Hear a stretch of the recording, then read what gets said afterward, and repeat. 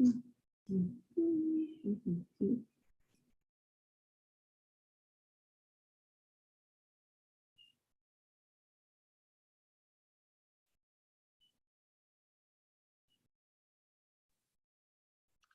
are all set. Thank you for your patience. Thank you very much. So with that, I will call to order the May 23rd, 2022 meeting of the Lafayette City Council and welcome everyone. Our next item on the agenda is a roll call, and by a visual review, all members of the council are present. And we will move now to agenda item number 3, which is an adoption of the agenda. Do I have any changes or comments? It's a very action-packed agenda. And so may I have a motion to approve the agenda? So moved. Second. Thank you. So it's been moved by, Councilmember Kwok, seconded by Councilmember Kandel. I will conduct a roll call vote. Councilmember Kandel. Aye. Councilmember Dawson. Aye. Councilmember Kwok. Aye. And Vice Mayor Andori. Aye. And I'm an aye, so we have unanimously adopted the agenda. We will move now to the opportunity for members of the public to speak to the council on items that are not on the agenda. We ask you to introduce yourself. You are not required by law to do so, but we appreciate getting to know you. And we ask that you keep your comments to 3 minutes. There will be a timer to remind you. And just also a reminder that this is for items not on the agenda, and we are not able to engage in a dialogue on those items because they haven't been agendized. So Suzanne, will you work with us to bring in any members of the public? Certainly. If any members of the public would like to make a comment now, please use the raise hand feature in Zoom, or if you're calling from a telephone, press *9. And we do have one speaker. Okay, and we will welcome over the phone number. Starting with 928. Okay, thank you.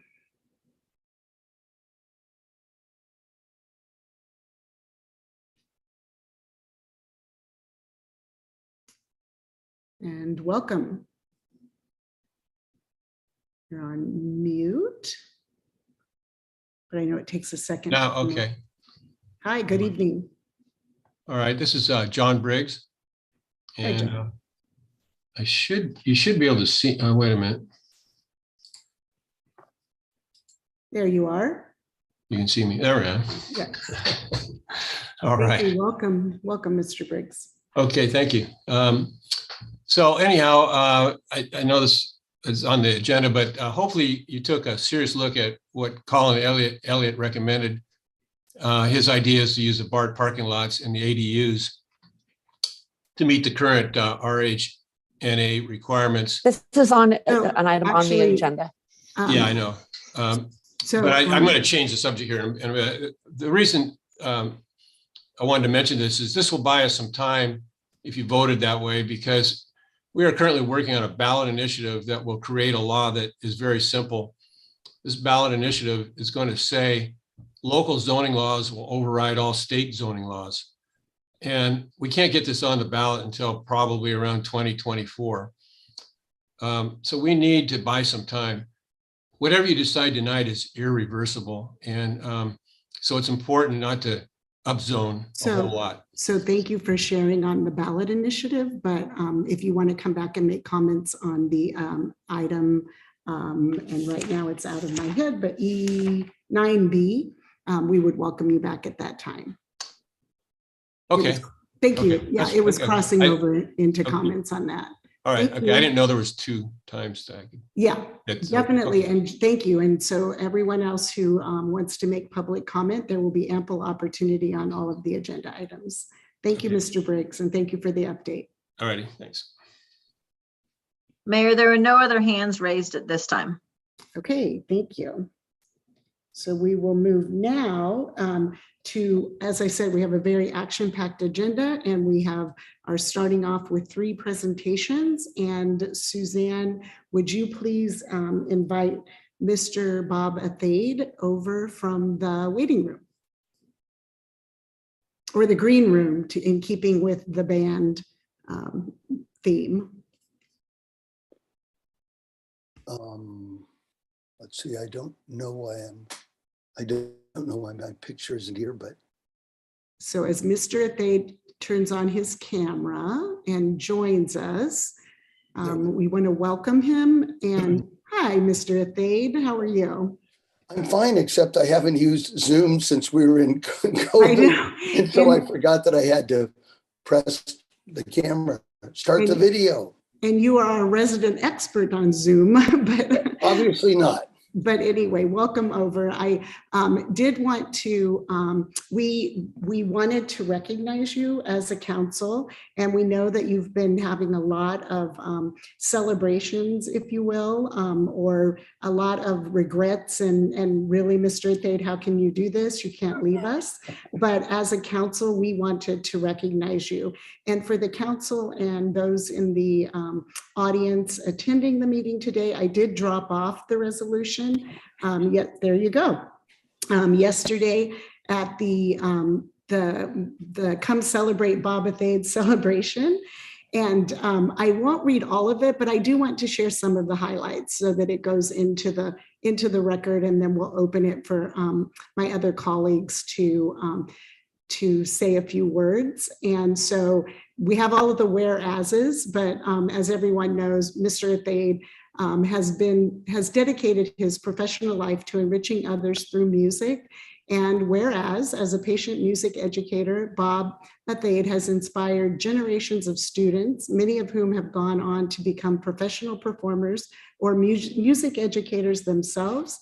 He lives out his mantra, "We play together," by bringing in a vast array of musicians and highly accomplished teachers and community members to teach and play with his students, while also building connections with broad sections of our community. And whereas Bob Athade has received many awards for excellence, including the 2009 Warren Uckel Teacher Trust Award and the 2007 California Music Educator CMEA Outstanding Educator Award. And whereas, this is the sad, Bob Athade is retiring in May 2022 after 39 years as a music educator within the Lafayette School District. Now, therefore, be it resolved that the City Council of the City of Lafayette does hereby express its gratitude and recognizes Bob Athade for his retirement after 4 decades of service to our community.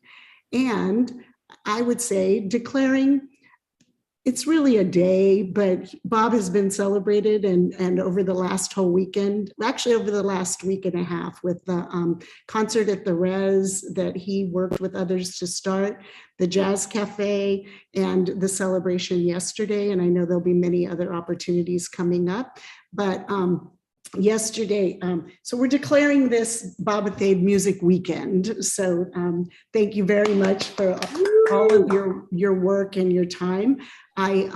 Bob yesterday said he wanted everyone to go around and to ask others at the event, the reception, what are you doing here? How are you connected to music and to music in this community? And it was a really great opportunity to talk to many people. And as you can imagine, many of us there were parents of musicians who may not have gone on to be professional musicians or educators, but have taken the love of music forward with them in their lives, whatever their career passions. A number of people were those people who Bob said, "I'm Bob Athade. What do you do in your business life?" and figured out a way for those people to come in and enhance and enrich the programs. And of course, there were a number of students there and other teachers and other music educators, a number of band members from the Summer Jazz Festival and Generations in Jazz. And so it was just a very uplifting way to celebrate you, Bob, and to thank you for all that you've done for the community.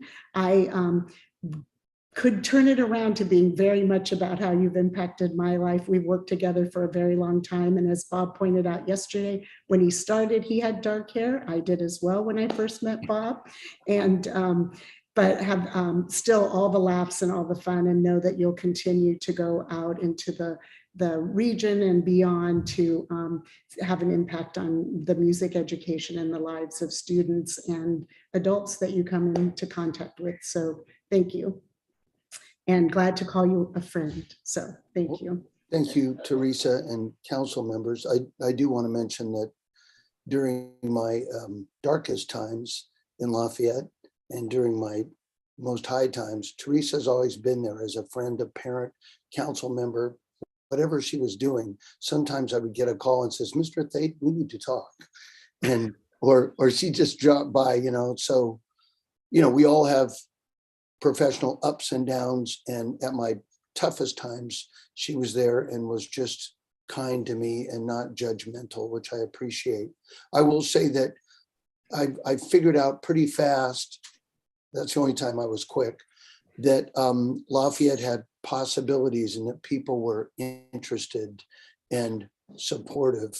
Yesterday, Carly Wood, the widow of Bob Wood, who was one of the people that started Lafayette Arts and Science, was at the celebration, and other people that I knew from long ago.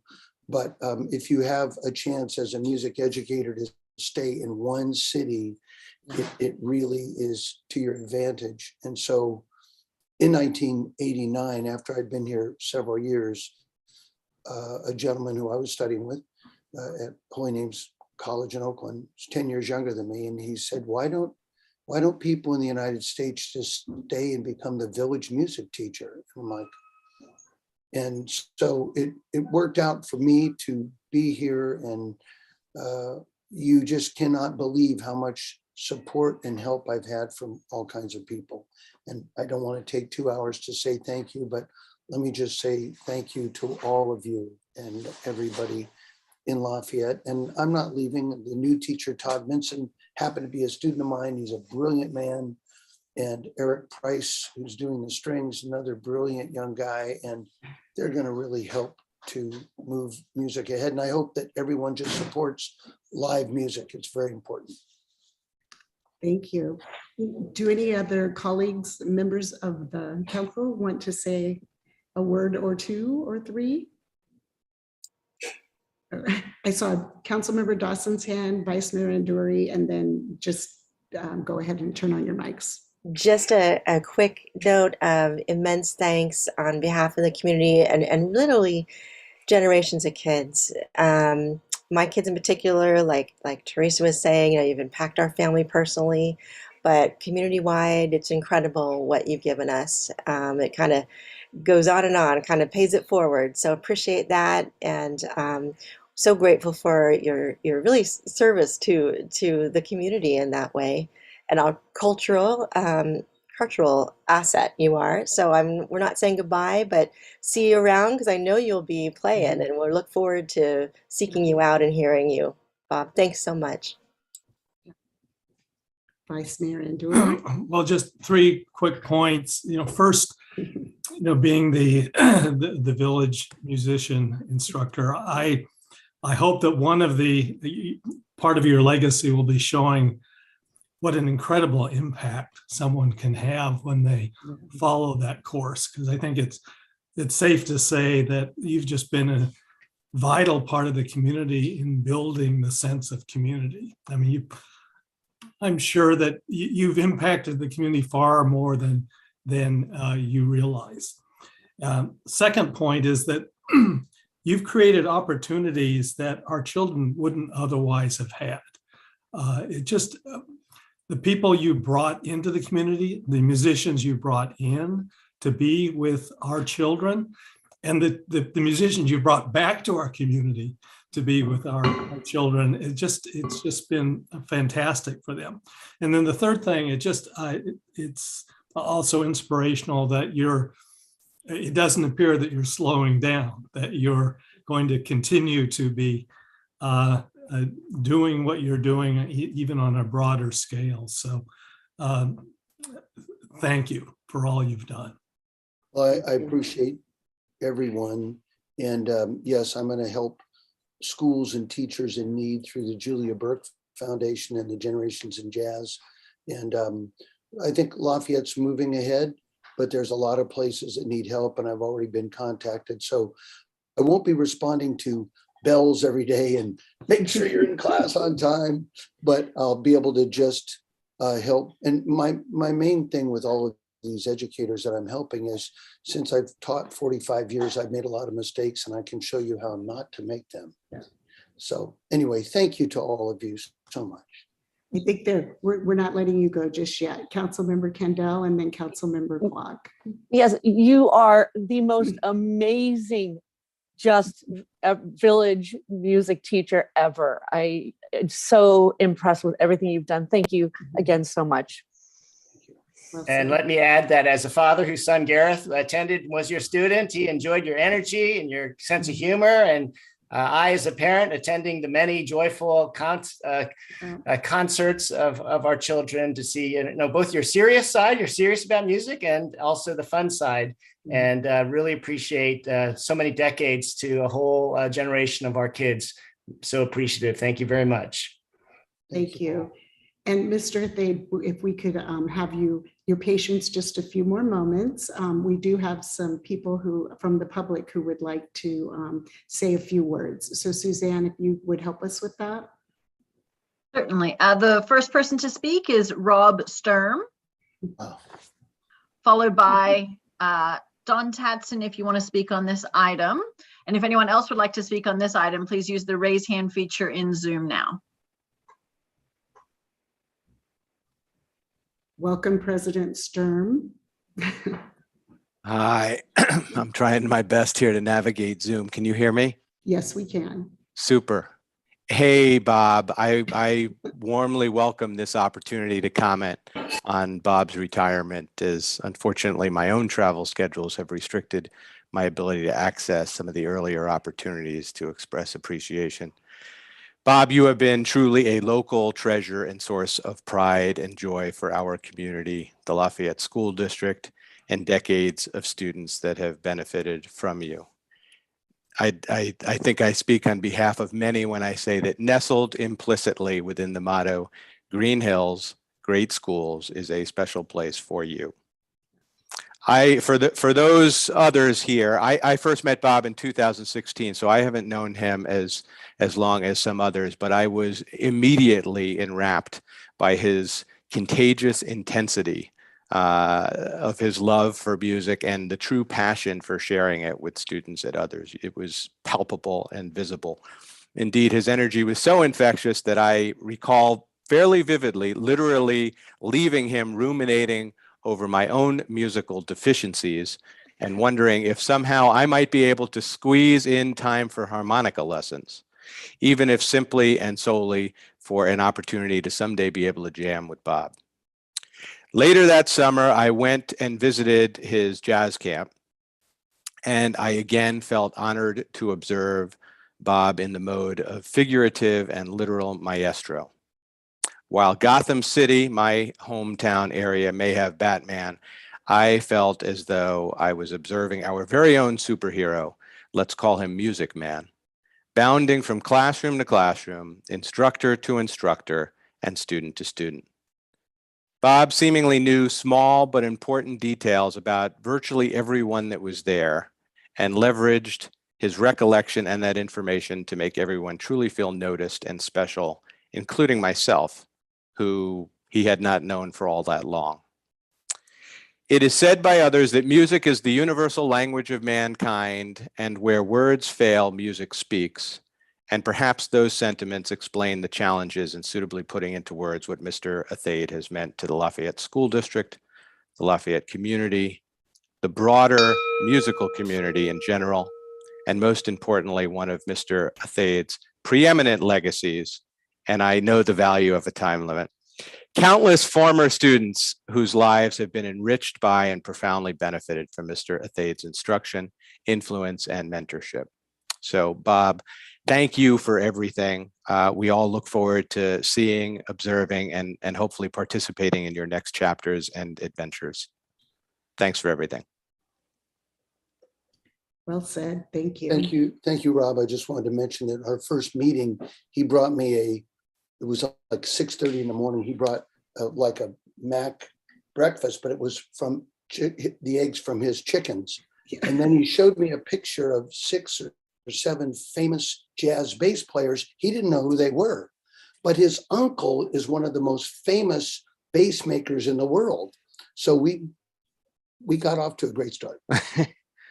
Great, thank you. Thanks, Rob. And then I see the next speaker is a band, has played in one of Bob Athade's band on a regular basis. The next speaker is Don Tatson. Don Tatson played solos with the Stanley Symphonic Band.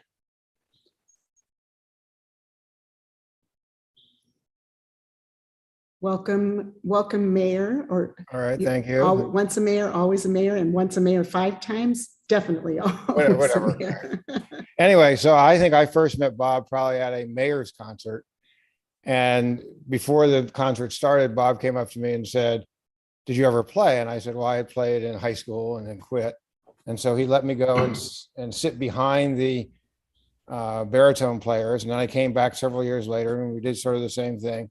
And then finally he said, "You ought to come and play with us." And I, of course, was traveling at the time and was too busy. But I think it was one time in 2014, my wife and I were on a BART train coming home from San Francisco, and Bob had been playing with some of his colleagues at something at the St. Francis Hotel. And we got on the same BART car, and he spent the time coming to Lafayette recruiting me and ended with, "If you show up tomorrow morning, I'll give you an instrument," because that was my last line of defense, was I didn't have an instrument. And so I thought about it overnight, and I did, and he gave me one, and I played for my sister who was a music major, and she said, "God, you're horrible." But I came and played and did so from by early 2015 through the time COVID shut the band down for a while and shut visitors down. But Bob, I just want to say that I didn't stay for the festivities last night because, having retired several years ago, I don't stay out that late. But you gave me a lot by bringing me back to music. I think what I may have provided, I think I was an example of, you can pursue music and then do many other things later if you wish. But some of the kids told me that I was also an example of, if you drop music, you may wind up having to become mayor. So again, thank you, Bob, and appreciate it, and look forward to seeing you again. Well, thank you. And Mayor Tatson, you taught me life lessons. You played the baritone beautifully. And so talk to the sister of yours or whoever, she didn't know what she's talking about. But the one life lesson, one of many, because he was always so stoic and quiet. One day I held up a $1 bill in front of the band and said something like, I held the $1 bill up and said, "Does anybody know the answer to this question?" And a kid raised his hand and answered the question. I put the $1 bill in my pocket. And he didn't say anything. The kid felt like, well, what's going on here? And Mr. Tatson came the next day and said, you talk negatively about those politicians who do a bait and switch. And he said, when you held up that $1 bill, that was, and he just raised his hand, he's talking in front of the band, that was a bait and switch, because we assumed that the person would get that $1 bill. So I quickly grabbed $2 and I gave one to the kid and one to the mayor. And so I bring in any of you so I can learn something. My classroom has always been open, and I appreciate you and everybody. Thank you. Thank you very much. And thank you for, again, thank you for everything. Thank you this evening for kicking off our meeting with helping to remind us, as Wei Tai or Councilmember Kwok said, that Lafayette and the great schools in Green Hills, you are a very integral part of that. And I look forward to meeting you at Pete's for coffee, this time my treat. And thank you for being here this evening. But also, you can hear me playing with the Kyle Athade and friends over at Bonehead Barbecue every Thursday from 4:30 to 7:30, or at La Finestra Restaurant in Moraga on Friday, Saturday, and Sunday nights. Yes, thank you very much. I'm going to be around. Thank you. Thank you. Thank you. Thank you. Have a good evening. Thank you. Thank you. Okay, as Suzanne or Joanne are moving our guests back into the waiting room. We will move on to our next presentation. And I understand that Assembly Member Rebecca Bauer-Cahan is still in session, and that Marilyn was coming, but I don't, let's see, is Marilyn there? We can bring her. Yes, there she is. Marilyn Cochola-Lucy will be coming over, and Mr. Sturm. Yeah, Mayor Geringer, I'm unable to move myself. Yeah, so Joanne, or as much as we would love to have him stay, I think he'd like to be moved back. Rob Sturm. And welcome, Marilyn. There we go. And thank you for coming, Rob. And Marilyn, welcome, and thank you for coming in to present on Assemblymember Bauer-Cahan's legislative update.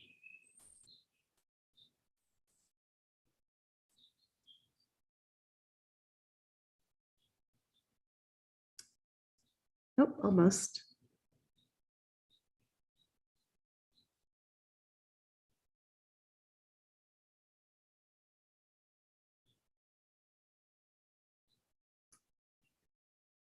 Marilyn, we can't see you or hear you, but I suspect maybe you haven't said anything yet.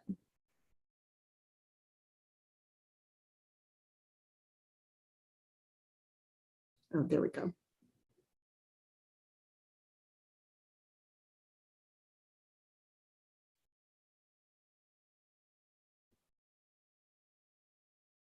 Oh, so we have Marilyn in. If we're having technical difficulties, we may let you reconnect, and then we can move on to Senator Glaser's representative.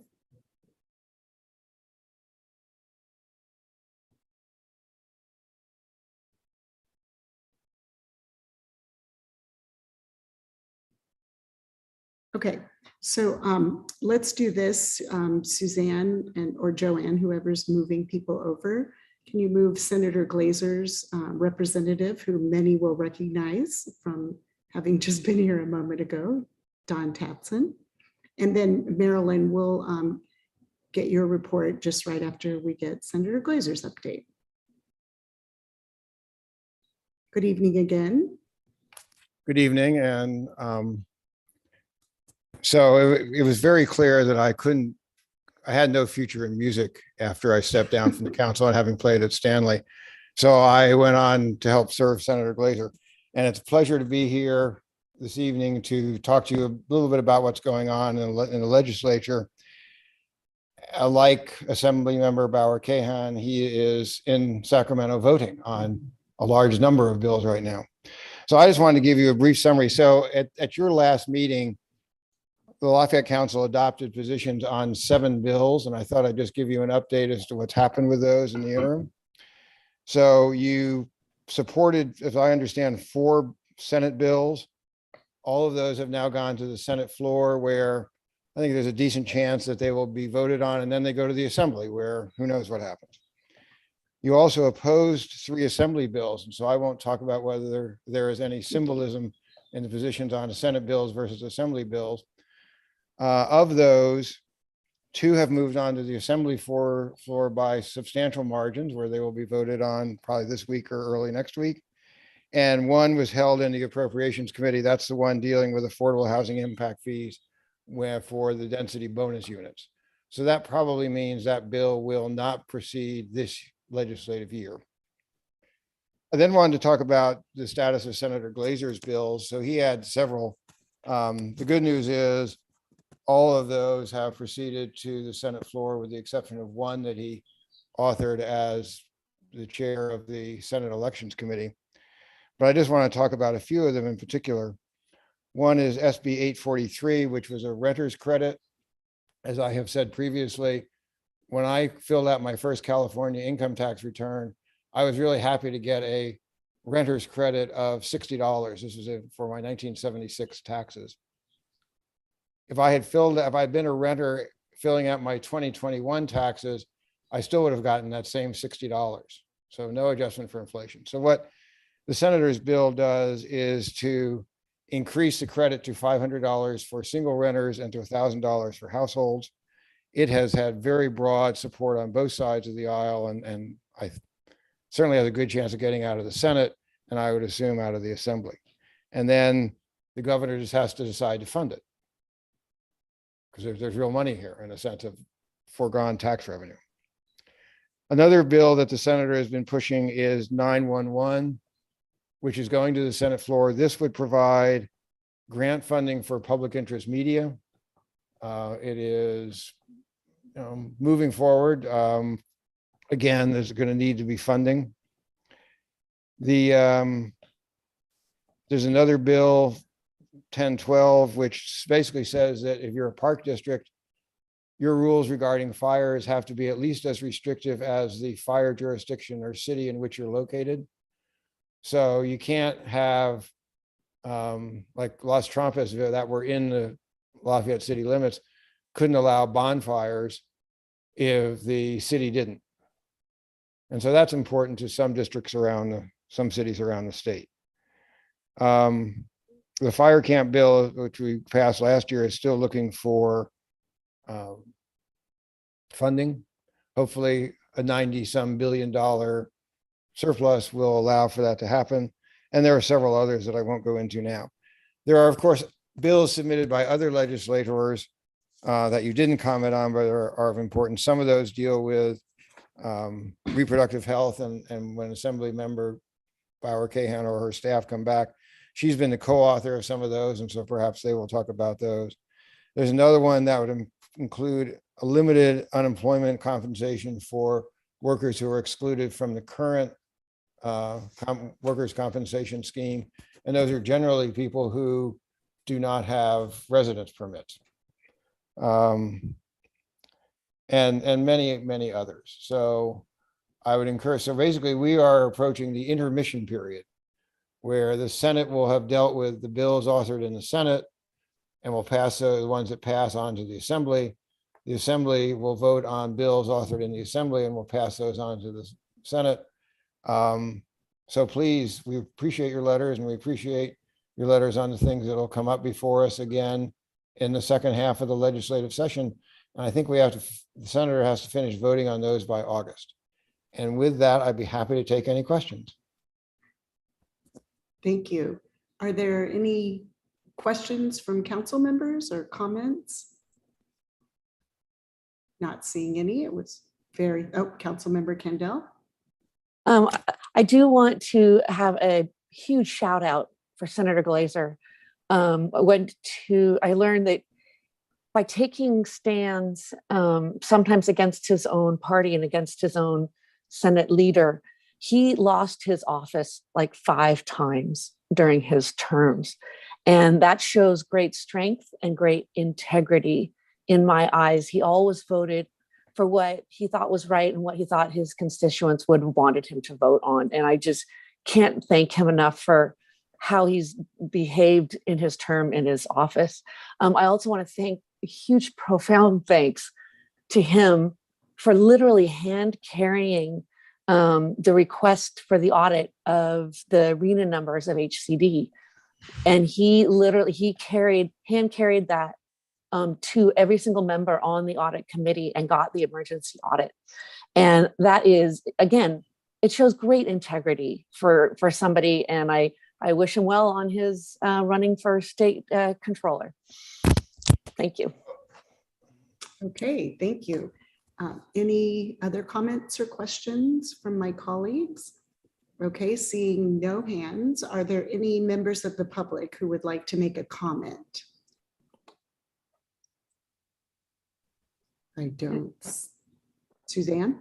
If any members of the public would like to comment on this item, please use the raise hand feature in Zoom now or press *9 on your telephone. And I don't see any hands raised. So thank you very much, Mr. Tatson, for coming and providing that update. And as always, you know where to find the council and to reach out to the legislative committee if Senator Glaser has bills that he would like us to submit support or letters for. So Thank you very much. And we will now move on to the next. Thank you. Have a good evening, and we'll move on to Marilyn Lucy on behalf of Assemblymember Rebecca Bauer-Cahan. And for those of you who may have seen me looking at my phone, I was communicating with Marilyn to get her back in. So welcome, Marilyn. Oh, but we can't hear you. Oh, no. It looks like you're unmuted, but we're not hearing you. So I don't know if you want to, actually, Suzanne, can you move over the phone number ending in 030, and we may be able to hear her using that.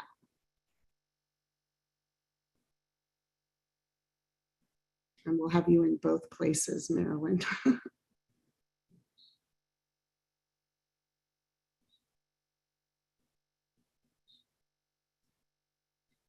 And Suzanne, it says talking permitted, but can you unmute? Oh, there we go. Welcome, Marilyn. Okay, can you? Technology. Well, thank you. Can you hear me? Yes, we can. Welcome. Okay, finally. Teamwork. Yes, very good. Very good. All right, wonderful. Well, thank you. Thank you so much. Thanks for persisting through those technical difficulties. Hello, everyone. I'm so sorry that Assemblymember Rebecca Bauer-Cahan is still in legislation session, and she's not able to be here, but I will give you a legislative update on her behalf. Thank you for having our office here. So she's always considered it an honor to represent Lafayette as part of the Assembly. And she has a lot of legislative happenings going on, and she'd like to say a few things. I'll say a few things on her behalf, as well as make some comments on the May revise, which just came out. So right now, the Capitol is running full steam ahead. Thus, she is not here. Floor sessions are in swing this last final week where bills have to get out of what's called their House of Origin. Sessions tend to be extended. Her bill package addresses key topics that are important to our communities, such as protecting our vulnerable ecosystems, abortion care, gun safety and gun violence prevention, as well as bolstering public safety. Summer is fast approaching, which means that fire season is approaching. And while we did have 1 week of heavy rain in December, that's not enough to keep us safe and offset all of our concerns about drought and wildfire. January, February, and March of this year were the driest consecutive months, a quarter on record, and this dry weather is expected to worsen, unfortunately, these conditions over the course of the year. This means that the potential for wildfire will remain above normal for our state, and I know that's a big concern in Lafayette since we live on the urban edge. Here in the East Bay, with our vast open spaces, wildfire is constantly a massive concern. The Assembly member is an Orinda resident, so she knows how concerning that can be for everyone. Before we dive into the legislative and budget update, I'd like to read off a few tips and resources for those who may be interested. First, please remember to register to receive fire evacuation alerts from Contra Costa County's community warning system. And you can do that by going to www.cwsalerts.com. Second, visit CAL FIRE's website, www.readyforwildfire.org, and the Governor's Office of Emergency Services website, which is www.caloes.ca.gov for additional resources that would be helpful. And finally, remember to set up a meeting with your loved ones. Get together and create an actionable plan in case worse comes to worse. Pack a go bag and make an evacuation plan with your loved ones, and be ready and be prepared to stay safe. So now let's move on to the legislation in the areas that Lafayette constituents have told our office are priorities for them. The first being environment. As chair of the Water Parks and Wildlife Committee, which is a new appointment for Assemblymember Bauer-Cahan this year, protecting our environment and those who may be impacted by the environmental harms is one of her top priorities. as we continue to face the impacts of climate change. Wildfires are a result of climate change and are the #1 cause of carbon emissions in California. This year, she introduced a bill, AB 2070, to help prevent wildfires. 2021 was California's worst fire season in recent memory. Over 10,000 wildfires had burned over 4.2 million acres. That's approximately 4% of all land in our state. Her bill, AB 2070, would require utility companies to provide clear communication and notify local fire districts before any fire safety or mitigation services are conducted in a high fire risk area. Private utility companies are in charge of managing vegetation and repairing their facilities in order to prevent future fires. However, much of their work is done in high fire risk areas close to residential neighborhoods and local businesses, putting them at risk. If a utility company fails to provide prior notification, they would be subject to civil penalties. To prevent future fires, collaboration and coordination of resources is incredibly important, and this seems to be a common sense measure to make sure that that occurs. The last time I checked in with what was on the floor, I did not hear anything about this bill, so I'm not sure if they are taking it up today or if it is agendized for later this week. She also introduced AB 2083, which protects constituents from having to pay for settlements that utility companies agree to. As it stands now, ratepayer funds, the funds that we pay on our bills, can be used in a settlement agreement between utility companies and the district attorney's office when they are found to be negligent. It shouldn't be the responsibility of ratepayers to take on the financial burden of these agreements, and this bill would prohibit that practice. So in the budget, she was very excited to see that there will be significant investment for CAL FIRE. The budget includes $3.7 billion and over 10,000 positions to help combat our severe fire seasons. The May revise also includes $83.1 million of one-time funding to help bolster CAL FIRE's fire protection resources through December of this year.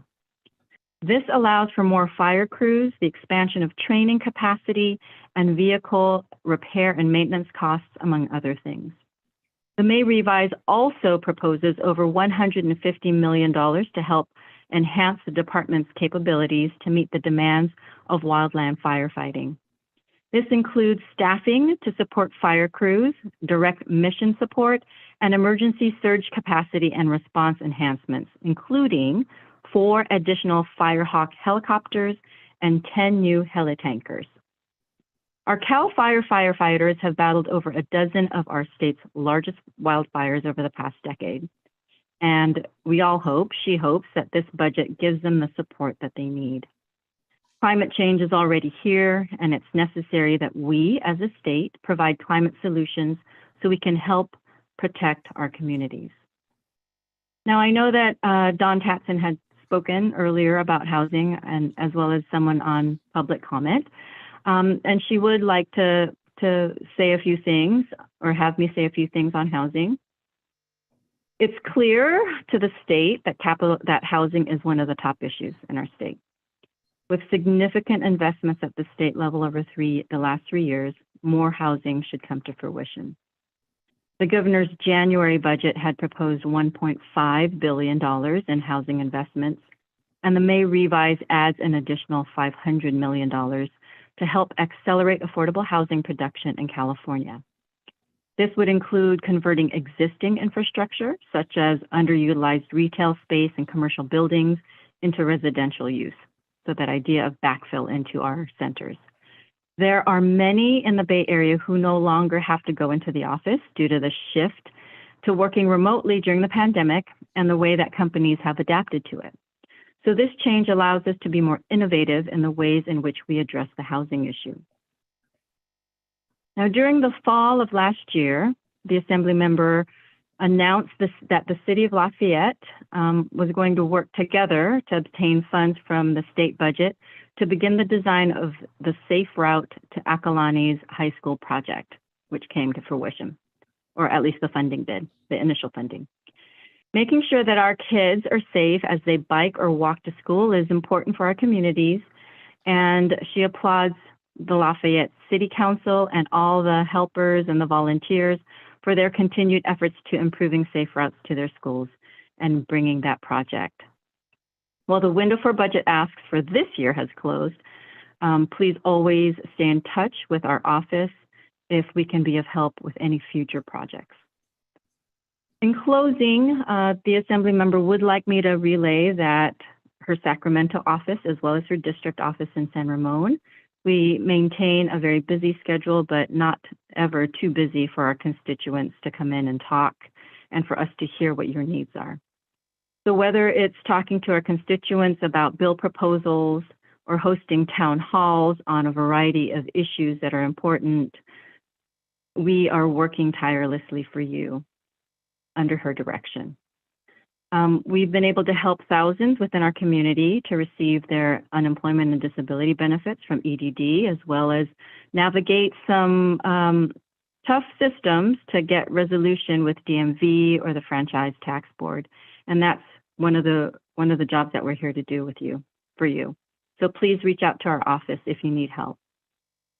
And so thank you so much for inviting the Assembly member. Again, apologies that she was not able to be here. She's working hard for everyone in Sacramento, and our door is always open. And again, thank you for having me. Thank you. Thank you very much, Marilyn, and thank you for being patient through the technical difficulties and giving us that great report. I do, before I turn it over, which is a little out of order, I do have a question. Before I ask my colleagues, while the budget ask deadline has passed, the local member projects, when will communities and organizations who did submit requests find out if their projects have been selected? I don't know for sure, but I know it's not in June. So it could be in July. I'm trying to remember from last year if it occurred. It occurred immediately. I think it was right around the middle of June. So that's okay. I'm not sure. Let me get back to you about that. Okay, I didn't mean to put you on the spot, but that's okay. But inquiring minds, want to know. Absolutely, absolutely. And know that we know that it's tied to the budget process. So. And approval of that. So are there any comments or questions from my colleagues? Councilmember Kendall. Again, I just wanted to pass on that we are just very lucky here in Lafayette to have really great representation, both in the Senate and in the House, in the Assembly. And just tell Rebecca that we have been extremely grateful for everything that she has done and continues to do for the city of Lafayette. Thank you. Well said. Thank you. Any other comments or questions? Councilmember Kwok. I also particularly appreciate the focus on wildfire preparation and the funding that's going into bolstering CAL FIRE, which has exhausted firefighters in the longer fire season. It is really going to be a tough year with no rain that we've had in the first part of the year. So I appreciate the practical tips you gave on the website to do. Our communities do need to be prepared. And I think at all levels of government, from state to county to local and to our citizenship, we really have to take this year seriously, and appreciate the tone at the top and what you're doing. So please keep it up, and let's work together to get our communities ready for this year. Great, thank you. Anyone else before I open it to the Councilmember Dawson? I just want to echo my colleagues' sentiments, as well as appreciate Assembly members' work on utility accountability, because that is such a core thing to ratepayers as well as to our public safety. So thank you very much. Great, thank you. And Vice Mayor Endry, I will go to public comment. And Suzanne, thank you for helping with that. Any members of the public would like to make a comment at this time, please use the raise hand feature in Zoom now or press *9 from your telephone. There is a speaker, Robert Lavoy. Okay, welcome. If anyone else would like to speak at this time, please use the raise hand feature now. And as people come over, this is a comment opportunity, and the assembly member representative will be able to get back to you if she can't answer an in-depth question. Mr. Lavoy, welcome.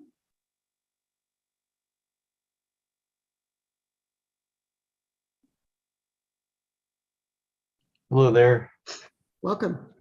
I was wondering if maybe Marilyn could comment on the any progress for finding some funding for affordable housing with a $90 billion state surplus. And I think we calculated that our housing allocation would require about $660 million to fund it if we were to build all the housing that's required. Seems like there's a mismatch with only $1.5 billion or maybe $2 billion of state funds allocated for housing. It doesn't seem like they're really committed to this issue. Thank you.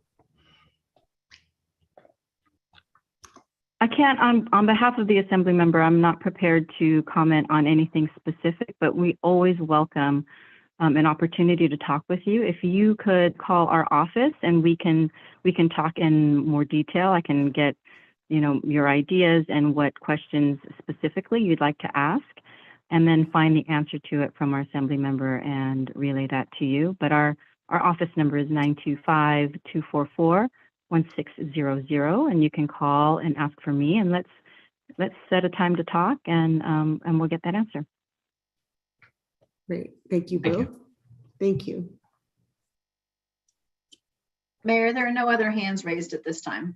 Great, thank you. So Marilyn, I will reiterate the thanks to our assembly member for the great work that she does in representing us. And I will also say that, just as we said with the senator, if there are things that we should be aware of and ways that we can analyze issues and weigh in, please let us know. But thank you for coming. Thank you. Have a good evening. Thanks, you too. Okay. So now we will move on to agenda item D, and we have our Capital Projects Assessment Committee. We have a couple of items that they are going to share with us, and as we're bringing them over. Mayor, can I just ask if Bob McLean and Mike Lohman would like to be promoted and are in the waiting room, if they could just raise their hand. Thank you.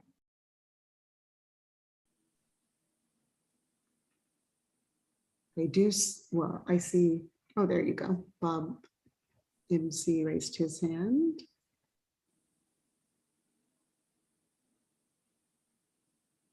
Thank you. I think we're good. Okay, thank you. And who am I turning this over to lead? Thank you. Hi, welcome, Gary. And then we're bringing Mike Moran over. Should I start without Mike or wait for him? He's trying to find parking. No, he's here. You can get started. Okay. Thank you, Madam Mayor, members of the council. My name is Gary Heisey, and I'm the current chair for CPAC, and just want to also, you see here Lee Thompson and Bob McLean are here with us this evening, and mention Ann Farrell. She's the vice chair. She was unable to make it tonight, and then Mike Lohman is also on the committee.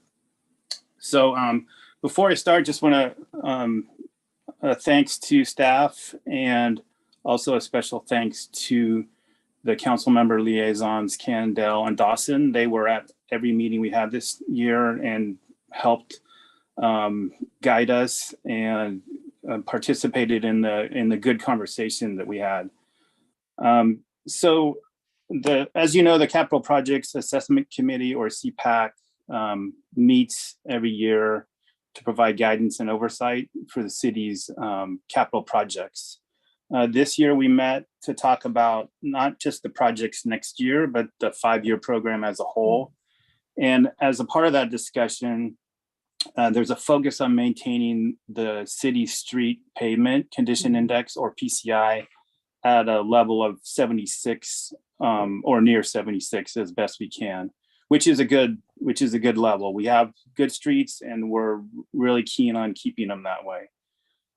So along with that, there's an emphasis on roadway safety improvements. And also we talked about allocating engineering support for the parks, trails, and recreation projects.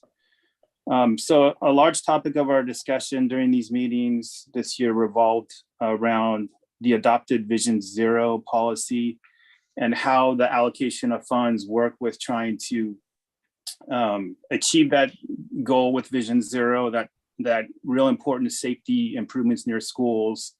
And those are projects that the council has considered and undoubtedly will continue to consider funding and construction in the future.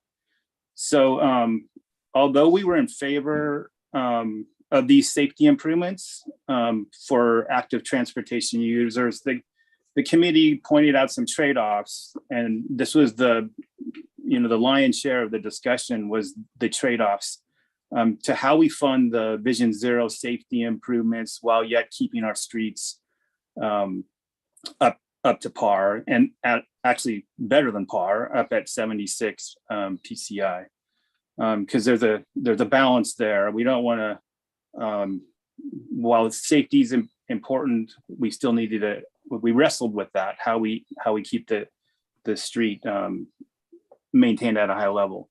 So I'll just go over 6 bullet points that was kind of our main feedback back to staff.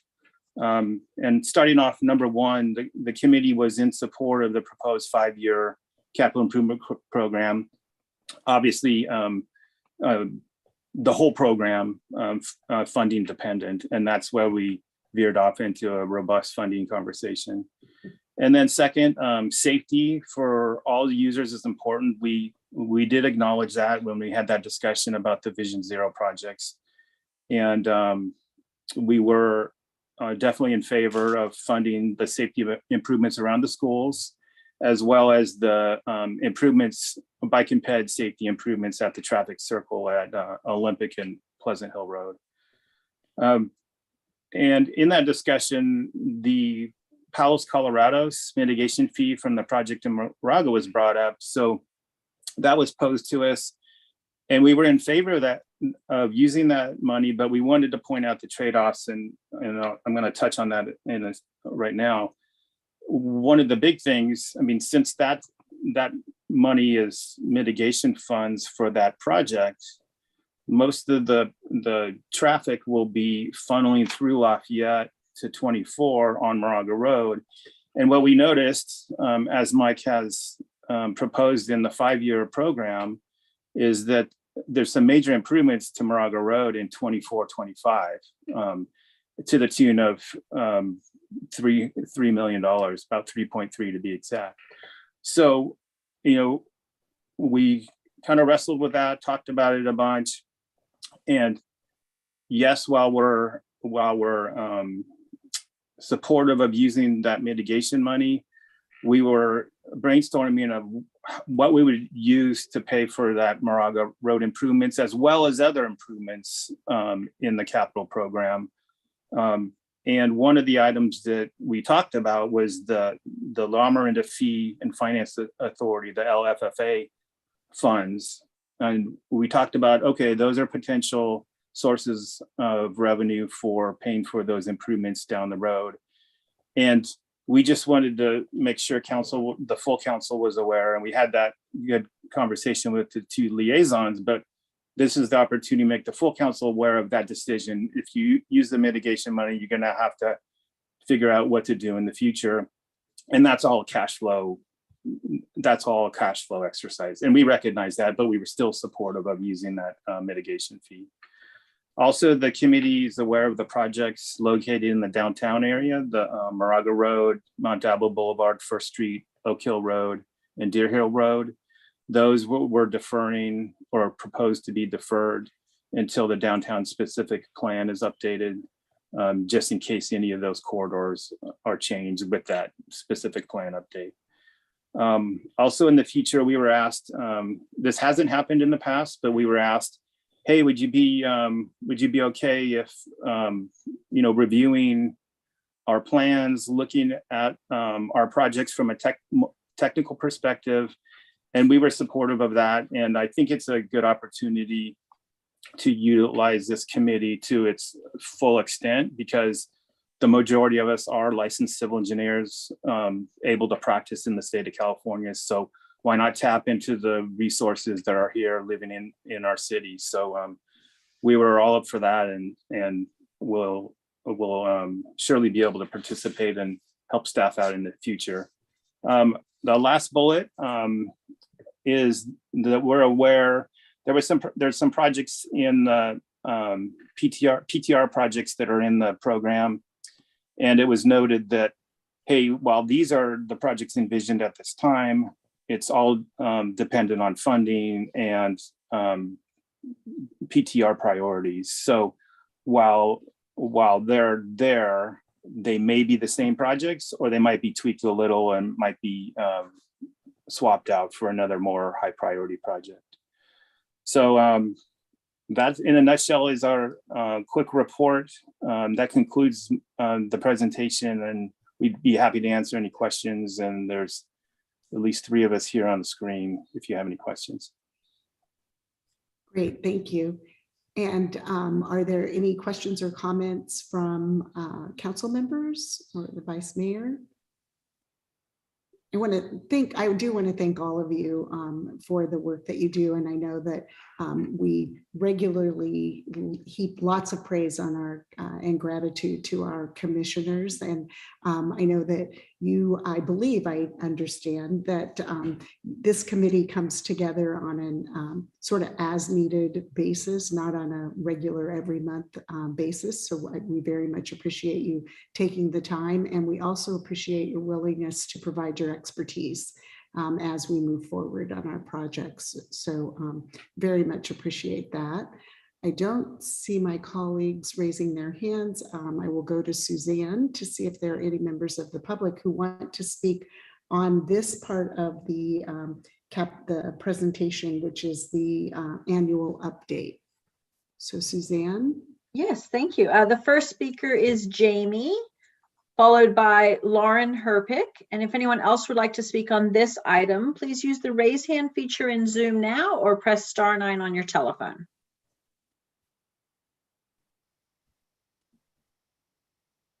Thank you and welcome, Ms. Hessian. Hi, thank you for having me. Greetings, everyone.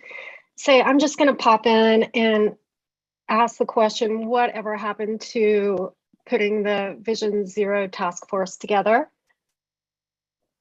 before going forward with any of these projects? The community has not had a voice in this at all, and it's problematic. Thank you, that's all. I mean, if you want to answer, I would love to have a dialogue because it's very important. So this is not our opportunity for a dialogue, but we will take the public comment. And then when we bring it back, if it's appropriate from this committee, we will provide an answer. But thank you very much for I think it should be appropriate if you're talking about it tonight. Yeah, right now we're not voting on anything. They're providing There's no vote. It was supposed to be implemented a long time ago. So and this is the opportunity for the public to weigh in on the stuff that you're talking about. So Ms. Hessian, we will answer the question about the task force after we come back. Thank you very much. Thank you. Bye. The next speaker is Lauren Herpick. There are currently no other hands raised for this item. Hi, City Council. It's Lauren Herpick, 3382 Moraga Boulevard. I just had a quick question about specifically the last bullet point that I know the committee just addressed. And I wanted I just wanted to ask a clarifying question on the PTR projects.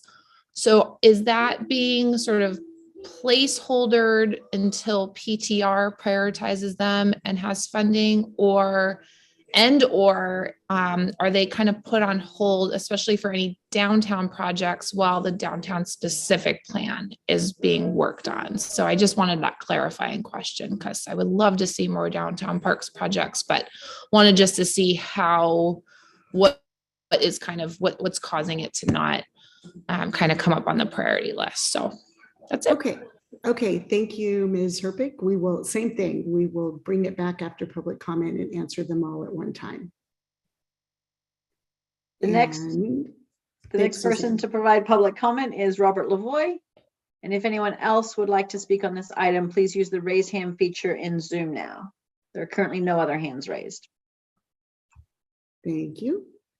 And welcome, Mr. Lavoy.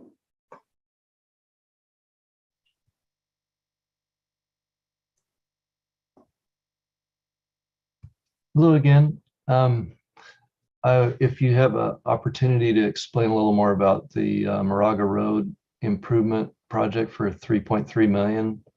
And I wasn't quite clear if that was going to be displaced by the Vision Zero plan, and if the road's going to be narrowed, or if that's going to impact traffic flow. Because as we all know, it's probably one of the busiest streets in the town, except maybe for Pleasant Hill Road. Thanks a lot. Mayor, you're muted. I'm muted. I am now unmuted. Yeah, thank you for the question. We will provide an update as soon as we're done with public comment. Mayor, there are no other public comments at this time. Okay, thank you. So now I believe I will probably turn to Mike Moran, but for the series of questions that were just asked. The first speaker asked about the Vision Zero task force and timeline for that work. So the task force being referred to, I believe, is one that will be put together as part of the local roadway safety plan. We have awarded a contract for that plan. It's going to take several months to do.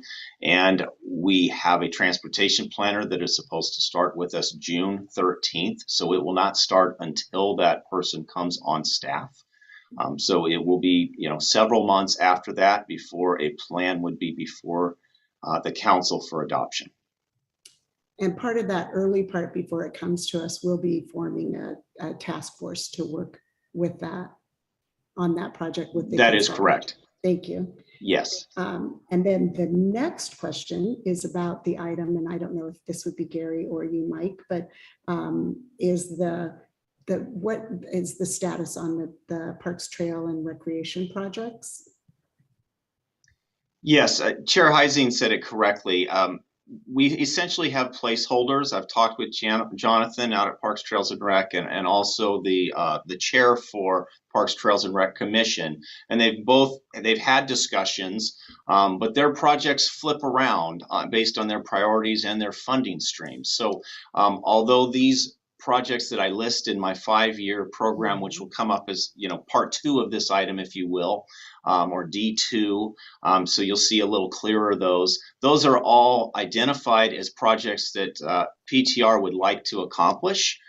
The actual order and the actual funding sources is probably going to change year to year, but it's very important that engineering and public works work together with the citywide capital projects so that we can account and have placeholders and staff appropriately and fund appropriately. So important to just include a PTR placeholder, if you will, for each of our years in the 5-year CIP. Great, thank you. And last but not least, could you explain more about the Moraga Road improvement project for the 3.5 million? Is it going to be displaced by Vision Zero? What impacts will there be on the road that is very highly traveled? So I think there's a good chance that it could be displaced by Vision Zero. I mean, we don't know. It's a couple of years off, and the council may recall that was a specific project deferred when it was decided to update our downtown specific plan, because that is going to funnel right into downtown. There's also been, with the safety improvements near schools discussions and how Lafayette Elementary and Stanley feed down that Moraga Road corridor to downtown, that's all going to tie together. So there will definitely need to be public meetings, and I think that there could be, different options for what Moraga Road could look like in the future following that project. 5 years ago, that was just pegged as a resurfacing project, if you will, but there's been great push and demand for improving bikeways and walkways as well. as well as maybe some smart signal technology that we're also working on trying to get some grant funding for, that could all be tied into that corridor. So I don't have the answers for it other than to say those are all discussions and design elements that need to be considered when we start the design on that project, which will not be until we've updated that downtown specific plan. Great, thank you very much. And I do want to say that one of the things I heard and saw a couple of smiles in Mike's responses is that there is a new person coming on in the department. And so that is very exciting because for those of you who follow along on these meetings, we have had a vacancy in that department and a number of others. So we're excited by that. And I do want to thank the members of the public. I pull it back so that we're not engaging in a dialogue, during that time. And you can always reach out to the city council at our city hall address or to staff to get additional answers, but we hear you in your public comments. So if there are no other questions from my colleagues on this item, we will move on to the second item of this agenda. Hey, Teresa, I do want to say something real quick. Go ahead. I want to personally thank on behalf of, probably Gina and I, Oh, it's a pleasure to work with this committee, and the depth of knowledge about all things Lafayette is remarkable. And I really appreciate your willingness to work with the DRC on some of our major projects. That is definitely going to be a great benefit. So thank you. Thank you. Thank you. And thank you, Councilmember Kendall and Dawson, for your representation there. Okay, so we will move on to the second item under this agenda item, which is the Capital Improvement Program update and proposed 5-year projects. And this will require action. Yes, and ultimately, Council, the action we're looking for is adopt the proposed 5-year capital improvement project attached, which I'll go through, and authorize staff to file a notice of exemption for next year's project, which I'll go through a couple times, both here and in part C of the item, if you will, or the third part of the item, which is a resolution to adopt a specific project. So I'd like to just start out by having a positive highlight. We did complete some projects over the last year or two. So we've completed a surface seal project that had 18 streets. We completed a pretty large repaving and a reconstruction of pathway project last year. The upper portion of Moraga Road coming down from Moraga, and Reilly's Valley Road, a large stretch of that, including a reconstruction of some walkways, which we're very glad to have completed. There was a restroom renovation out at the community center, and it was in dire need of that. Came out very nicely, and we did finally and just recently open and complete the Brook Street Park project as well. So we finally got a few projects done, and as you know, as noted in working with PTR, a couple of those were Parks, Trails, and Recreation Commission projects. So we want to work citywide here. We do have some ongoing projects. We have the largest surface seal project on the books that has started construction now, and that is a joint project with Moraga, and also Contra Costa County has a few streets on that project as well. So happy to team with our neighbors, and we think we've got decent bid prices, in part because of that scale of economy, if you will. And we do have a children's deck renovation coming up for the Lafayette Library and Learning Center. That is supposed to open bids. I believe it is the day after tomorrow. No, it's Thursday. I think it's the 26th. But this week, and we'll see how that goes. We did open bids for a Mount Diablo court at Mount Diablo Boulevard traffic signal. I think we have the funding to pay for that. I am not awarding that yet because we've gotten an update just as recently as today that traffic signal poles that we ordered for this last fall probably are not going to be here until October. And that was an update as of today. So longer than a year to get traffic signal components. And the city had the wherewithal to actually order them ourselves, because if we awarded the project like we used to in the olden days, and then the contractor had to order them, they would be stuck waiting over a year, and we would certainly have some change orders associated with timing and escalating costs and a increase in price. So we did the best we could to get ahead of that, and we're still behind. But just an update on that project is, we anticipate it to go through. We have 90 days to award it, so I'm kind of stalling the award of that contract. And then we'll award it, and there should be hopefully enough things to keep the contractor busy prior to receiving the equipment that we need to complete that project. So we have a rain garden project that has also been on the books for a few years. We solicited the help of a consultant to help us complete that. I'm not sure we saved a lot of time in that. It's still taken a lot of time, but it's gotten a lot of review, and I think that it's going to be a better project because of it. That should go out to bid about 2 weeks from now. And then finally, there's this BART project that's kind of a connector between downtown. It's got an art component, it's got a bike station component, and just a nice transition between downtown and the south side of the BART station. But it is a joint project with BART. We had a change in funding, and that changed the specification requirements, because it was basically a Lafayette driven project through Measure J funds through the county, and now it's become kind of a switched funding through federal funds and Measure RR through BART, and it's changed kind of the requirements for the specifications that need to follow BART. That has delayed that project yet again. So it's not dying, and it's very close to 100% complete design and specification, but not quite there yet. And honestly, and I think I mentioned this in my report, if it were ready, we would have a hard time building it and the other 4 projects that we have kind of ongoing right now. So maybe we'll just get a little lucky and it'll just phase itself in nicely. So that's kind of the completed and ongoing projects. And now I'd like to share my screen. Let's see.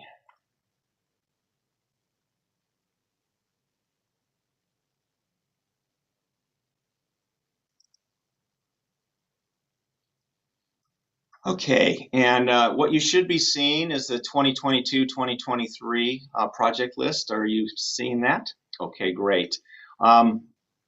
So this is next year's project, which I am asking for authorization to submit a notice of exemption, and then in the next step, a component of this, I'll ask for a resolution to submit as our SB1 funded project.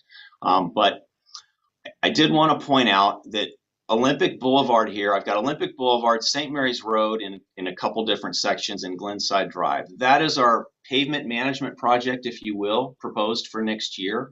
And Olympic Boulevard also includes what you could call some Vision Zero elements or safety improvements, because this cost here, almost $1.5 million, does include some changes to the roundabout. Some lanes merging in and out of it slows it down, and it does add a substantial cost to that portion of this project, because it's a lot of curbing, it's curb cuts, it's additional curb, it's changing to lanes, it's adding more complete street features, better bike lanes, better walkways, a dedicated bike and walk crosswalk, if you will. And it is significant. It's going to cut through some existing landscaping and revise the landscaping and irrigation that's there, change the striping, change the curbing.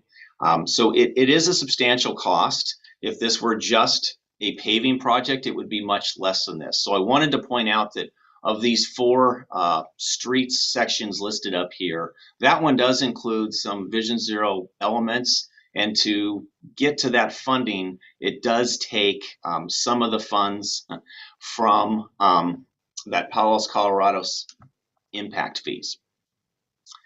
So that's the pavement management, and we believe with that we will be, as Chair Heising mentioned from CPAC, at about a 76 pavement condition index. We're hoping to maintain that good rating through this year and into next year.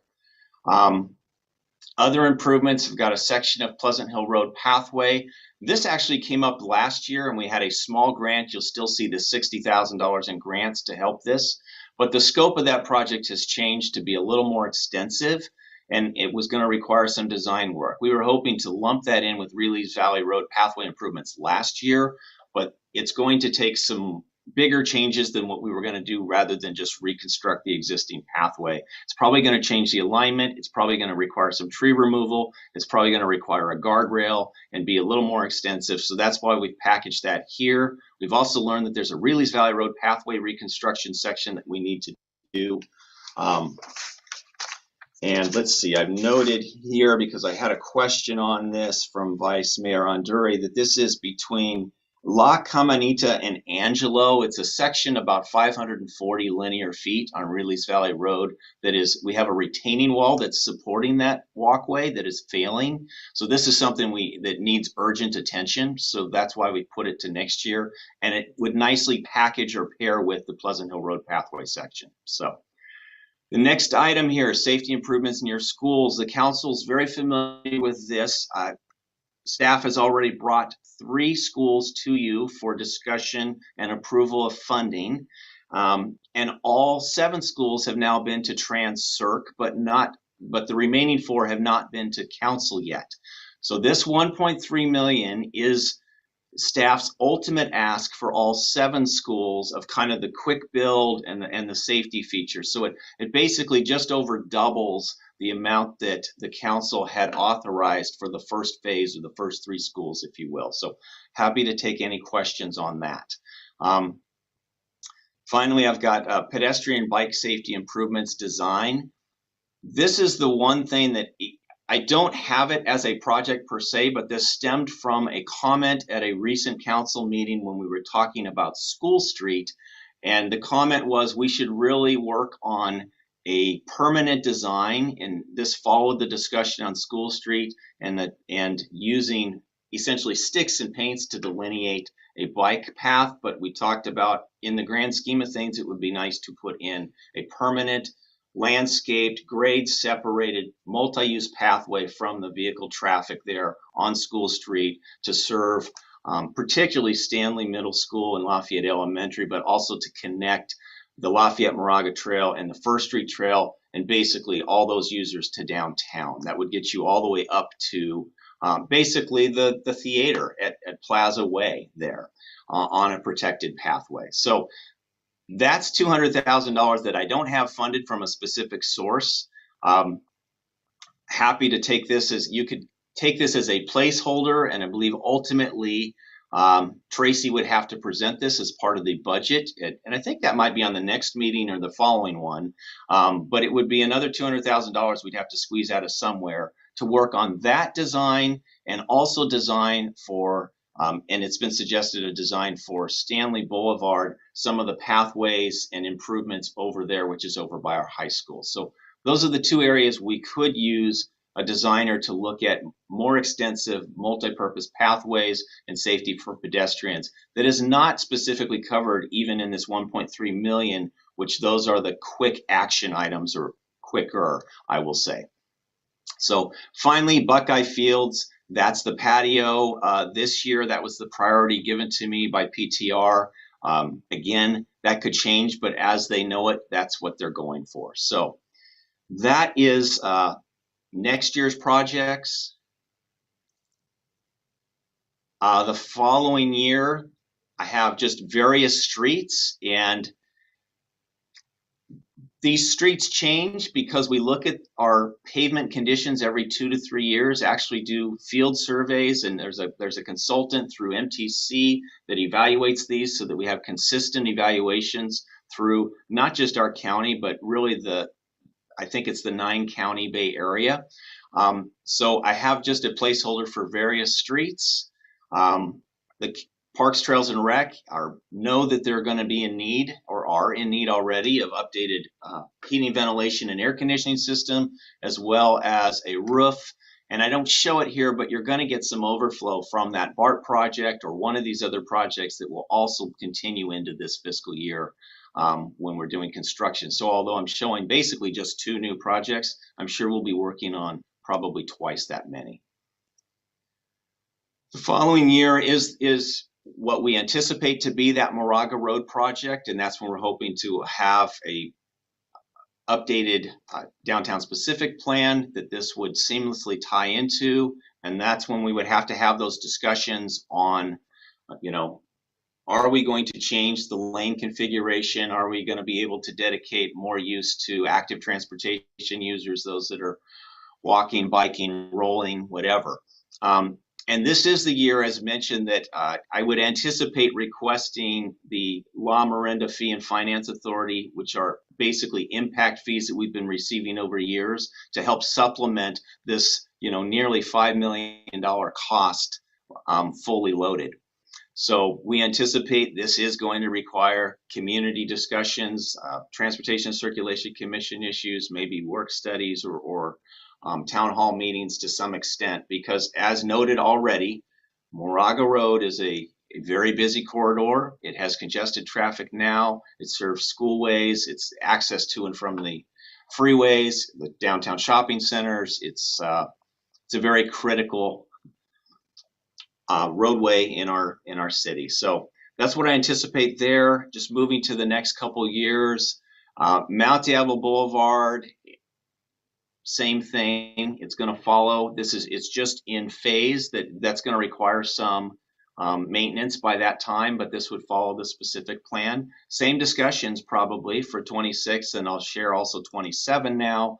Oak Hill, First Street, Deer Hill Road, all these are kind of the downtown major arterials. So those have been deferred a few years to take in a more holistic, complete streets concept, and also to take into account whatever may come out of the update to the downtown specific plan. So that's the extent of the 5-year program. I'll stop sharing my screen unless anybody wants me to keep it up for a minute because maybe they have a specific question. We can go See no hands. I'll go ahead and stop share. I could always pull it back up. There you go. Vice Mayor Endori has his hand up or had it up. Yeah, thank you for the report. On the BART pathway, is it budgeted in the current fiscal year? Because I didn't see it in the next year or the year after. It's not in there at all. So it has been budgeted in previous fiscal years and we just haven't spent it. So it's a carryover. $980,000 of it is from Measure J. And then there are some development fees, a slight pathway fee. When I say slight, I mean of the order of magnitude of about $12,000. And I think we had a matching fee of like $12,000 from the city. So it's been budgeted in previous years and it's just a carry forward. Okay, so that will carry forward in next year's budget. So, okay, and then with the rain garden, you're just getting the 100% or 99% design. And I understand that you need to look at, you haven't estimated cost yet on that design. And I know we allocated a certain amount. My understanding is we're way beyond that amount. When will we know or get an estimate from engineering on that project, and how will that fit in the budget? So I will tell you, our current estimate with exactly as you said about, let's call it a 99 or 90, at least 95% design. We know that the estimated budget is significantly higher than our budget of $289,000. That's $100,000 from Parks, Trails, and Rec contribution, and $189,000 from a grant, WW. And we might need more like $600,000, for example. When we'll know ultimately is when we open bids for that. And then I have to look at, do we have any fund balance from the last couple years that we didn't spend that we can contribute to that? That's kind of my hope. And I'm, we'll have to see what the prices really are. But they've definitely escalated. And also I'd say the scope was escalated a little bit when we sent it out. I think, there was a grander vision of what we could do. So I also think that project potentially is scalable. You could remove an element or two and maybe reduce the cost a little bit if we needed to. So your point is a good one, that we're probably under budget for that project.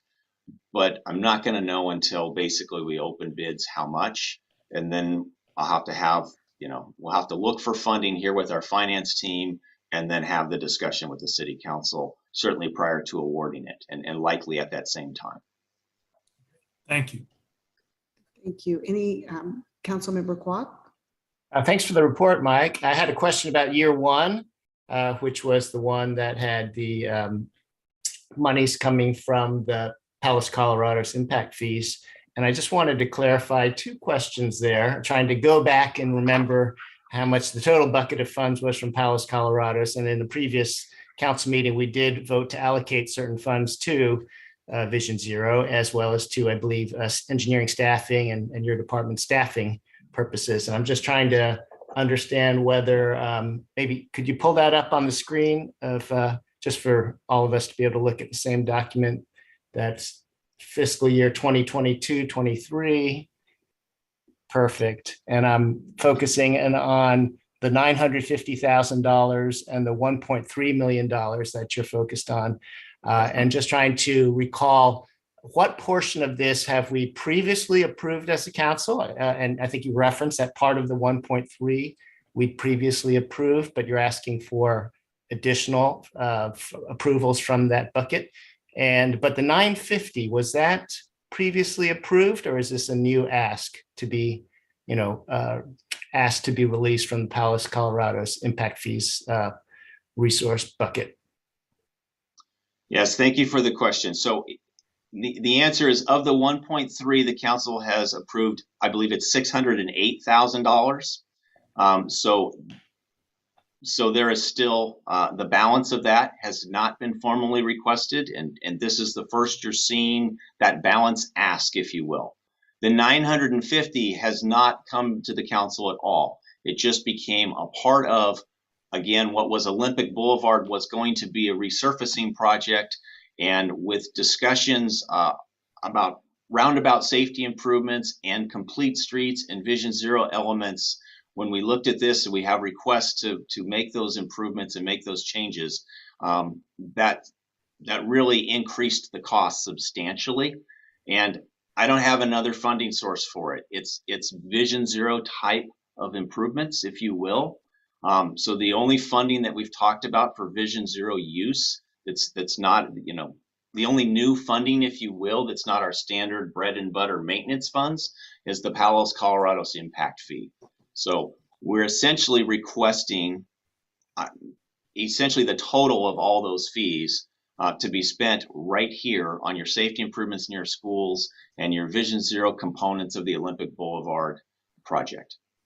Okay, thanks. And just, do you happen to remember what the total size that bucket was for Palace Colorado's? It's like 5 million? Yeah, I think the initial amount is literally right at 2.25. It may be slightly higher, but I had those discussions with Tracy Robinson, and she helped me generate this sheet, if you will, because I have to square all my funding requests with reality. So this 2.25 was safe to get if approved, and I really couldn't request much more than that. Okay, thank you, Mike. Thank you. Any additional questions or comments on this? Okay, Suzanne, let's open it for public comment. The first person to speak is Jamie Hessian. If anyone else would like to speak on this item, please use the raise hand feature in Zoom now or press *9 from your telephone. And welcome back, Ms. Hessian. Thank you for inviting me in again. I'm just trying to follow along and understand all of this stuff. I'm wondering what happened to the LSRP, because I thought that had to be in place before applying for grants. Okay, and did you have another comment on that?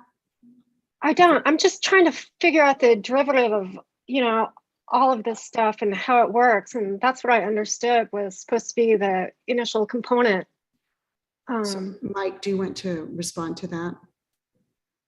So the local roadway safety plan, which I mentioned earlier, will start after we get staff.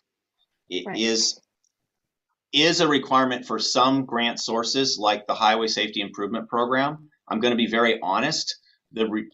It's a requirement for grants that we're not going to compete very well as the city of Lafayette. It doesn't mean we'll never get anything, but it has, you know, nothing to do with some of our other fees or grants. It's a requirement for some grant sources. Okay, so you're waiting for that to establish the Vision Zero task force. And so now I feel like you're not making that a priority. I have to say that I feel like this Vision Zero task force is a lot more important than you're making it out to be. I'm speaking to the city council here when I'm saying, I'm reading this from the Vision Zero network that says the task force should include at minimum high-ranking representatives from the office of the mayor, police, transportation, public health, or other departments to involve or include planning, fire, emergency services, public works, the district attorney, office of senior services, disability, and the school district, which punted this whole process recently. And I am very concerned about all of this going forward. And I just need you to answer, you need to prioritize this Vision Zero task force, because right now it's looking like things are happening behind closed doors. So Ms. Hezzy, I don't want to interrupt. Did you have additional comments? Because I do have one thing that I can say that hopefully might clarify some of this. So the projects agreed that the task force and moving that forward is important. We have staff coming in June who will be working on this. The task force working with the consultant that we approved and hired, want to say at least a month ago. So all of that is we agree, and we are hoping to move that forward, and will as soon as that person comes in. The monies and the projects that are on the capital, the program, the capital projects improvement plan, those dollars from Palos Colorados, some of them the council approved a couple of months ago during our updates to the budgets. That's a settlement that has come in. That's not a grant. That's money that has come in for mitigation dollars. And we chose to commit some of that to these the road safety projects during that analysis by tool. But you should know, if I could have just a few more minutes right now. Actually, you can have 1 minute and 20 seconds. 1 minute. I just Thank wanted you. to clarify that and not create a dialogue. But I appreciate, Mayor. I do. I really appreciate it. So just with the back and forth, there are components of the Vision Zero commitment that are not being followed here. One is the political commitment. I can get more detailed. 2, action plan, cooperation and collaboration, multidisciplinary leadership, community engagement, transparency. It is not data driven, and there's no equity in this. So these are components of the commitment of having a city who applies this Vision Zero policy, and none of you are withholding the commitments, and it's concerning. And I've been in charge with Vision Zero Network, and they don't even recognize Lafayette as a Vision Zero community. So where's the oversight? So I want to thank you for your comments, and I'm happy to speak with you offline. We are in the process, as we said, of moving forward with our task force. We did adopt the policy in November of last year, and we are committed to moving the Vision Zero project forward. We have reached out to the network. And all of those things are going to move forward. Again, it's once we have that staff and the commitment. So be careful not to leave the public out, or you will be in violation of the Brown Act. We absolutely will not. Thank you, Ms. Hezzy. Thank you. Bye. Thank you. Okay, Suzanne, if you want to bring over the next speaker. The next speaker is Cheryl M. And if anyone else would like to speak on this item, please use the raise hand feature in Zoom now. There are currently no other hands raised.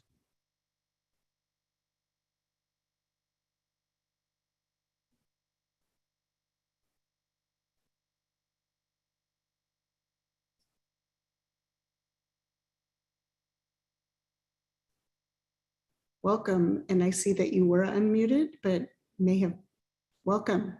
Hi, Mayor. I had to take a moment because I didn't know when else to do it. To be one of those many smiles out in the public that agrees with Mike having a new transportation person. So out in the Zoom world, there are people also smiling, and I'm really excited. Congratulations, Mike. And it's been a long time coming, and you've been through many, and hopefully your workload drops just a little bit because you have someone that will come in and check in your, that place. Regarding to Moraga Road, I hope that the public is involved in that. That's a major corridor from Moraga to our town. And the public, hopefully there's some public forums, maybe one or two, in case someone doesn't make one, they can make another. And I also want to know about Moraga Corridor. If part of that, I believe, is the city of Moraga. Is Moraga going to be involved in that discussion? Because there are people that will also have to escape fires and stuff like that through that corridor. So if it's narrowed or anything that might be considered, I worry about them as well. So I just wanted to know if Moraga is going to be involved in that as well. Thank you. Thank you. And Mike will answer that in just a moment. Thank you. And thank you for acknowledging that we all can't wait for the transportation person. Thanks. And Mike, do you want to just talk about Moraga's involvement as?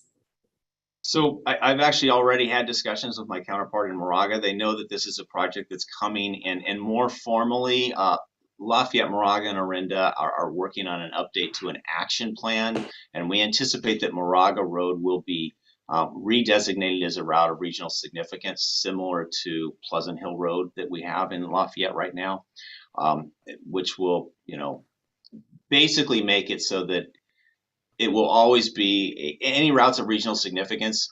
Whenever we're doing major changes to any of it, we have these discussions with our counterparts because we know it's going to impact the entire region. In our case, Lafayette, Moraga, and Orinda. So they know it's coming. We don't know what will come of that, but there will definitely be communication. Great, thank you. Any additional members of the public who would like to speak? Mayor, there are no other hands raised at this time. Thank you very much. I do just want to say that just the public comment that we have on every single item is where we, the board as a body, are able to hear from the public and to make our decisions. So just a reassurance to the public that you always have that opportunity in a very open and formal setting, and we love hearing from you. So I will bring it back to the council and see if there are any additional questions or comments. I see Councilmember Dawson's hand, and then I see Vice Mayor Andori's hand. I just want to take the opportunity to thank you, Mike, for this preparation of the budget. It takes obviously creativity, detail, hard work, persistence, in figuring out how to fit all the things that we want to do for this city and figure out how to pay for it for the next 5 years. So thank you so much for all the thought you've put into this and the work of the Capital group here, Lee, Bob and Gary and Mike and Ann. So thanks, Mike, because I think, we talk about the budget, and I know the money, particularly the Los Colorados money, was a good grab. And I think it's the right thing to do in terms of trying to figure out how to balance what was in front of us now and creatively work on how we're going to get that funding in the future. So I guess I'm asking fellow council to look at it that way as well. That we're trying to get things done in a realistic way with money we have in hand for things we need to do. Okay, Vice Mayor Andori, did you have a question or comment? Yeah, I have 4 points. Okay. First, I want to say I was really impressed with the CPAC annual report. Chair Heising did a great job of reporting what they're doing. And Mike, you did a great job reporting where we are on the 5 years. I want to single out one sentence in Mike's staff report that I feel strongly about, and that's the one that's pointing out that we need to maintain our pavement condition index at 76. I mean, those of you who've been involved for a long, long time know that our big pitch in campaigns to get funding for improving the roads was, if you do it now, it's going to cost less than it will later. And now, through great effort of the engineering and the city staff, we do have our roads up to an acceptable PCI level. And the point that they're making now is we have to keep it there, because it's cheaper to keep it at 76 than to let it fall and pay to get it back up there. So I think it was Chair Heising who talked about the trade-off between roads and Vision Zero. And I don't really see it as a trade-off, because I think in the long run, you have more money to spend on Vision Zero if you keep investing in our existing assets, the streets, and keep them up at the right level, so you don't have to pay more, which would take away from the Vision Zero projects, to repair them. So I think this is all on the right track. Second point is on the rain garden. All I would say there is I think that's going to be a great project. I know we're not talking about that now, but I would not dial back what we have. I think if we do it, let's do it right. So if it costs more money, we need to think about putting more money in. It's just worth it to do it right the first time. On the design, I know we're going to be approving this plan. I strongly feel we should spend the $200,000 that's in the unfunded column for design. So we do have 100% design work on shovel-ready projects. I think that is an investment that is really going to pay off. So I'd encourage us to find that money somewhere in the budget process which will come to the council next month. And then finally, I agree with Councilmember Dawson, just acknowledging that what we're doing here is we're knowingly committing our 2.25 million Palos Colorados dollars, basically 900,000 of that, to Moraga Road. And I think that is the right thing to do. So we just have to recognize the last time we talked about the budget, we had this big amount of money. We were thinking, what are we going to do with it? The first thing we said was, well, let's carve out 500,000 for Vision Zero. We have, in fact, carved out 1.3 million for the Vision Zero quick fix projects at the schools. We need to recognize that. And I agree with allocating the remaining 900,000 to the road projects. Thank you. Any other comments? Before I ask, Councilmember Kwok. Sure. Thank you. And I'll continue to talk about the Palos Colorado settlement to say, first of all, I am supportive of the 5-year plan as presented. I'm willing to vote in support. At the same time, I do want us to understand that we are dipping into a special bucket of funds that we haven't really, that I feel are special funds, and that it continues to remind me that we are a city that needs to find ways to raise funds sustainably for the projects that we want to do to better our city. And that this is a signal, it's an indication that we are, we're dipping into pockets that I think we need to do this project in the year ahead, year one, for the reason we've talked about the pavement index, which let's keep it high. I fully in agreement with all that. And I'm in agreement to spend that money, but also knowing that we need to take it seriously to find sustainable sources of revenue for this city, because we're not going to have future settlements where every year we can just go look to another settlement to pave our road.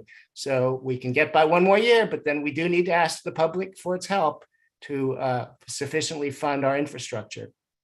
Thank you. Thank you.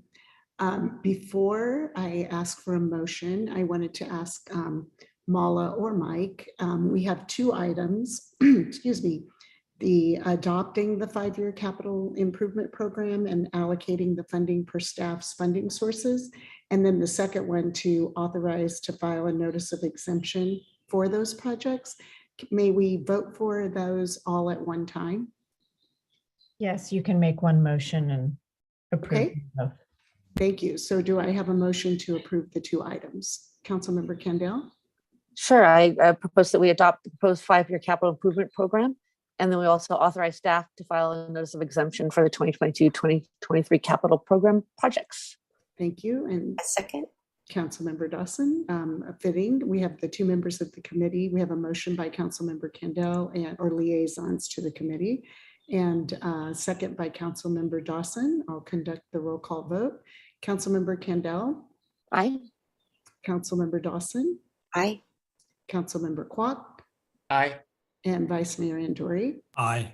And I'm an aye. So we have unanimously approved the 5-year capital improvement program. And so thank you very much to Mike. I won't reiterate all of the thank yous, but thank you to the committee and to Mike for all of the work on that. And before we move off of capital improvement items, we will move on to item 3 of that. And Mike, I'll turn it back to you. All right, just briefly again, I'm going to share screen. And I have sort of a revised, as I mentioned, each year we have an Sb1 reporting requirement that we submit projects that we want to use Sb1 funds for. We are required to spend what was our baseline pavement maintenance funding, our minimum maintenance funding, plus whatever revenues we receive from the gas tax. That's that 12-cent per gallon gas tax that was passed a few years ago. We always have to spend at least, I'll say, $1 million in our baseline plus whatever we receive. We've received $400,000 to $500,000 in the past. The last numbers I checked are projecting us to get more like $700,000 this next year. But anyway, we've proposed our paving project would satisfy those requirements, and that is the Olympic Boulevard, St. Mary's Road, and Glenside Drive. This may be one project. It likely will be packaged as one project. It could be submitted as 2 projects. That's not what the state cares about so much, as more what the funding goes to, and are you meeting your baseline requirements plus the additional funding that we're giving you from SB1. So we're certainly doing that by quite a large margin with this proposed project. Along with this comes a resolution that you would have to adopt, showing that we're doing this project, that it has a proposed 20-year life treatment. It's going to be completed in the fiscal year, well, May to December of 2023, and just what it is. It's got some complete streets components, as we've talked already. It's not just resurfacing, but widening walkways, updating ADA ramps, expanding bike lanes, and so forth. So it's that simple. So I'll stop sharing. The resolution is in my staff report, and the request is the adoption of that resolution. And once that is adopted, I will submit that to the state as our proposed SB1 funded project for fiscal year 22-23. And that's all I have. Thank you. Are there any questions or comments for Mike before I go to public comment? Suzanne, will you invite members of the public to address the council? Certainly. If anyone would like to address the council for this item, please use the raise hand feature in Zoom now or press *9 on your telephone.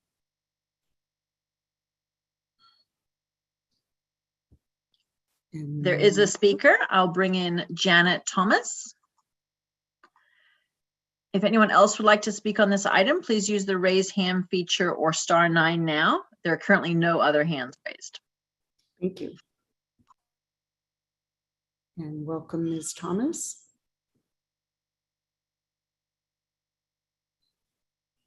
Welcome. Looking around my Zoom, you are on mute. There you go.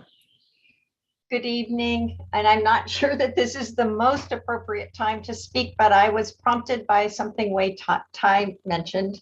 First of all, I want to thank Mike for his tireless work, and I'm so excited that we now have a transportation engineer coming on. And the reason I'm speaking now is because I have had, and I think some of you are aware, an idea for a project I think that would benefit Lafayette, an electric shuttle to go back and forth from along the Deer Hill corridor to service the terraces to BART, and then BART and then the Happy Valley to Acalanes. I've met with the superintendent of Acalanes, who is very supportive of the idea. They need help with parking. I would love the city to maybe even consider buying the small lot that's across from the terraces, which is for sale, or maybe leasing it to have it be basically an electric charging station and a shuttle parking lot. This is an idea that I've actually sort of developed, but I hate to present it because I know our funds are really restricted. And then when Wei Tai spoke up about using the Palace Colorado's funds and then the SB1 funds for resurfacing our roads, I can't help but think we need to continue to consider asking our citizens to fund this through a tax. And I know we've tried it before, it was defeated, but I think unless this is done, we won't have the monies for these special projects for the future. It may not be in the 5-year plan, maybe it was a 6-year or 7-year plan. I'm willing to wait, but I think that we need to be forward thinking about some of these things. I know there's grant money, and I will talk to the new transportation engineer. I didn't want to burden Mike with this, to consider this project. Also, as I should add, the shuttle, in my mind, would benefit everyone by running during non-commute hours up and down Mount Diablo Boulevard. From some of our new developments, would service seniors. It would service our commercial interests as well. Anyway, thank you, Mike. Thank you, City Council. I wanted to I couldn't help myself. I think we need to consider asking citizens for a tax. Thank you. Are there any questions for the speaker? I think I haven't been doing that. I apologize to others. Are there any questions? No, thank you. And we did receive the written proposal previously, so thank you for that and for thinking outside the box. Okay, so any other speakers, Suzanne? No, Mayor. Oh, actually, yes. Lynn McMichael. And if anyone else would like to speak at this time, please use the raise hand feature or *9 in Zoom now. Welcome. Thank you very much. I want to echo what Janet just said, and I think we could round up some citizens, if need be, to go door to door to get folks on board for a tax to make this happen. Because I think the long-term view is it would be a benefit to so many. So I think there are a few of us out there that would like to help get that off the ground. Thank you. Thank you very much. And are there any questions for the speaker? Nope. Thank you. Thank you for coming this evening. Mayor, I do not see any other hands raised. Okay, so we will bring it back to council. Are there any additional questions or comments before I ask for a motion? Councilmember Kendall. I'd like to make a motion that we authorize using SB1 funds for Lafayette's 2023 pavement maintenance complete streets project and adopt resolution number 2022-34. Thank you. Do I have a second? A second. Councilmember Dawson. So we have a motion by Councilmember Kendall, a second by Councilmember Dawson. I will conduct the roll call vote. Councilmember Kendall. Aye. Councilmember Dawson. Aye. Councilmember Kwok. Aye. And Vice Mayor Anduri. Aye. And I'm an aye. We have unanimously approved the resolution. So thank you again, Mike. A lot of great work accomplished, and thank you again to the committee members and the liaisons for the great report and bringing this forward. So we will move on to agenda item number 6, which is our consent calendar. Are there any members of the council who have any questions or want to have an item pulled? I don't see any hands. Are there any members of the public who would like to make a comment or have an item pulled for consideration later in the meeting? And I don't see any hands. Do you, Suzanne? Mayor, you are correct. I do not see any hands either. Okay, thank you. So do I have a motion to approve the consent calendar? I'll move to approve the consent calendar. Councilmember Dawson, do I have a second? Second. So we have a motion by Councilmember Dawson and a second by Councilmember Kwok. I will conduct a roll call vote. Councilmember Kendall. Aye. Councilmember Dawson, Aye. Councilmember Quat, Aye. Vice Mayor Anduri, Aye. and I'm an aye. So we have unanimously adopted the consent calendar. And as always, I encourage all members of the public to look at that. A lot of good business happens there as well. So we're moving on rapidly to agenda item number 9, which is our public hearings. Our first item will be presented by our Public Works Manager, Francine Kukendall, and I think I pronounced that right, and has to do with our core area landscape and lighting districts and residential lighting district. Welcome, Francine. Thank you.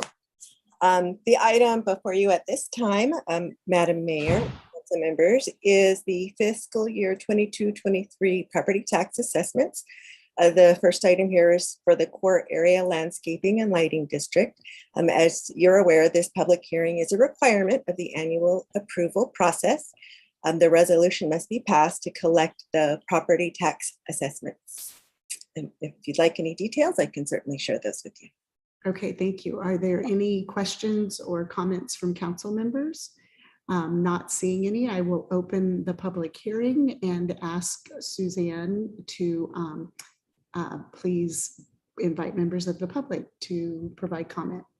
Certainly. If any members of the public would like to comment on this item, please use the raise hand feature in Zoom or press *9 from your telephone.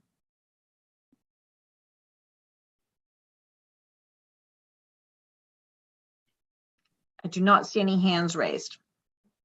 Okay, and I saw Councilmember we can, I'm going to leave the public hearing open, and if you could just speak to us, Francine, about the residential lighting district. Certainly. The residential lighting district, similar to the core area landscape and lighting district, is for the fiscal year 22-23 property tax assessments that is specific for the residential lighting district. And again, the public hearing is a requirement of the annual approval process, and the resolution must be passed in order for us to collect those property tax assessments.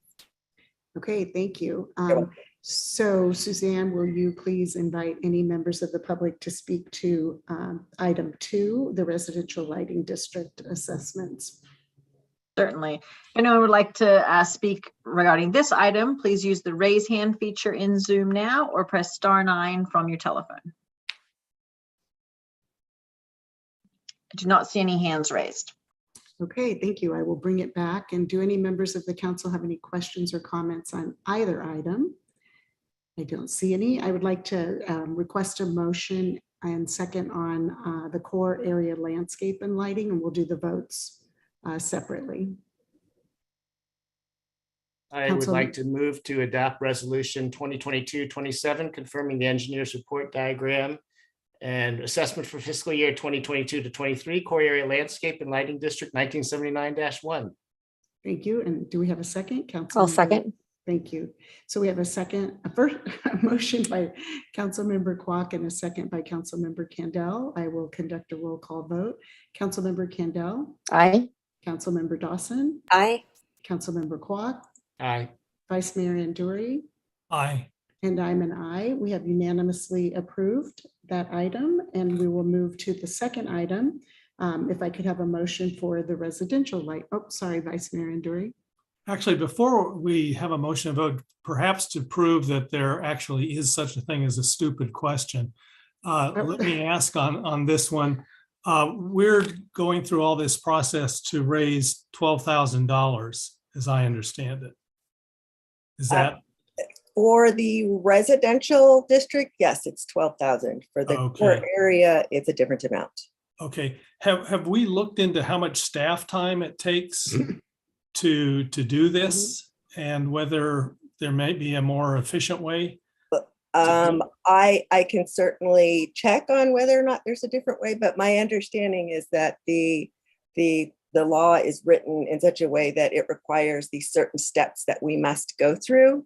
So it is, as far as I understand, it is the process we have to follow. And we do for both the core area and the residential at the same time. So at least there's some efficiency with the timing. Right. But I'm wondering if it would be more cost effective to unwind the district and the city to take on the costs in its budget rather than to go through this every year. I just raised that as a question. I'm prepared to vote for the resolution, but I don't know. When I look at the amount that is involved in the paper, just the paper, of course, I'm printing it out. I'm sure none of you are. It's, it just thought I'd raise the question. Thank you. And while we had that discussion, and I know that staff was listening to potentially looking into that, I did want to close the public hearing. I didn't do that before the first vote, so I wanted to do that. So do we have a motion to approve the residential lighting district? And I believe we were beginning. Councilmember Kwok. I move that we adopt resolution 2022-28, confirming the engineering's report, design, diagram, and assessments for fiscal year 2022-23 residential lighting district 1979-2. And do we have Second. a second? Councilmember Kendall, motion by Councilmember Kwok, a second by Councilmember Kendall. I'll conduct the roll call vote. Councilmember Kendall. Aye. Councilmember Dawson. I just wanted to mention with Councilwoman Dory's point, I think that's a good point for residential. I'm not sure if we can separate looking at that from commercial, because commercial is a larger chunk of money to kind of unwind. But as of this resolution, aye, of course. Thank you. And Councilmember Kwok. Aye. Vice Mayor Andori. I'll just say, yeah, I did not intend that comment to relate to the core. Okay. And I'm an aye, so we have unanimously approved that and followed the requirements of the law related to that. So thank you very much, Francine, and for all the work that you do throughout the year on all things public works. So thank you very much. You're welcome. Thank you. Okay, we're now moving to agenda item 9B, and we are also right at our 2-hour mark. And I believe this is going to be maybe take some time. So I'm asking if we would like to take a 5-minute break at this point, and then we will dive into the housing element. So if you will all just set your calendars for your timers for 5 minutes from now. We will do that and we will be back. Thank you. And thank you to the community for their patience.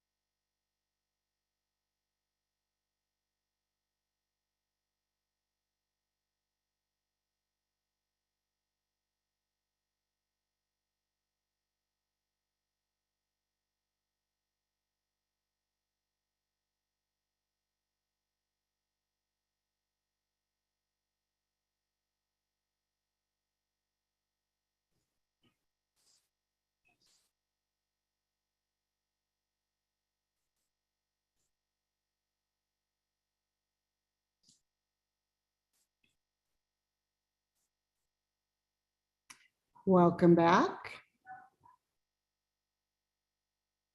We will, I was watching hands. Oh, I see Greg. So we will move on to item 9B, and I will invite, it looks like Lafayette Planning, which probably is Renata, Diana Elrod, and Greg Wolf in to kick off our housing element discussion.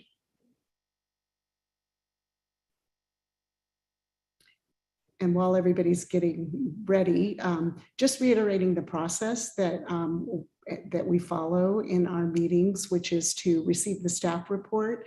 The council will then ask clarifying questions, and then we will go to public comment before bringing the item back for further questions and deliberation. So take it away, staff. So this is I think the second or third time that the city council has heard the housing element. Intentionally, it is broken into a few separate segments by statute, but also by practice to bring smaller segments to the city council for consideration. We've previously presented to you the Planning Commission and GPAC recommendations on those appendices, which you considered previously, and tonight you'll see some additional appendices listed in the staff report, and including the housing element opportunity sites inventory. So Renata and Diana will be presenting. Welcome. Thank you, Greg. Good evening, council members and members of the public. So as Greg mentioned, tonight we will be conducting a second review of the draft housing element update. As an overview of tonight's presentation, we will do a refresher on the housing element overall, as well as the projected timeline for the update.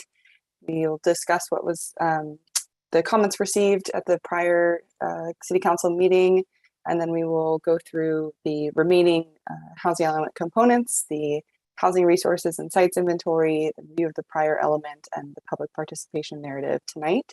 So we are looking to provide a presentation, answer any questions, hold a public hearing, and receive any feedback from council members on the draft housing element. And we are looking for a continuance to the June 27th meeting. The housing element is one of the required chapters within the city's general plan. So that is the citywide kind of guiding policy document. And it covers all sorts of facets of land use and circulation and city living. And so the housing element is a required piece that is also unique in that it's required to be updated every 8 years per California state housing element law. So within this document, there's an analysis of the projected housing needs for the city, what our current housing stock looks like, and then as well as implementation measures to preserve, improve, and develop housing to meet all income economic segments of our community. An adopted draft of this document is due to the California Department of Housing and Community Development by the end of January 2023. However, there are required reviews by HCD prior to that deadline. And so we are working to submit our draft, as I'll show in the timeline, in the coming weeks. There is a public comment period that is currently open. So any comments from the public on this draft document may be sent to generalplan@lovelafayette.org by 5 p.m. on June 6th. So as we mentioned, the Planning Commission and General Plan Advisory Committee spent the past year and a half reviewing and preparing the draft components of this document, which is before the council tonight. And earlier in May, the council conducted the first review of certain components of the draft housing element. And we are looking to, again, submit our first draft by the end of June. And provide time for staff to respond to public comment and incorporate any public comment into the draft housing element, and then bring it back for council review at the end of June. The state has indicated that they anticipate 2 90-day reviews of the document. And so there'll be an initial comment letter, and the city will need to make revisions in response to those comments and then submit again for another review in the hopes of meeting that January 31st, 2023 deadline. At the May 9th meeting, the council first reviewed the overall housing element summary document, which is about 50 pages, highlighting key findings from the required analyses within the draft and within the housing element, as well as the appendices listed here. There were a number of revisions shown in red line attached to the staff report for tonight's meeting. There were some edits made to that summary document for clarification, as well as adjustments based on the site's inventory, which will be discussed in greater detail later in this presentation. There was requests for data regarding overcrowding and cost burden for the background data appendix, but that data is not currently available. However, as other communities throughout Contra Costa County release their housing elements, we will look to those to try and seek out that information and incorporate it as needed in our future revisions. And there were other clarifications and expansions made to the remaining appendices. I will call out specifically within the implementation plan, the council recommended specific programs relating to accessory dwelling units or ADUs, which were incorporated, as well as a change in the timeline for updating the downtown specific plan. And now I will pass it over to Diana Elrod, our housing consultant. Thanks, Renata. So the Housing Resources and Sites Inventory Appendix includes, it's a 22-page document to provide housing on information on housing resources, which includes a lot of information about financial resources that could accrue to a developer of housing, especially housing that's affordable, as well as administrative resources, i.e. the city of Lafayette and the county. Next slide, please. It includes also the inventory of sites. We have provided a detailed methodology that includes projects in the pipeline. We've also looked at accessory dwelling units or ADUs, and those numbers have been increased since the last version that you've seen. We've looked at affordability breakdown by every planning area. We've provided a non-vacant housing sites analysis, which is required by state law. We also talk about the AFFH analysis based regarding the inventory, and we revised the inventory based on a variety of changes. Next slide, please. So I'm going to talk about opportunity sites. First, I'm going to just remind people about where do the RHNA numbers come from. RHNA meaning regional housing allocation, regional housing needs allocation numbers. So the state projects future housing needs at various income levels.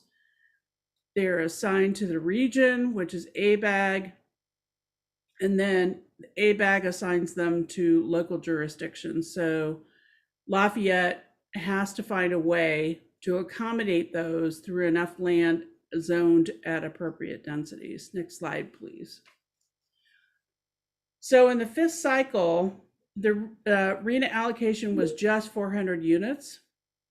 In this cycle that we're planning for is 2,100 plus units. So it's a huge uptick. And the units that we have to accommodate, remind you that it's accommodate, not build. We have to plan for units in these lower income categories. Next slide, please. So we did an analysis on a parcel by parcel level. We have to look at properties considered feasible for development. We have to look at information on every site, including size, existing units, etc. We have to provide a map of sites and constraints on each one of these sites, which we have done. Next slide, please. So I want to remind everyone that developing a plan for housing is not a mandate to actually develop sites. And in fact, some sites will be developed with housing, other sites will be developed on housing without without being on the inventory. It's really basically a mathematical exercise to say we can accommodate these units at various income categories in our inventory. And we need a buffer. And the buffer is needed because if a site that we thought had some affordable units on it is developed with like above moderate rate income housing, then we need to make sure that we have enough sites in the inventory to accommodate those. That is basically to comply with the no net loss requirements. Next slide, please. So some of the requirements and parameters, we have to make sure that housing for affordable units is developed or is zoned for 30 dwelling units per acre or more. We can't assume that any site less than a half an acre can be developed for affordable. We looked at in the EIR 3,400 units total, and we have to consider the no net loss provisions. And the additional parameters, which is on the right side of your screen, we wanted to make sure that the bulk of our housing was located within the planning areas. There was a general understanding that we could provide housing or accommodate housing at 95% of zone density in most places, or 90% yield on Mount Diablo Boulevard. And I'll explain that in a minute. So what can count towards RENA projections? We can count anything that gets a certificate of occupancy after basically June 30th, 2022. So any project that's in the pipeline, we can count. Pipeline projects, which include the Brant, Lafayette Lane, other things. Yes, we can include those. The BART parking lots, we can include those. Accessory dwelling units, which are estimated, yes, we can include those, etc. We can't assume that any site is actually going to be developed with density bonus units. So we can't include that, and we can't include SB9 potential units, at least not right now. Next slide, please. So this slide talks about the percentage of zone density versus what is actually being built on sites. So we look at each development and say, what is the development that's allowed on the site based on a mathematical calculation. And we find that a number of developments have gone above zone density. That is, that they have been, if they were like developed at 50 units to the acre or 35 units to the acre, that they've been developed actually above that amount. And usually this means that those developments have been have taken advantage of density bonus law. So there are a number of developments that have done that, including 950 Hoff, Madison Park, Miramar, also known as Corporate Terrace, et cetera. So the overall resulting density has been 111% of zone density, which means that development has occurred above 35 units to the acre. It's been above that, and so we have categorized this in this demonstration here. Next slide, please. So the important thing here is, you know, we want to really make sure that new affordable developments and high density developments are proximal to goods and services and transit. We're looking at ways to make housing more affordable in these locations. We want to understand neighborhood context and adjacencies. We want to preserve open space, et cetera. And so our inventory has really looked at all of these factors when trying to figure out where to put new units. Next slide. In terms of site identification, we had 191 participants who wanted to share with us in an online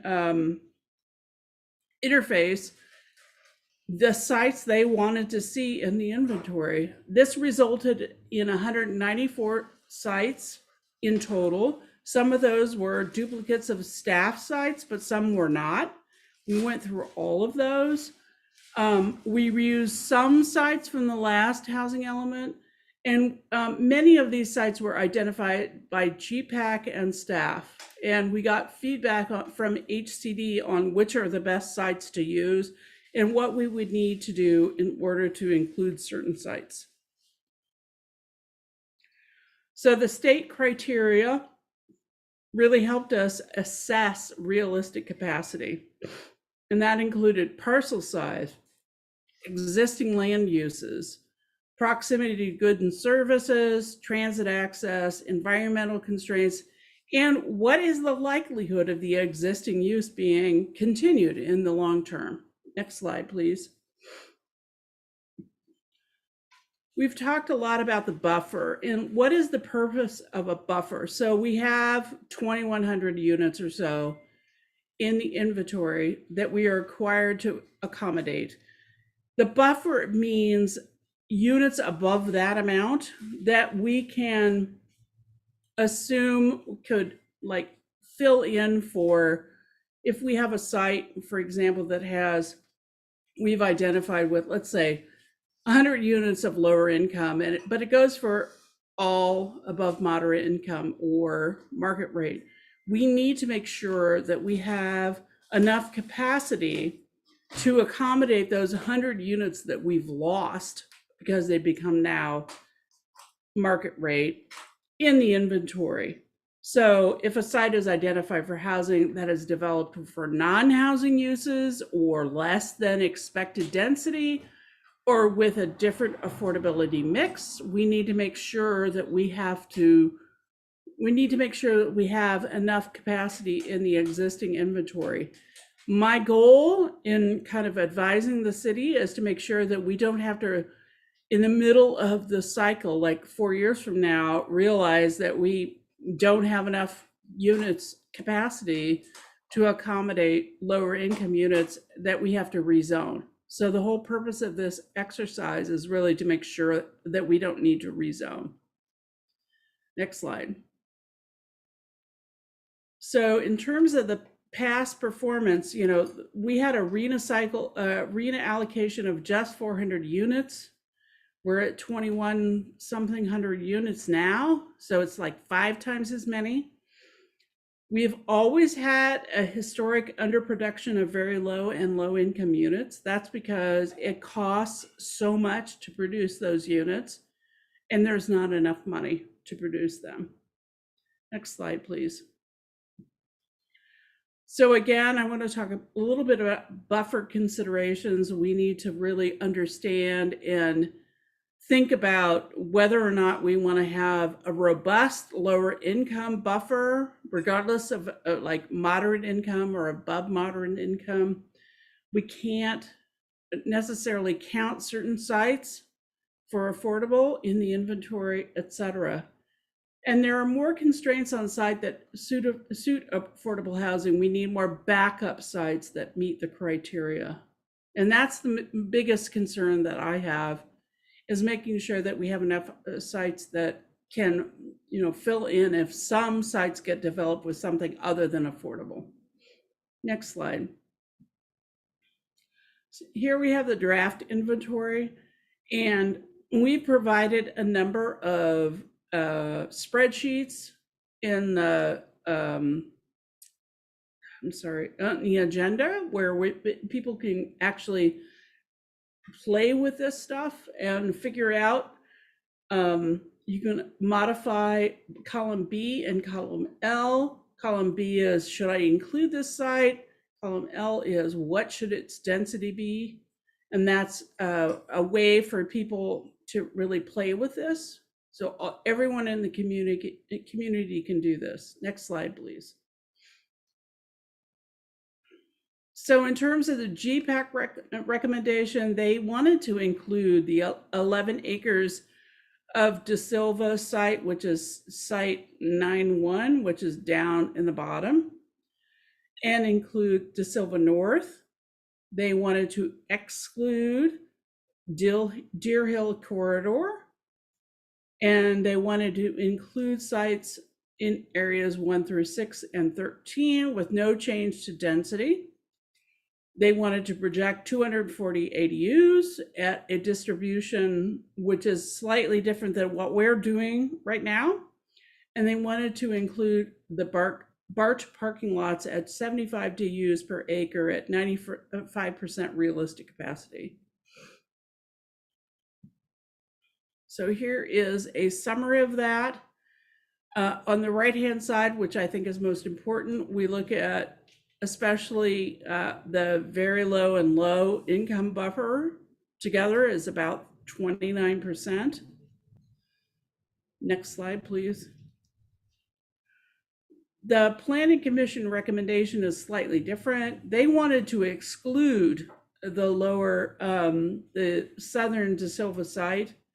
They wanted to include the northern site. They also wanted to exclude Deer Hill.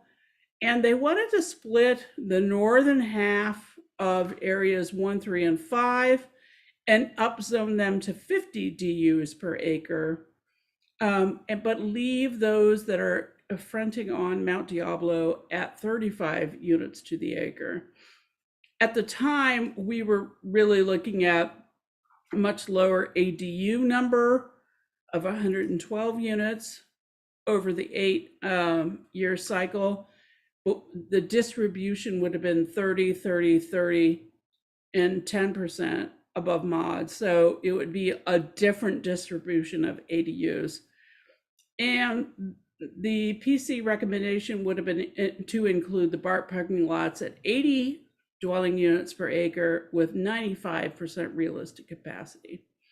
Next slide. And I'm just going to jump in here to just call out that change in the downtown density.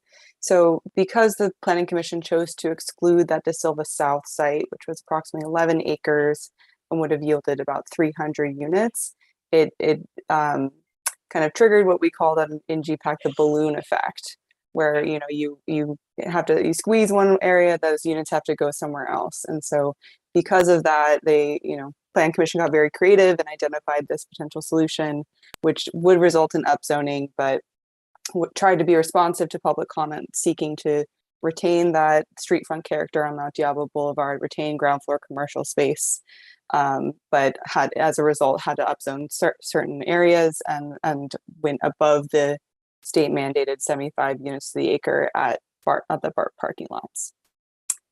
So, excuse me, Diana. Sorry.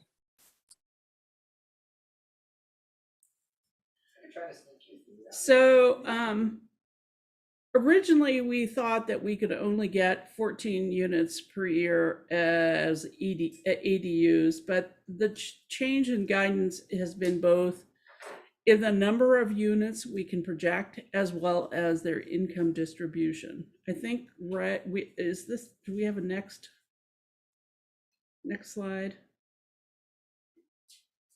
Oh, let me say this, that the City Council revised the inventory the last time you met to exclude De Silva South, include De Silva North, exclude Deer Hill, and includes sites in area 1 through 6 and 13, but no change in density, and project 240 ADUs. And this includes the BART parking lot at 80 DUs per acre with a 95% realistic capacity. Yeah, and so this is the revised, so slightly changed from what the Planning Commission had recommended. based on new information on accessory dwelling units, which is the next to last bullet. So this is the revised inventory that staff's presenting to you this evening, and I think the next slide may show you the graph related to, yes, accessory dwelling units. So as you know, the housing package that the legislature passed a few years ago took some time, but is gaining steam and making it streamlining the process for accessory dwelling units. So there has been a noticeable uptick in the last 3 years on the application, the number of applications for an accessory dwelling unit, as well as the permits and following that, the final inspection. So naturally, between these two lines, there's a little bit of a lag time, which is the time between the application coming in, being approved, then pulling the permit, and then getting a final inspection. So those two should trend together with a little bit of delay between the two lines. So we've revised upwards the accessory dwelling units back to 240. So about 30 per year over the 8-year term, which is well within the capacity based on the graph. Greg, I just want to make clear, although this slide is headed City Council Revised Inventory, and although it was just said that the council discussed this at the last meeting, I just want to confirm the council was not allowed to discuss this at the last meeting. So what we have on the screen is the staff recommendation. Correct. Thank you, Carl.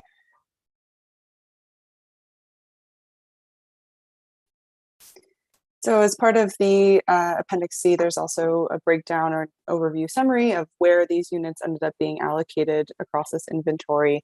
So it's just kind of a high level picture. It's a lot of detail, but it is available in Appendix C for a closer look. And so we decided to provide percentages here as well, and we'll incorporate that into the appendix because it's a little bit more helpful to see that distribution. So the affirmatively furthering fair housing analysis is part of that effort to remove those barriers to accessing housing in Lafayette. We need to also ensure that the opportunity sites identified in our inventory do not conflict or exacerbate any of those barriers. So we cannot be identifying sites intended for low-income housing that are concentrated in areas of racial and ethnic racial ethnic concentrated areas, which don't exist in Lafayette, but it's still an assessment that we need to do. So Lafayette is a high resource community, and so all by nature, all of our sites have access to those high resource areas, and there's no concentrated areas of segregation or poverty within Lafayette, and so these sites will not necessarily exacerbate those conditions. However, there are analyses needed with regards to segregation and displacement. And so there are some areas with higher levels of lower income or numbers of lower income households in the downtown. And so this is likely due to kind of those older apartment buildings or where those are kind of like naturally occurring lower rents. And so we need to ensure that we're not, those groups aren't getting displaced as sites might be redeveloped. And so, but there is the trade-off in that this is the area that's closest to those goods, services, and transit, which is a really key part, especially for affordable housing and maintaining lower commuting and transportation costs, also helping the city towards sustainability goals, and keeps new housing outside of our fire hazard zones. So moving on to the next appendix, this again was a new one for discussion, a review of the prior element. So we are required to kind of look back and see what went well with the last element. So it's effectively a review of the prior programs. So this was discussed when we were developing new goals, policies, and programs for this housing element update. That many of them, we did complete quite a number, and so I'll hold that up. as an achievement, but many were kind of ongoing or not very actionable, which is something that the state has identified as a key priority for this new housing element cycle. So many we felt were still important in nature and character, and were converted to policies instead. So it'll be kind of ongoing in nature, but so we found that those ones were less effective because they weren't kind of action tasks to be completed by the city. And that's a change we've made more for this new housing element, as you saw in the Appendix G review at the previous meeting. And finally, Appendix F is a summary of our engagement activities and the outreach undertaken, as well as kind of the key takeaways from those discussions. So we found there's a range of perspectives on housing, as with any community, right? But in particular, Lafayette, we've heard from many participants in our activities that they want to preserve that semi-rural character, that small town feeling, which is unique to Lafayette. Housing affordability and costs are also prominent in our community, just as with most others in California. And we've also heard significant concerns about preservation of open space, the capacity for schools and infrastructure to support new residents and housing, wildfire risk and evacuation, and kind of transportation, how people get around. How do we make Lafayette an inclusive community while balancing all of these concerns and issues? So again, tonight, staff will be available to answer any questions that the council has for us. We would like to hold a public hearing on these items, and then review the remaining components of the housing element, so appendices C, D, D with regards to the site inventory, E, and F. And with that, we will conclude our presentation. Thank you. Thank you. Thank you very much, staff. I will first turn to my colleagues to see if there are any questions or comments, clarifying questions from staff. Councilmember Quat. Thank you for the presentation. Lots of work here. I wonder if you could go back to one of the earliest slides on the schedule and put it on the screen and just walk us through a little bit more as a reminder of some of the detail. I have some questions on the schedule. It would be a little helpful to have it on the screen. Thank you. Perfect. And I guess one question is that we're going to, the purple, referring to the purple down at the bottom, we're going to try to submit to HCD by approximately July 1st, and that would give them 90 days to revert back with their comments. And just to confirm that at that point, if it's October 1st, we would have 30 days to respond, to revise if necessary, or react to their comments to amend our plan. Just those 30 days in October, and then it's resubmitted, say, by November 1st. Let me just pause there and ask you, is that the correct way to read this chart? Yes. So we've budgeted conservatively to allow for 2 90-day review periods. Okay. And so if we resubmit on the second round, like on November 1st, then HCD is saying they're going to take all 90 days up to January, the end of January. And at that point, when they come back, there's actually no more time for us to make further revisions at that point. We pretty much have had to submit the winning plan by November 1st because we're not going to be able to revise it again. Is that a correct understanding on my part? We would have the opportunity to revise it, whether, you know, the HCD, when the process began for updating housing element under the statute, there was one statutory review period for 60 days that was expanded during this effort. And then the guidance has said, well, we're actually taking on average 2 90-day periods. And so we are trying to accommodate that to the best of our ability. So will we have a chance after the second submission to HCD to revise it? Yes. Will we necessarily be able to do that before January 31? of next year, potentially not, but there is a grace period, and we will work expeditiously to turn around any necessary changes and submit it as timely as possible. There are, the majority of Southern California jurisdictions are still not in compliance. And so we are doing our best effort to accommodate what we've been told by the state in terms of review periods, as well as meet the deadline as published, and not have to go and turn in late work. Okay. Okay. I'll just also add on to that.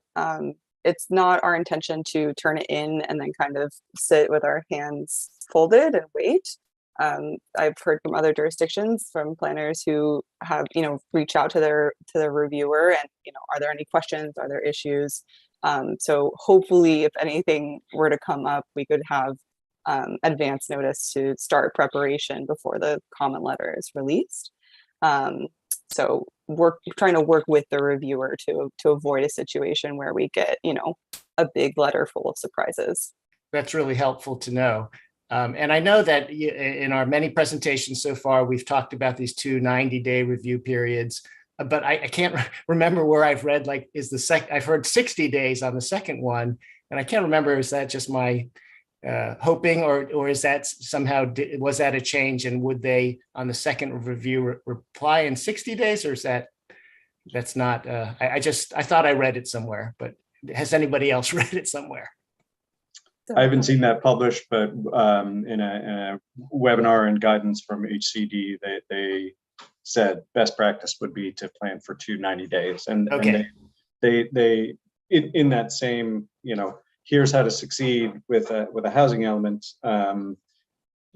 included, that they would not be able to accommodate sort of early feedback in advance of our submitting. So just we need to make our best effort on initial submittal, and that they were taking the full 90 days to review. Okay, very good. And my second question of 2 questions is related to the BART D 75 to 80 DU. The recommendation on the is for 80. And some members of the public have commented that they wish it would be 75. And I wonder if you could just explain the benefit or the rationale for proposing 80 on the BART DU. Sure. As Renata noted, the one notable change between the GPAC's recommendation and the Planning Commission's recommendation was the GPAC, by a 6-5 vote, voted to include the De Silva South site, wherein the idea is 11 acres would be upzoned to 30 dwelling units per acre, so accommodating roughly 300 units. The Planning Commission did not want to do that upzoning at that location, and thus wanted to accommodate those units closer to goods and services and transit. And so going from 75 dwelling units per acre to 80 helps accommodate the loss of the units that GPAC had on the De Silva site.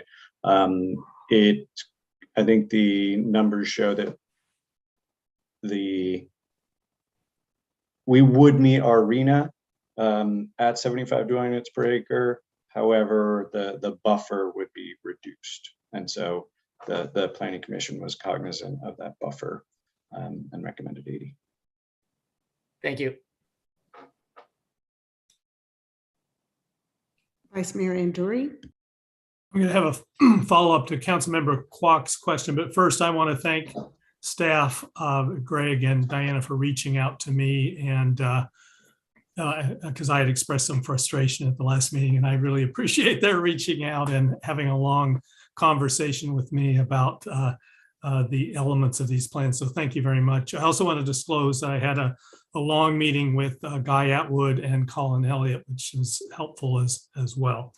But my question, and Greg, I asked this afternoon, I don't know if you've had a chance to look at it, but on page 10 of 11 of the staff report, there are the 2 charts that show the amount of the buffer with BART lots at 75 and then the amount of the buffer with BART lots at 80.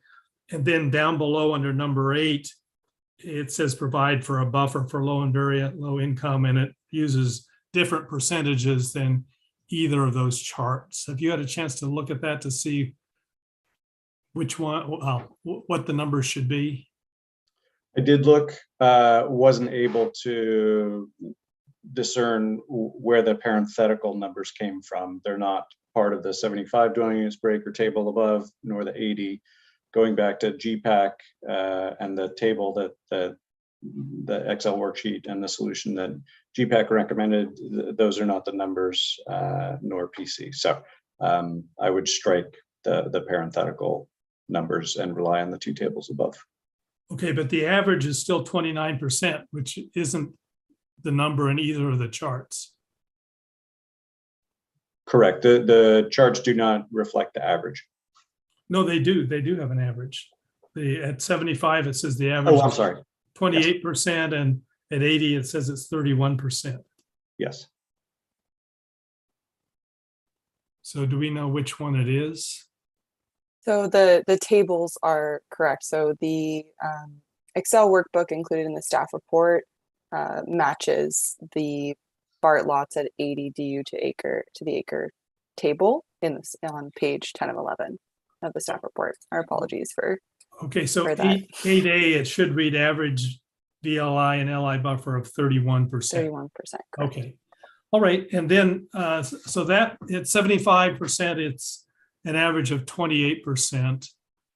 Earlier in the report, it talks about looking for a 15 to 20% buffer, but then in another place, it talks about, or at least a 20% buffer for the very low and the low. And then later it says, well, it'd be ideal if we could have 30. I guess my question for now is, what would be the problem with going in with a buffer of 28% on the very low and low income, given that the staff recommendation includes going in with lower, the 95 and 90 as opposed to say 100 and 95, we're leaving some on the table there. I'm just wondering why we wouldn't be able to go in with 75 on the BART zoning. It's very much a policy decision on the part of the council. It just goes to the degree of buffer and the comfort level, and just when the council is doing financial budgeting, the direction of staff has always been to be budget expenditures conservatively and high, and revenues low, and we should be in good shape by the end of the year.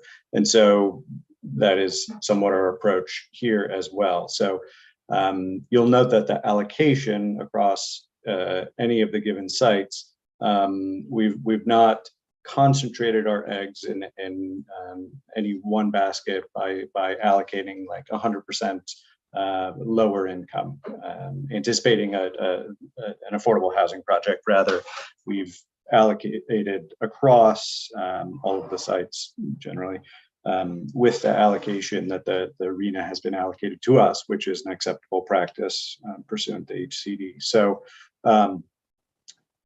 we wouldn't violate anything under HCD. Their guidance is 15 to 30% buffer. It's really a level of comfort that the city council would need to come to around not having to upzone in short order mid-cycle, and being able having to go through that process again during the cycle.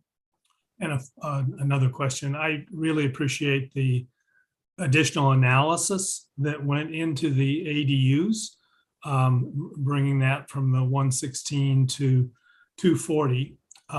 We've seen in public comment, we've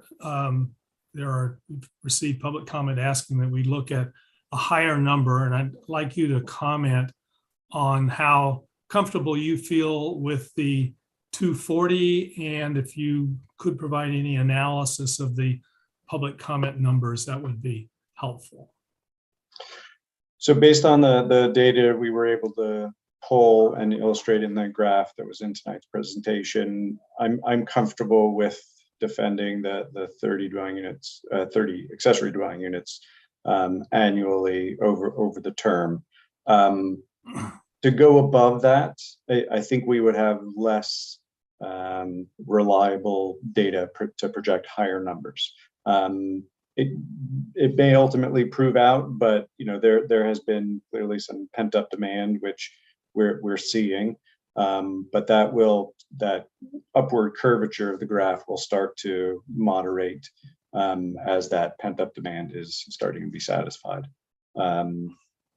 So given the costs associated with constructing accessory dwelling units, I don't think we would necessarily see a uptick associated with trying to build accessory dwelling units as sort of revenue generating properties because of the time frame for the return on investment.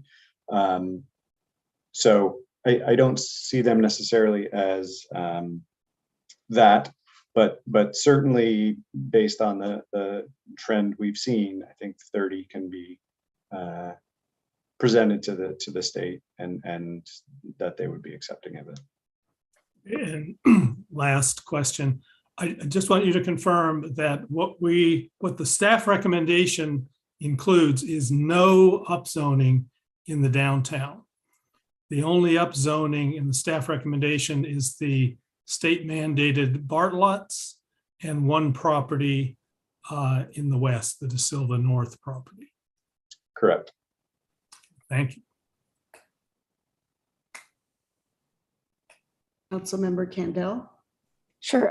Before I start, I have a process question. Are we going to go through each one of the appendices and everything separately after we talk about the staff report? Or are you expecting questions on just the staff report now? Or are we going to actually go through and do item 9C, the sites, later? Or you want all the questions now? I'm thinking that since they did the whole presentation on all of the packet that's in front of us, that we would ask our questions now. Sounds great.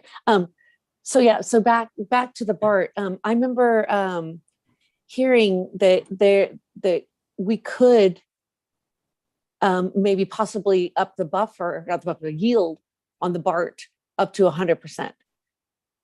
And that was a comment that, and how comfortable would you feel if we went to 75 to acre?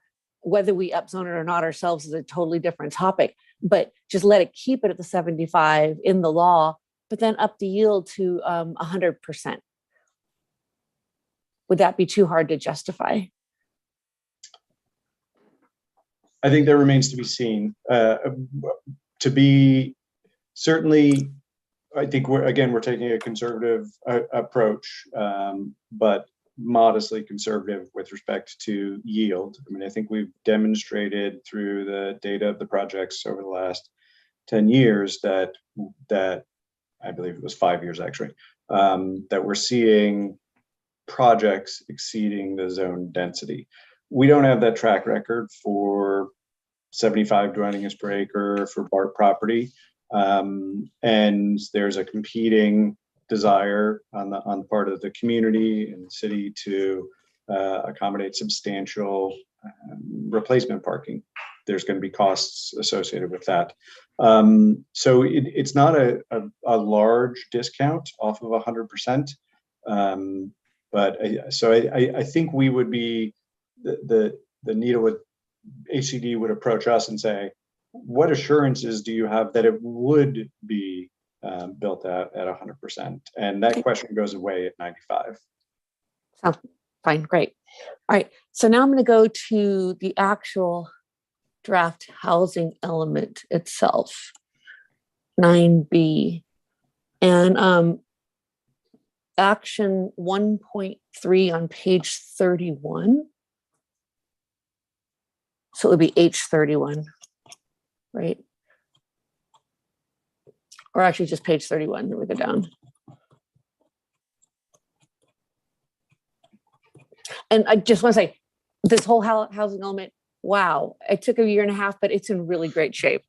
Just letting you know, it just is in a really excellent shape at this point. So action 1.3. And I was just, and it's about the develop a policy to target inclusion of all types of affordable housing. And the quantified objectives are the same as action 1.2. Is to design a regional loan forgiveness program. And it seems like these two actions would have different objectives. And I just wanted to understand maybe the justification to keep that the design of regional loan forgiveness program is our only thing that we can think of for that action 1.3.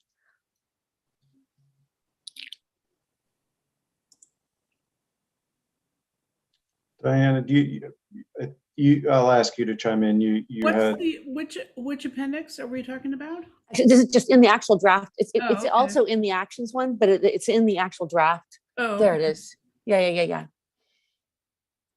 And so design a regional loan forgiveness. So like, could we add the ADU fee reductions here and pre-approved designs or anything else? It just seemed like these two actions having the same quantified objectives was I don't know. I was just wondering the justification behind that. Well, I think this was provided from Root Policy, which did a lot of work for the city on AFFH stuff. Mm-hmm. And so one of them is really I think is who is involved, and the other one is a different, a different, are you talking about 1.2 and 1.3 together? Exactly, right? Well, one problem with this, I think, is that there are some language in the last two boxes were just duplicated. Right, and that's what my concern is, right? Yeah. Okay. I'll have to go back and look at those because I'm not sure if they're actually connected or that was a typo. We can look at that. Yeah. Thank you. Yeah. Perfect.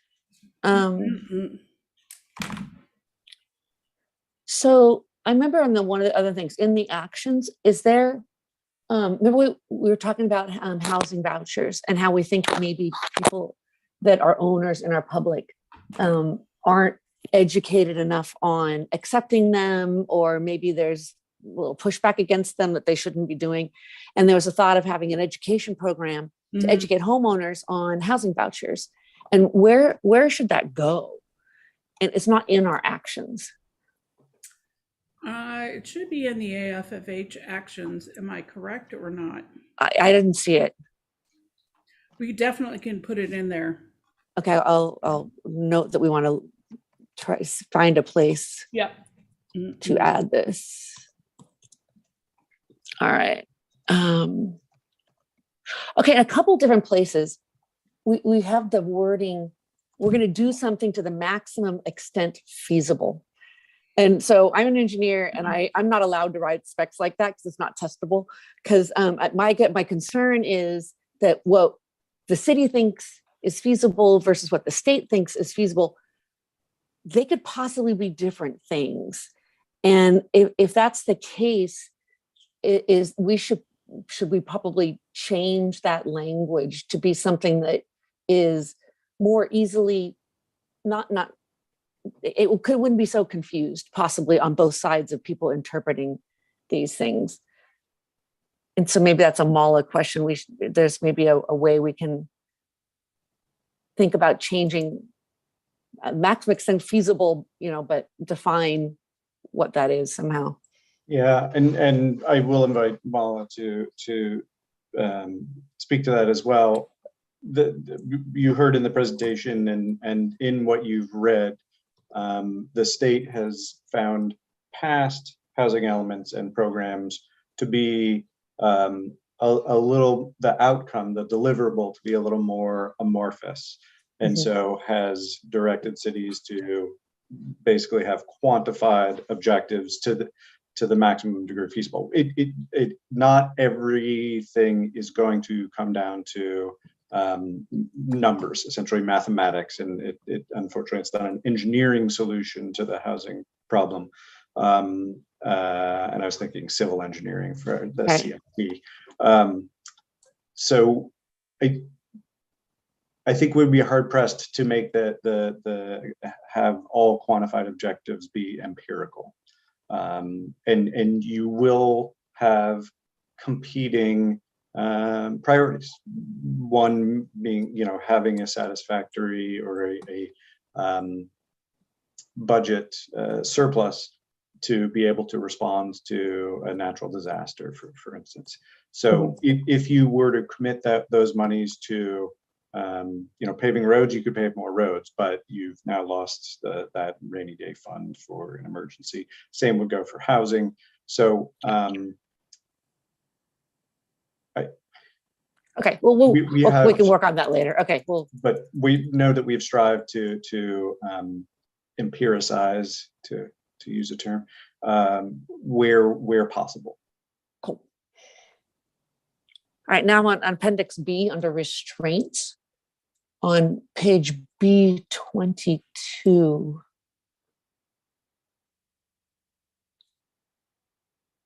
Come here. So B2223. So it was where the fees, and there's this argument that the multi-unit are different than the single one, but it seems very like we make the statement that the city's existing fee levels are appropriate and do not generally constitute an undue government constraint. And then we go into that next section. Are we required to do this? Like, is HCD looking for us to do this? Or is this something that we're possibly imposing on ourselves, even though we know that we're okay? I just want to know what the justification for this is. Yeah. Good. We're required to provide this information. It's statutorily required. Oh, right. But we have to demonstrate that single-family housing is not disproportionately lower than multifamily housing in terms of fees levied. Because but then why do we say that we are not generally constitute an undue government constraint on housing production? Like we say, oh, we're fine. Oh, but then. And so it just seems like we are or we're not. And where is our nexus, and where is our statement that we should be saying, no, we're actually not. But in truth, we are consistent already. So that's my confusion in that paragraph, is that we say that we're fine, and then we go do this. I think that's a. I think the distinction is that our fees are appropriate within the context of other similar jurisdictions in Contra Costa County. However, within our fees, do we need to make that more clear? Maybe that it's like internally there's some discrepancy across housing types. However, when compared to other cities, they're all doing the same thing. Like all cities are doing the same thing. We're saying we're like all the other cities. Is that I think what you're saying? The fee figures are similar to other cities, but maybe not the distribution or the costs across different housing types. Yeah, so just to clarify, we were able to glean data from other jurisdictions in Contra Costa related to fees for units and unit types. We're definitely in the middle or below the middle in terms of costs per unit. Separate from that, how we attribute our fees between multifamily and single family, because we do it on some are per square foot, but the majority are per unit. There's a disproportionate cost per square foot because multifamily tends to be smaller square footage. So I think what we can do is try to clarify that and highlight the fact that we are not a jurisdiction that has high fees, which are Right. impediment. And then try to craft a narrow program to see if we can refine our internal fees to more equitably assess them based on square foot versus unit. Okay, cool. Thank you. Happy to. Thanks. Uh-huh. And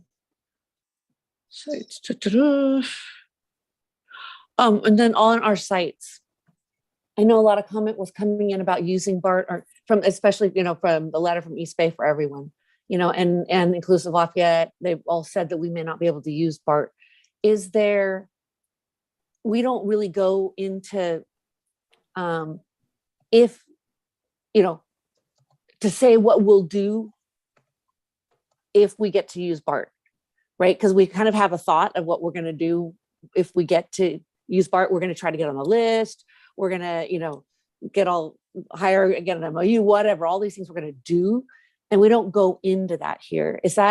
Should we go into that here in order to help justify the inclusion into BART? Because it does seem like it's kind of a gap. Yes, if the council is inclined to include BART, I think it improves our case to the state to elaborate more fully on the steps that the city is willing to take to make that happen. Sounds great. Thank you. And I saw the letter from William and Melissa Thorne about the ADUs. Is there a chance, because he builds them, right? And is there a chance to include that as a letter to support? Would that help our ADU production justifications? Is it somebody's building them in our town is? Absolutely. I think that can help. I'm going to ask Renata and Diana. I did not see that. One, was it in the packet of public comments that came in today? Today, this afternoon. Great. Yeah, I know. It's super late. Okay. Yeah, it came Cool. in. All right.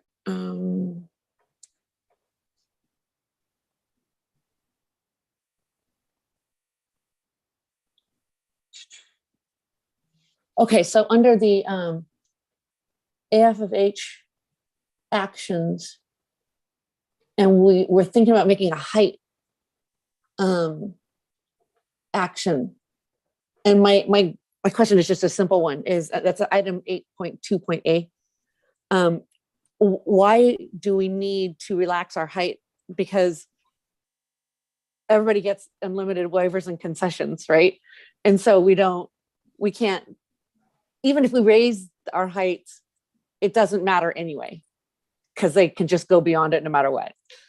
And I'm just wondering what the justification for us to even take the time to increase our height when we can't enforce it anyway.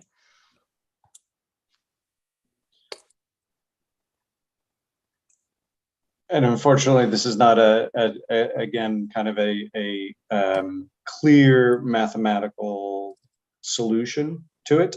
I think what we've acknowledged is that recent applications that have invoked state density bonus law have sought a waiver associated with building height. And so I think it behooves us to acknowledge that and say as much to the state, and to look at whether our height limit is undue restraint. I mean, any height limit, even if it's 100 feet or 200 feet, whatever the height limit is, will always be a limit, a constraint. That's just the nature of a height limit. So unless the city is willing to have no height limit, which we would never advocate, it's always going to be some form of constraint. But I think it when focused on, it is the height limit that we currently have of 35 feet, is that unduly constraining development along with the other factors of setbacks, open space, parking, et cetera. So I think it behooves us to look at that and not make the assumption that it's not a problem, nor that it is an undue constraint, but to try to understand from the side of the development community what would be kind of the sweet spot for a given product type and a given density that makes it buildable potentially without having to request waivers and concessions. Okay. Cool. All right. That's it for me. Thank you. Councilmember Dawson. Oh, you're on mute. Sorry, just following up on Councilmember Candel's questions. Where were you looking exactly? A lot of these tables are in different appendixes and they're repetitive. And one of the things I wanted to make sure is that they're definitely consistent through all the appendices. Is that the mechanism? Do you have a mechanism to ensure that's the case? One, be one question. But to Councilmember Kendall, where exactly were you looking and referring to that last question about the heights and that was in the thank you. I think the council member meant Appendix G, which is the okay, implementation plan. Okay. Oh yeah, but thank you. That's the Fair Housing Action Plan is included in this implementation plan. Okay. And so we have, one document for that that's updated, and we and put then it into the two other places. Yeah. Okay. So I think that may have been the confusion. This is the implementation plan is Appendix G. Thank you. And then that was that 2.2? Was it 8.2? 8.2. Okay. Yeah, 2.2 is similar, I guess, in terms of evaluate and adjust the city's inclusionary and density bonus programs. My concern with these type of actions as we describe them, 2.2 and 8, what Councilmember Candel was referring to, is we need to have objectives and then obviously something to measure it by, and kind of steer away from the the study. I think that was I think, Diana, that you referred to before as HCD was kind of pointing people away from that. But if the measure is the objective is to actually do that I think that does run. We'll put it this way. I think we already have our objective design standards we're trying to put in, and the state density bonus laws will naturally come into play. So if we keep on moving that up, we basically, I'm sure, it's kind of a cat and mouse game. I would think that it would be taken not advantage of, but to for the best result for developers, not necessarily in terms of those affordable units. And I gather one of the things I was thinking is if we look at policy just in terms of an affordable housing overlay policy, if there's going to be a certain amount of units that would be built on a particular property that we've designated or as our part of opportunity sites, then maybe there's a ladder of more gives, so to speak. Because otherwise, if we blanket it, I think we just run into problems and don't really get the product that we want in terms of those affordable housing units at the level that we want. So if there's a way we can, under our quantified objectives or however we do that objectives, look at phrasing it that way, that we can maybe look at creating an overlay plan or something that's a little more specific. I'm just trying to think of how would you measure that. I'm kind of coming back to that. If HCD is going to come on an annual basis, though, what does that look like? What are we measuring against? So I'm just asking people to think about what that could be, because I gather this is the template for what they're going to measure us against, what we're putting out there. So. And so is the idea I'm hearing essentially maybe a incentive program for a higher degree of affordability, that there may be increased height height limits or reduced setbacks. Yeah, I mean, it's just a way of putting it into a policy as opposed to,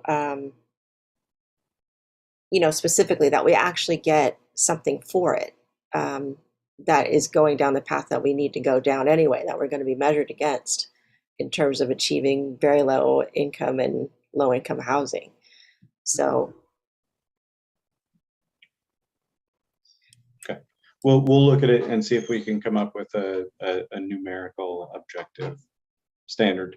And if not, in advance of the housing element going in, then as a function of that analysis. So first of all, thank you to everyone for your questions. Councilmember Kendall, thank you for specifically asking about the BART, and that if we decide subsequently to include BART, the actions that we need to take to make sure that that commitment is interpreted by HCD as being realistic. So a letter or whatever that has to be. And Councilmember Dawson, on the, I know I talked briefly with Greg today, and then on the mid-pin housing that had come into us from, I believe, inclusive Lafayette, but also some of the things that were and I'm always messing this up, but every East Bay housing for everyone, probably that's wrong, but looking at ways to investigate overlays and ways to be more, I think, proactive in our housing element. We have a lot of good information in there. And so I just would like us to think about that. And before I veer off into comments, I will stop there. I did want to, well, actually, those are going to be comment sort of related questions. So I'll hold those until after we receive public comment. So are there any other questions, clarifying or otherwise, any other things to point out in the various documents? And thank you for bringing the fair housing plan into G as well. I spent time looking around on some of those before, so thank you. So if there are no more clarifying questions, we will go to public comment. And we'll likely also have questions after. So. Thank you, Mayor. The first person to provide public comment is Elliot Hudson. If anyone else would like to speak on this item, please use the raise hand feature in Zoom now or press *9 on your phone. The next person to speak after Elliot, the Zoom name starts with 928. Welcome, Mr. Hudson.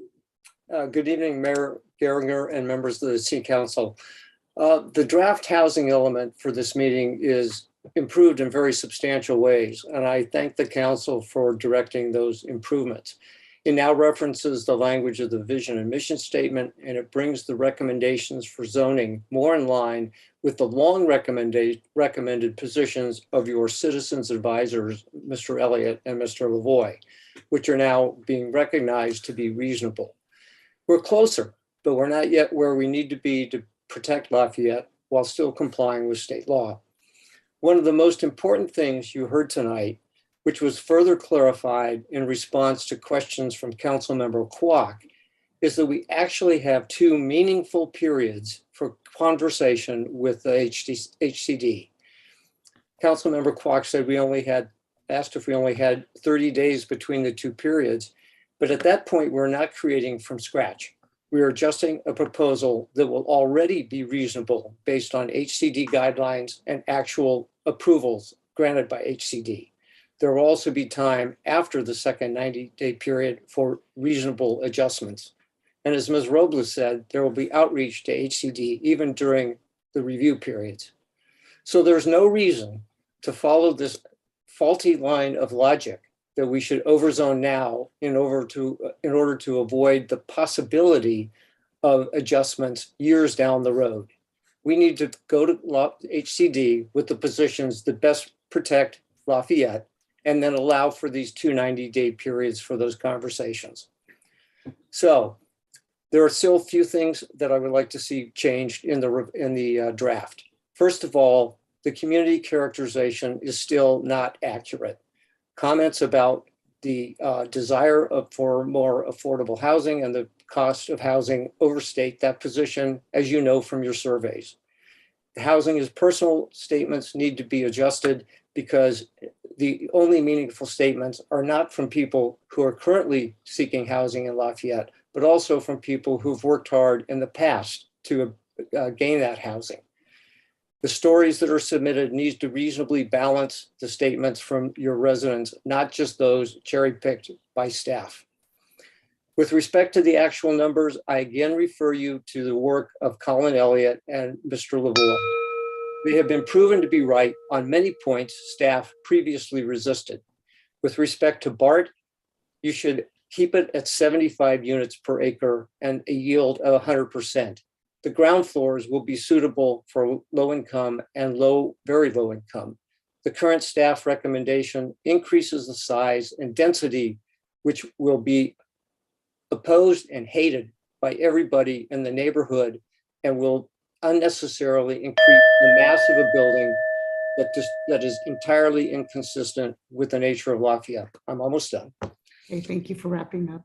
With respect to the upzoning of De Silva, that is not needed at this time and should be rejected. Again, you cannot go back on unnecessarily upzoning.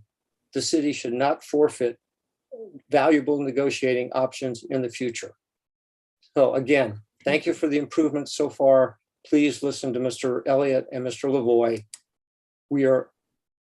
We can protect this town on a reasonable and legal basis. Thank you. Thank you. Are there any questions for the speaker? Vice Mayor Anduri. Yes. Mr. Hudson, are you referring to the North De Silva property? The South De Silva is not proposed to be upzoned by the staff recommendation. You're correct, Councilman Anduri. I have to confess, I've been out over the last 3 days on a trail project on the Painted Rock property. And so I'm a little behind on these flowing conversations. I will refer you to Mr. Elliott and Mr. Lavoy and with their recommendations. Okay, thank you. Thank you. Are there any other questions for the speaker? I'm not seeing any. Thank you, Mr. Hudson. Thank you. The next speaker's Zoom name is starting with the numbers 928, followed by Max Henniger, Kevin Burke, Allison Hill, Jeremy Levine, and Colin Elliott.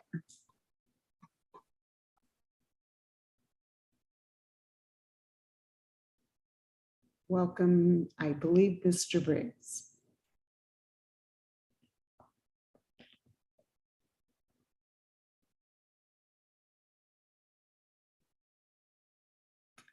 You're on mute if you are actually over here with us. I'm sorry. That's okay. Thank you. And let me get the start video going here. Choose virtual backgrounds. I don't know why it's not starting. I think you clicked to the right of it. Yeah, the arrow. Yeah, I got the up arrow here. Next. Just directly on the icon, the up arrow gives you options on how you're going to look. So if you just click on the choose virtual background, I don't want that. Video settings. No, you just when it comes, are you seeing a little video camera icon? Yeah, it's got the thing through it, but it's not. Yeah, so click on that and it will get rid of the international off symbol and you should. Right. No, I got that. It's just not working. Oh, okay. Well, you want to continue your public comment and we can hear you. Yeah. Okay. I don't need to be on here anyhow. But I just wanted to say I agree with Elliot 110%. He's just right on. It's kind of what I originally was on at 6 o'clock and it's kind of where I was going to go. But after listening for the last 3.5 hours, I also noticed how much the amount of staff time being used on this to do this, and it's mostly a mathematical exercise, is unbelievable. and this is just the first arena or the second arena, I guess. The next one's going to be even worse. It's going to take just a tremendous amount of time. And all these laws are coming to us with no regard to infrastructure costs. We're talking about some big bucks here. What I was going to allude to on the previous speak when I started at 6 o'clock is that we are trying to get a petition going that's going to change the laws where local zoning laws will override all state zoning laws. That's all that's going to be on the petition.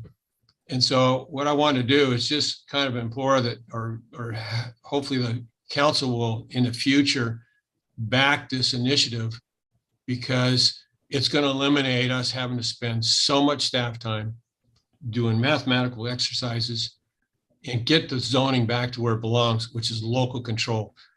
The city of Lafayette became a city simply to get local control back from the county. And now it's worse than the county. We've got people 100 miles from here telling us exactly how we're going to have our city look in the future. It should be up to us. If we want to have low-income housing, that's fine. Let us decide. San Jose decided that's what they want. Oakland's done that. I think Richmond's done it. If we want it, we can do it, but it should be our decision. And I just want to implore that we get the city council on board with us when we try to get this petition going and try to get other cities like Lafayette involved also. I mean, these laws are coming down. They're going to be enforcing laws like telling Moraga to build thousands of homes. And right now I live in Burton Valley. I'm not going to be able to get out of here if there's a fire. If there's another 1,000 people living up in Moraga and the prevailing wind comes out of the Oakland Hills, it comes right down St. Mary's Road, and the wind and the fire will just come right through here as fast as you can imagine. We're all going to die up here. And that's because of laws coming out of 100 miles away from a bunch of bureaucrats. So that's the main thing I wanted to speak about tonight. And thank you for your volunteering service. I appreciate what you guys do. Thank you, Mr. Briggs. Do any council members have a question for the speaker? Okay, I'm not seeing any. Thank you again for coming and making your comments. Okay, thank you. The next speaker is Max Henniger, followed by Kevin Burke.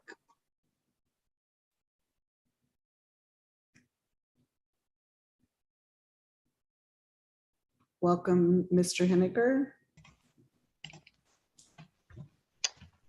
Hello, good evening, members of the council and staff. My name is Max Henninger, and I'm a Lafayette resident and homeowner. I'm on the board of Inclusive Lafayette, which is an organization focused on creating abundant housing at all income levels in our community.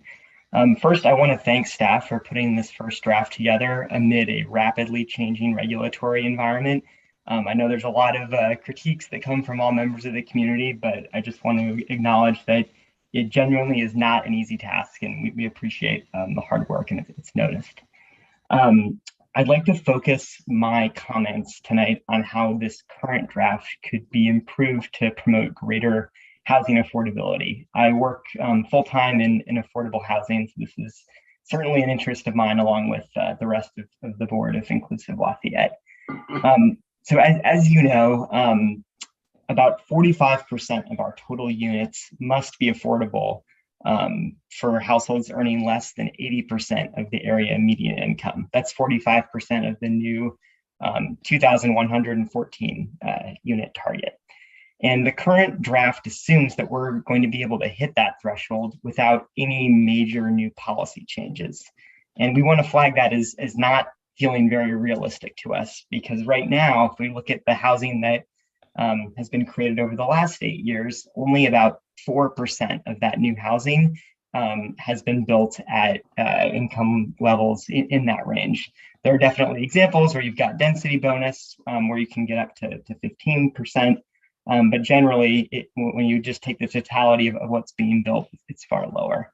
So we need to credibly demonstrate to HCD and to others that there actually is capacity for 943 new affordable units.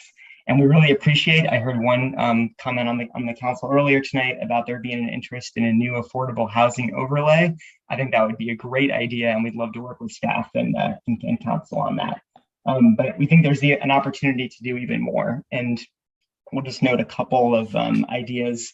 One would be a city source for 100% affordable housing built by nonprofit developers.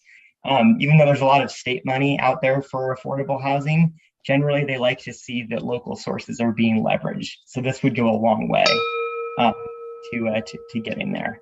And then also we could go far above that 2,114 unit, given that we know right now, just based on existing policies and what the market will deliver, if we're only single digits percentage in what's being built affordable, we need to go higher. I think there's great reasons to do this. I think it comes down to what kind of community do we want to be? What kind of opportunities do we want to afford to our current residents and those who love to live in our community but can't afford to do it right now? Thanks so much for your time. Thank you. And thank you for wrapping up. Any questions for the speaker? No, thank you very much for your comments and sticking to the time. Thank you. The next speaker is Kevin Burke, followed by Allison Hill. Hi there. My name's Kevin Burke. I'm commenting on behalf of East Bay for Everyone. I sent a letter today that I hope you will look over.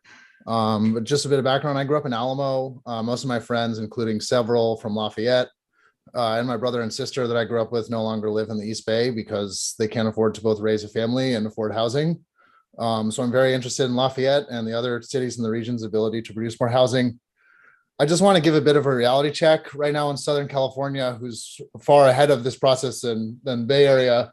About 190 jurisdictions have submitted housing elements that HCD has found to be non-compliant.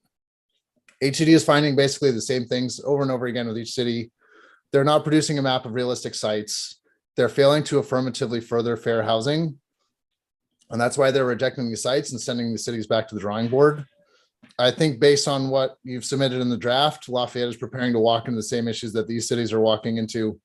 The entire discussion of how much to produce is based on not hitting the numbers. It's based on reverse engineering what you want your city to look like in terms of density. I mean, all the discussions sort of indicate that. Instead of looking at the chance of redevelopment of each site and going forward from there to how many sites do we need to develop to hit our numbers, it's let's start with a 35 unit per acre density cap and then reverse engineer that to hit our RENA target.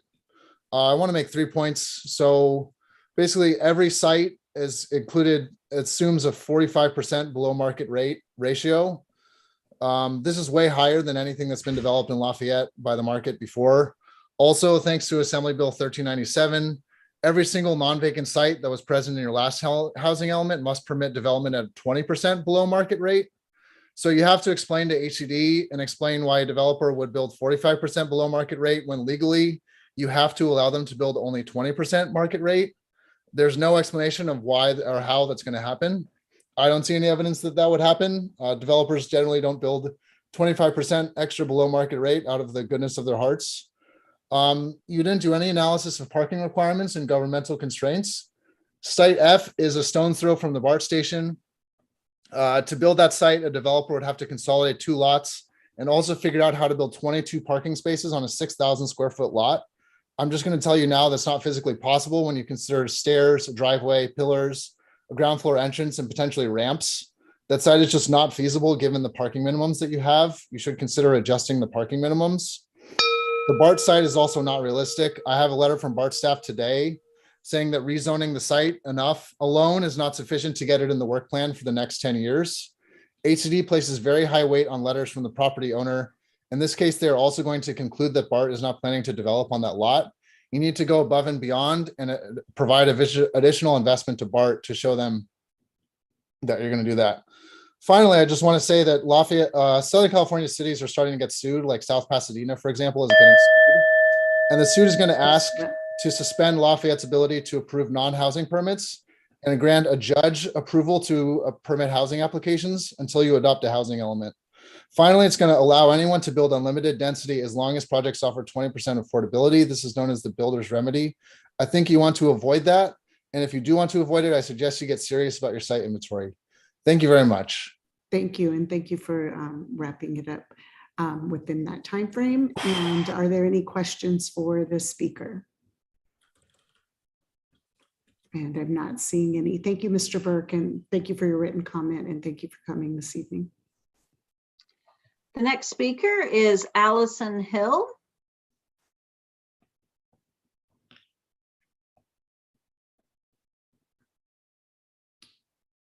Welcome, Ms. Hill.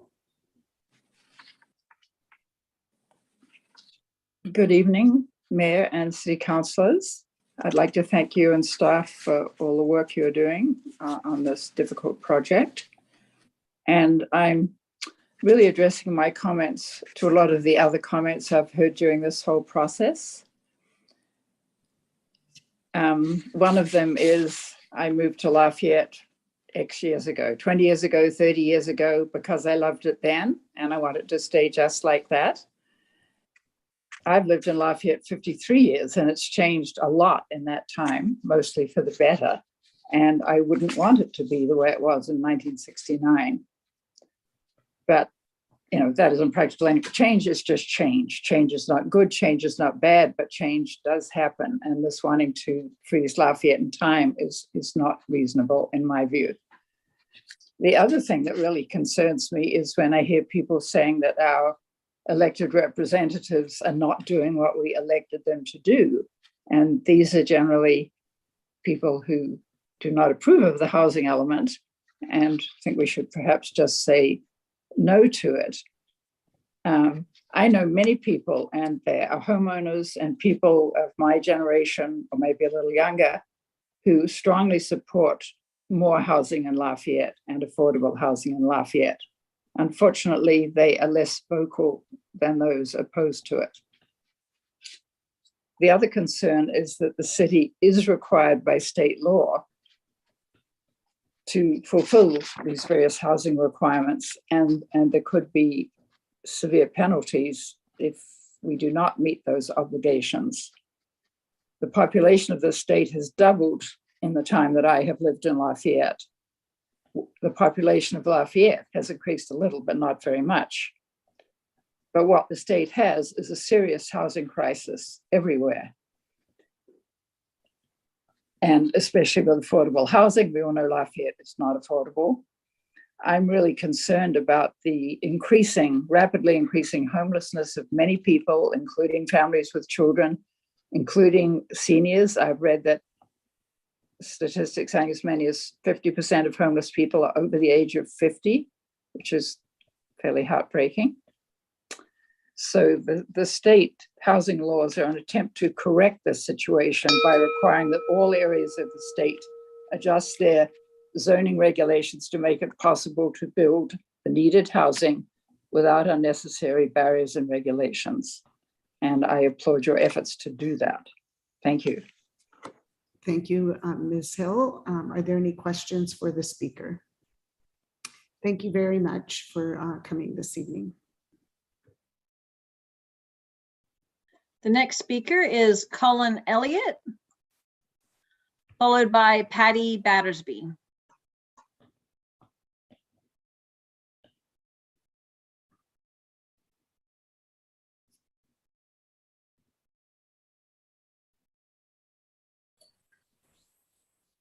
There we go. Welcome, Mr. Elliott. Thank you. And if I die on you, it's because my laptop has been playing up on me all day, so I might just suddenly disappear. So hopefully not in 2 minutes, though. I would like to start off by coming back to the BART question and the density on BART, which some of you raised in the questions before you opened it to the public. And I'm actually ambivalent at this point as to whether we use a 95% yield on BART or 100% yield on BART. I think we could justify 100, but we're okay in our numbers at 95% yield. And here's the reason why. If you put BART density at the 75 per acre on a 95% yield, and staff have this in the staff report, you get a combined low and very low income buffer of 28%. If you looked at the Planning Commission recommendation, which we know it's changed a lot since then, that upzoning of things have changed, but their recommendation was a 28% combined buffer. So what I'm confused at is why we need now to go to 31%. Planning Commission were happy at 28% combined buffer. We can get there with 75 units per acre on BART at a 95% yield. I just don't see why you want to make BART any more difficult than it is with the state. I mean, I think we've already talked about you're going to put in, you're going to add justifications on what we're planning to do. I think just adding extra density there when we literally don't need to is just an unnecessary risk, frankly, and could open a Pandora's box, particularly down the road when we get density and heights that we don't really want. So let's just stick at the 75. There's just no reason at all to go to 80. And I think, you know, it's easy to get lost in the trees and not see the forest on this stuff. And I think that's kind of where staff have ended up on this, that it's quite easy to do it that way. And I quickly want to say on the ADUs, very much appreciate staff redoing the numbers to 240. I do believe, as others will say, that it could be higher, and I would point out of the 13 or so housing elements that have been approved in Southern California, it's a very few number, I agree. I got through 7 of them, and they are all using the same weighted approach on ADUs that staff's now using, which is recognizing that. So thank you for doing that. Really, my only other issue is to commend you. You were talking about affordable housing overlay zones, and I think that's an area where you can look at giving additional benefits to developers that develop low and very low income units, and I think that is going to be important. So I will leave it there, but thank you. Thank you, Mr. Elliott. Do any members of council have questions for the speaker? And yeah, thank you for meeting the buzzer. So no, I don't see any questions. Thank you, Mr. Elliott. Thank you. The next speaker is Patty Battersby, followed by Robert Lavoy, Chris Meekus, Jeremy Levine. And if anyone else would like to speak, please use the raise hand feature in Zoom now. And welcome, Ms. Battersby.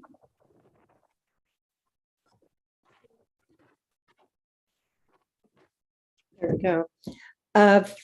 First of all, I want to thank you for all of your time. We really do appreciate the process.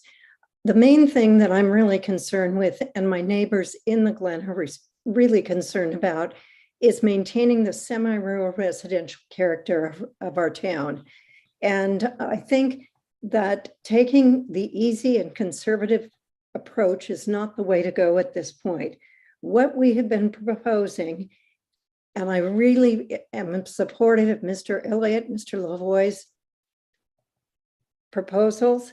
It's entirely reasonable under state mandates.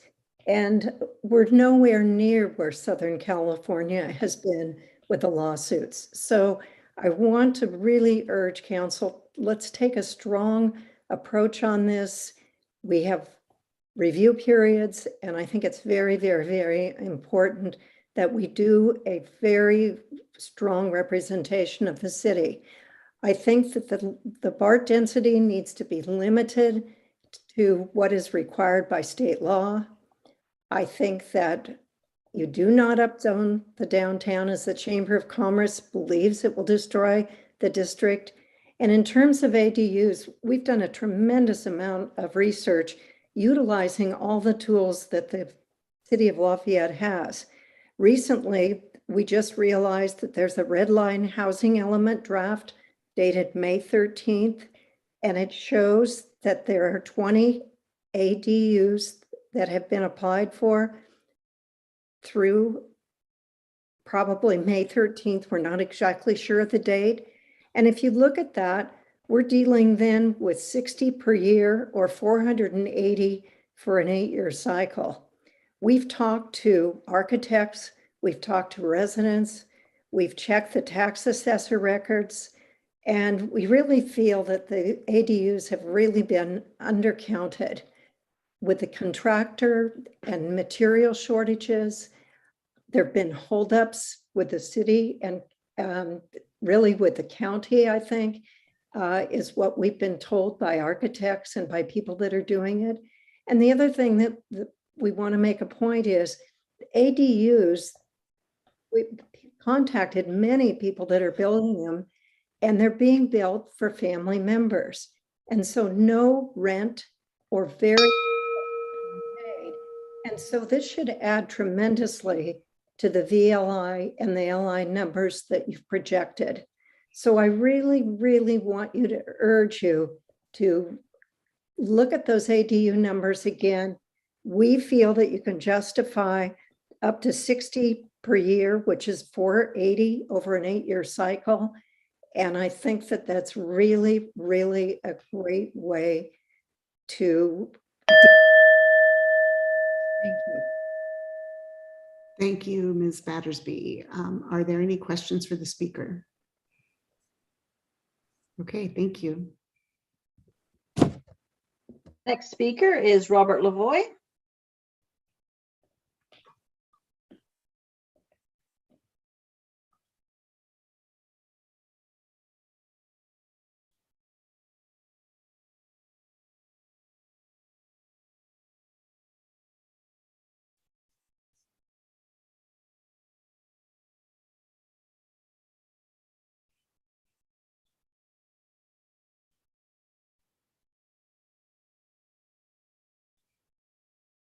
Welcome back, Mr. Lavoy. And you're on mute. Oh, there we are.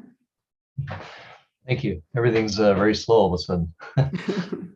All right, well, let me blast through here. A lot of people have covered some things that I was going to say, so I'll skip that. I'm very pleased with the evolution of the sites plan. I think it's getting very close. I appreciate the staff modifying things a little bit, and except for the BART at 75 per unit density, which I think Colin just mentioned, it's really a wash between 80 and 95%, and 75 and 95%, or 75 and 100% density and yield. It all comes out to 27 to 29%. I have heard that if you upzone, if the city upzones to 80, then that could change, make it more possible to get bonus densities. Whereas if you use the state mandated 75, that's not the case. So if you can clarify that, that would be great. But I just don't see any reason to go beyond 75 at this point. We can always bump it up later if we needed to. And then comments on the yield, just in general. I think, as mentioned by the staff, we can justify 100% literally everywhere in town. And it's basically just offering a fig leaf to the, or olive branch, I guess I should say, to HCD to go anything lower than 100%. But we could go in with 100% everywhere except Mount Diablo and then offer 95% there. But again, it's a concession. As far as the buffers, I think we should be able to come in, 15 to 20% on the low end, especially if we're using 240 on ADUs, which is sort of lowballing our number. And we'll probably come in higher based on the ADUs coming in higher than the actual forecast. Speaking of ADUs, I haven't seen any stories about ADUs, but we should definitely include those in our story time at the beginning, because ADUs are the real solution to affordable housing in Lafayette. People can age in place. They can allow their adult kids to stay in the community, at least till they get married, probably. Considering that a 2-bedroom, 2-bath condo is $2 million, there is no affordable housing. And so ADUs offer a way for families to keep the extended members in the community. So it deals with the housing. And anyway, so let's see, we've streamlined the ADU permits. The affordable housing talks about concentrating affordable housing downtown as if that's a bad thing. Again, I just mentioned the condominium prices, so I don't think that's a real issue. And our schools are all high performing. Let's see. All right. Well, I guess Patty commented that we can support well over 400 ADUs. So if we get in a pinch on our second round with HCD, I think that's a backup plan. And we have a lot of opportunities. Okay. So I guess that's it for now. Thank you. Thank you. Thank you for those comments. Are there any questions for the speaker? Not seeing any. Thank you for your comments, Mr. Lavoy. Thank you. The next speaker is Chris Mickus, followed by Jeremy Levine, and there are no other hands raised after Mr. Levine. So if you would like to comment on this item, please use the raise hand feature in Zoom now. Thank you. Thank you. Welcome, Mr. Mickus. Hey, good evening. My name is Chris Mickus, and I'm also Mickus, to Lafayette. Oh, no problem. I'd like to focus my comments tonight about the inclusion of BART on the draft of the housing element. I think it's fair to say that the strategy behind this draft is to essentially concentrate almost all the upzoning at the BART sites. And I think in a lot of ways that makes sense. It's state-mandated upzoning, it has to happen. And there are some unique advantages that could help promote affordable housing at these sites, namely discounted leases to developers offered by BART. I am skeptical, though, about the timeline slated for development of the BART sites because of BART's transit-oriented development work plan. Lafayette's remained toward the bottom of the priority list group with other stations that are not planned for development until after 2030, which is outside the next RENA cycle. And unless this changes, HCD might conclude that development of the sites is unlikely and reject this opportunity sites. And frankly, I think HCD really should be skeptical of Lafayette's commitment to development of the sites. Our council has historically been opposed to AB 2923, publicly commenting in opposition to state input and local control. And our council has been pretty vocally opposed to development of the sites in the past. Our only real commitment to housing there has been the state-mandated upzoning and inclusion as an opportunity site, which really is mathematically convenient. And we're explicitly treating this as a mathematical exercise. So I think unless we proactively make a case that we want to be moved up in the plan, HCD may not view this as a legitimate site. I think we should be proactive there because BART has limited resources as a public agency, and I don't know that just upzoning will be enough.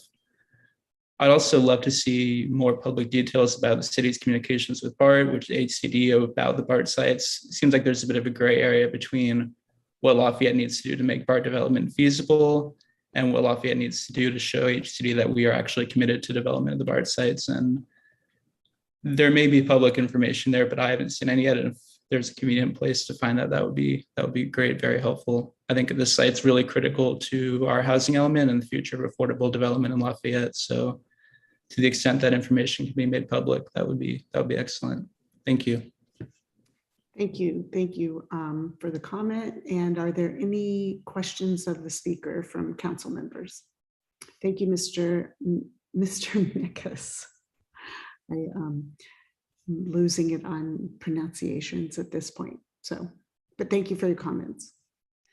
Next speaker is Jeremy Levine, followed by Libby Henry.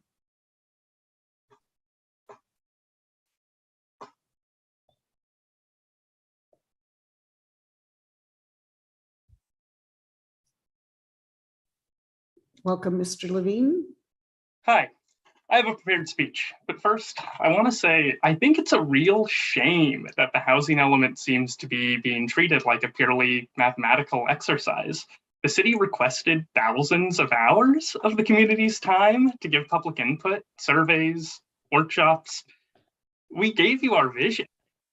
And really, regardless of mathematical exercise or vision document, which is what I'd say this is, HCD has described the housing element as a contract between the city and the state to implement new policies.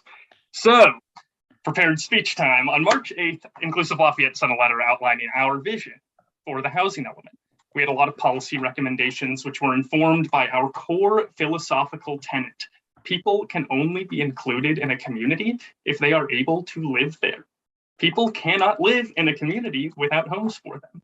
People cannot receive the benefits of this city's work to promote anti-racism if we don't have homes for them to live here. So IL's letter put forward an ambitious plan to include a lot of people by creating a lot of homes. That letter represented a labor of love. It was a vision, like I keep saying, but we weren't always as precise as we try to be. We're a group of volunteers.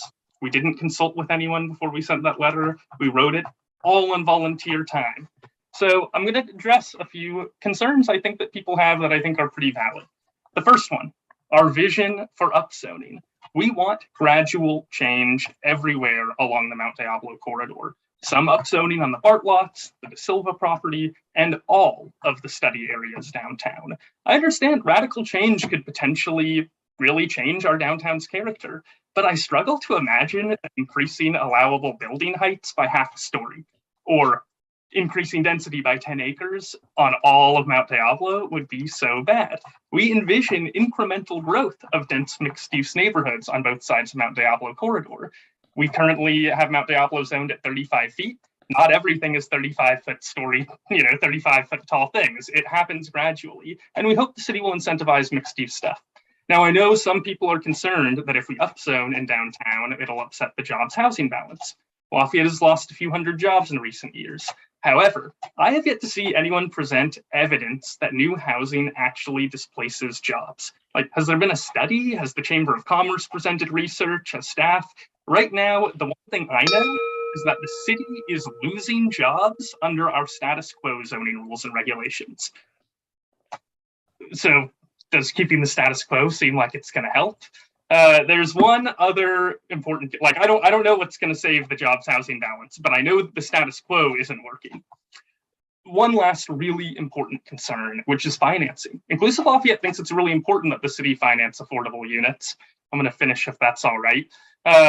And we think that there are many opportunities for the city to find funding. The state has created an amazing program called the Pro Housing Designation, which rewards cities that create great housing elements. We get priority access to funds for affordable housing and infrastructure. So we have a policy, a pathway to unlock more money. We have to uphold our end of the bargain and create a plan for great housing. Alternatively, we can raise money on our own. And of course, there's a lot more I wish I could say, but I am going to wrap up. So thank you, Mayor. Appreciate all of your time. I was going to have my dad extend my public comment, so this is shorter than I was going to give you, I promise. So really, thank you. Thank you. And thank you for the written comments also and everyone who has submitted written comments. So when it doesn't come in the 3 minutes, we do read all of the comments that have come before us. So any questions for the speaker? And I'm not seeing any, but thank you very much. Thanks for the input. The next speaker is Libby Henry, followed by Cheryl M. And if anyone else would like to speak on this item, please use the raise hand feature in Zoom now.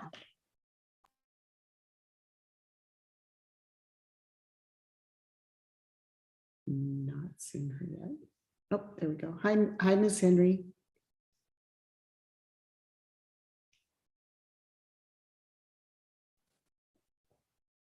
Hi, everybody. And I actually wasn't going to speak, but I hope that you all received my letter that I wrote earlier today. So I just want to kind of reflect on that. I don't believe that, the city's mission statement should be taken lightly by anyone. And I think it's really important for all of us that love our city to keep to that. And at the same time, it's been shown by many people, staff included, and, people like Colin Elliott, done a lot of work on this housing element project to show that we can meet the standards and so forth and still maintain Lafayette to be Lafayette. And just, I would venture to say that the vast majority of the people in Lafayette, whether they enter into the conversations or dialogue on city council meetings or not, but the vast majority of the people in Lafayette do not want to see the entire downtown upzoned. And there's obviously scenarios that it seems that the staff is supporting that do not upzone downtown, and that's really important. And I have very mixed feelings about this ADU thing, but I won't even touch on that. But as far as the BART situation, I think that, you know, Colin's scenario and how to do it, all the technical stuff, the 75 per acre and all that, you know, if it meets the standards and you have your buffer and everything, then it seems like a no-brainer as far as I'm concerned. Rather than losing more jobs. Mr. Levine is incorrect. 950 jobs to the development in downtown Lafayette. And you can verify that with the Chamber of Commerce. And I had no idea that I was talking this much, but anyway. So, and I think that's very important that we maintain that downtown as being that. And forget about commercial in the BART area. I don't know who came up with. Okay. But anyway, Thank you. I'm sorry I'm rambling a little bit, but I just felt like I had to say something. Thank you for your comments and thank you for your written comments earlier today. Are there any questions for the speaker? No, thank you, Ms. Henry. The next speaker is Cheryl M. And there are no other hands raised after Cheryl as of this time.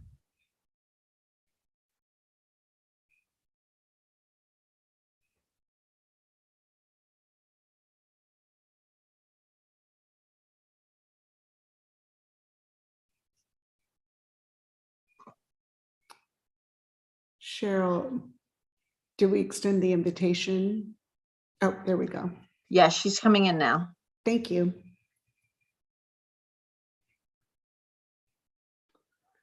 Welcome back. I made it.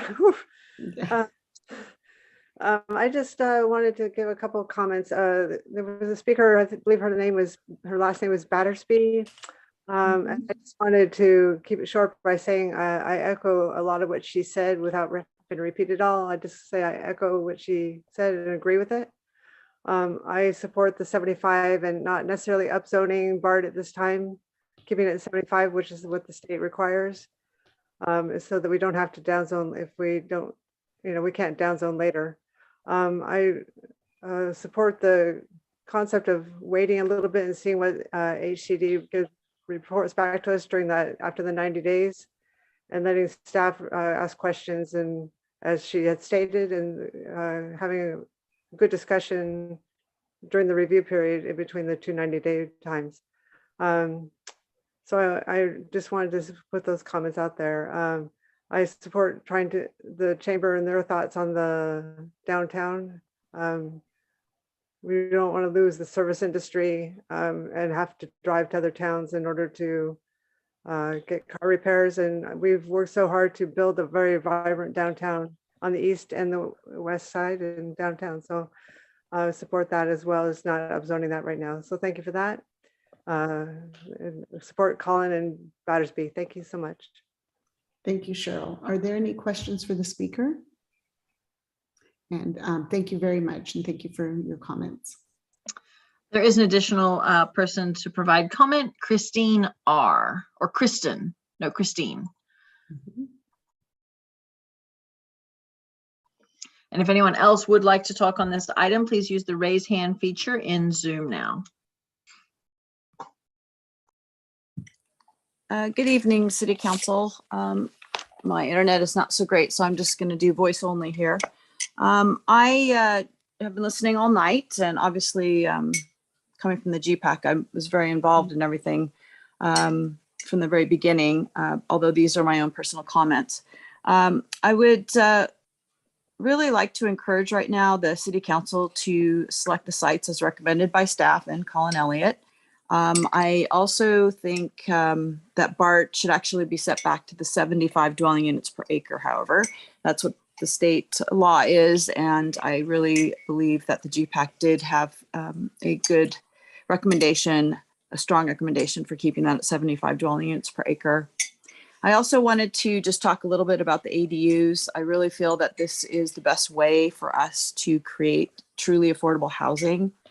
We would all like to see affordable housing come to the city, and I believe that this is the most organic, natural way of having it happen. It can be adding low-income units throughout the city and in neighborhoods that would not be suitable for taller buildings and multifamily housing, mostly due to fire, etc.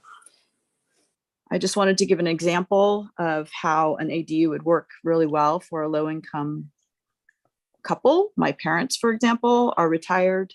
They live in a house right now currently and would love to age in place. If we didn't have ADUs available for them, they would be selling their house, have to pay half in taxes, and then would have to take a mortgage out to get one of the expensive units downtown because there are no affordable units being created, or not enough, using these high density housing. So I would encourage the City Council to push the ADU numbers as high as you can.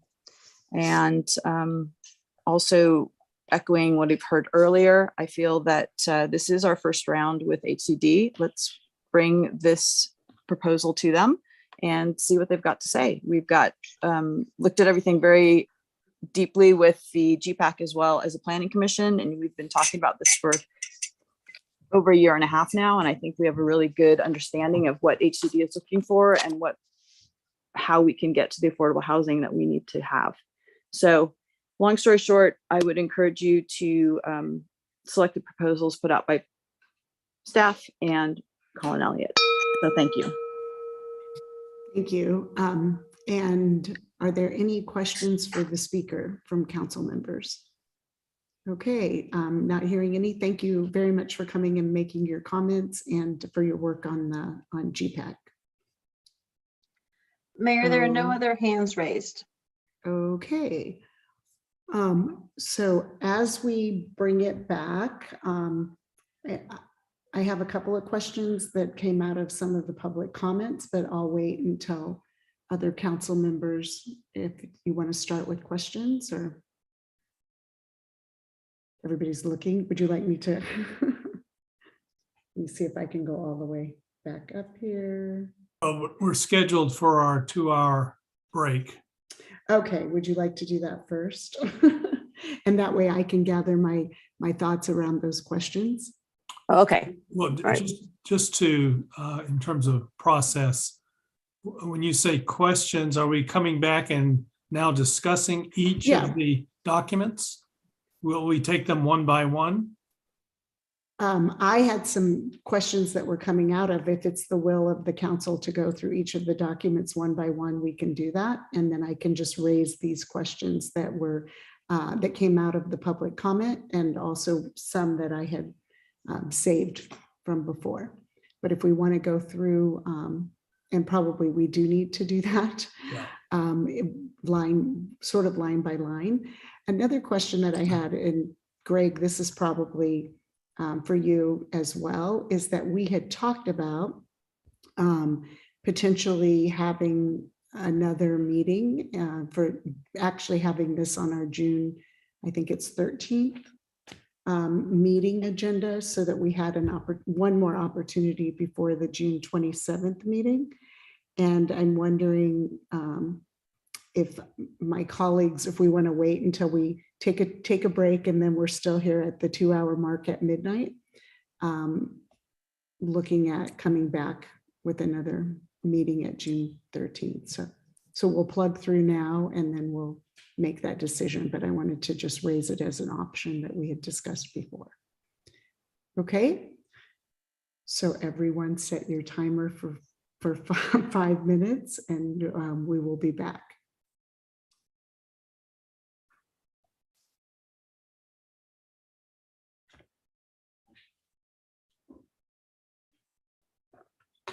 Oh.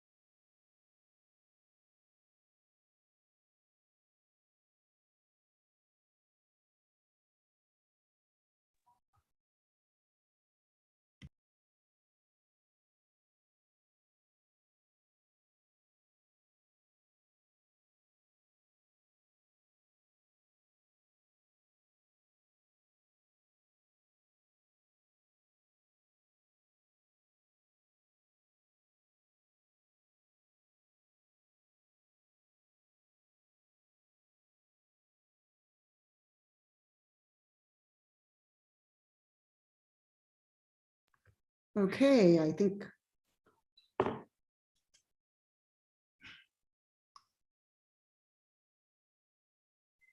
we are coming back. Vice Mayor Andori. I want to be sure that we get to item 11C. So I guess a question for the city attorney. Can we open that item now and then come back to it? How does it work that we make sure we can cover an item? Mala, you're on mute. Sorry. That's okay. Tried to relocate. I'll get a little brighter in a minute. We usually open it up and then, start it so that we know we can get to see and then continue with this public hearing. A little procedurally awkward, but it allows you to hear that item later in the evening. Okay, well, we could probably cover it in 1 minute. So do you want council? Is council okay with moving to open that item and handle that? Yes. Now, okay. So Vice Mayor Andori, do you want to speak to 11C? If I'm understanding correctly what we're doing. Yeah, Councilmember Thank you. Dawson and I are the liaisons for the Banner Advisory Committee. And Suzanne is the staff liaison. There are 3 long-serving members of the Banner Advisory Committee, and their term is up, so they all wanted to reapply. They are all enthusiastic about continuing to serve. And this is one of the few items where we received a public comment urging us to reappoint the members of the committee because they've been so successful in what they're doing. So we're recommending that Larry Blodgett, Judith Klein-Flynn, and Lori Lane be reappointed for another term on the Banner Advisory Committee. So I will first ask Councilmember Dawson if she would like to add something. No, it's like this is an incredible group, long-serving, and can help guide us into probably new things we might be doing with their particular detail and expertise. So definitely the right crew for this job. Okay.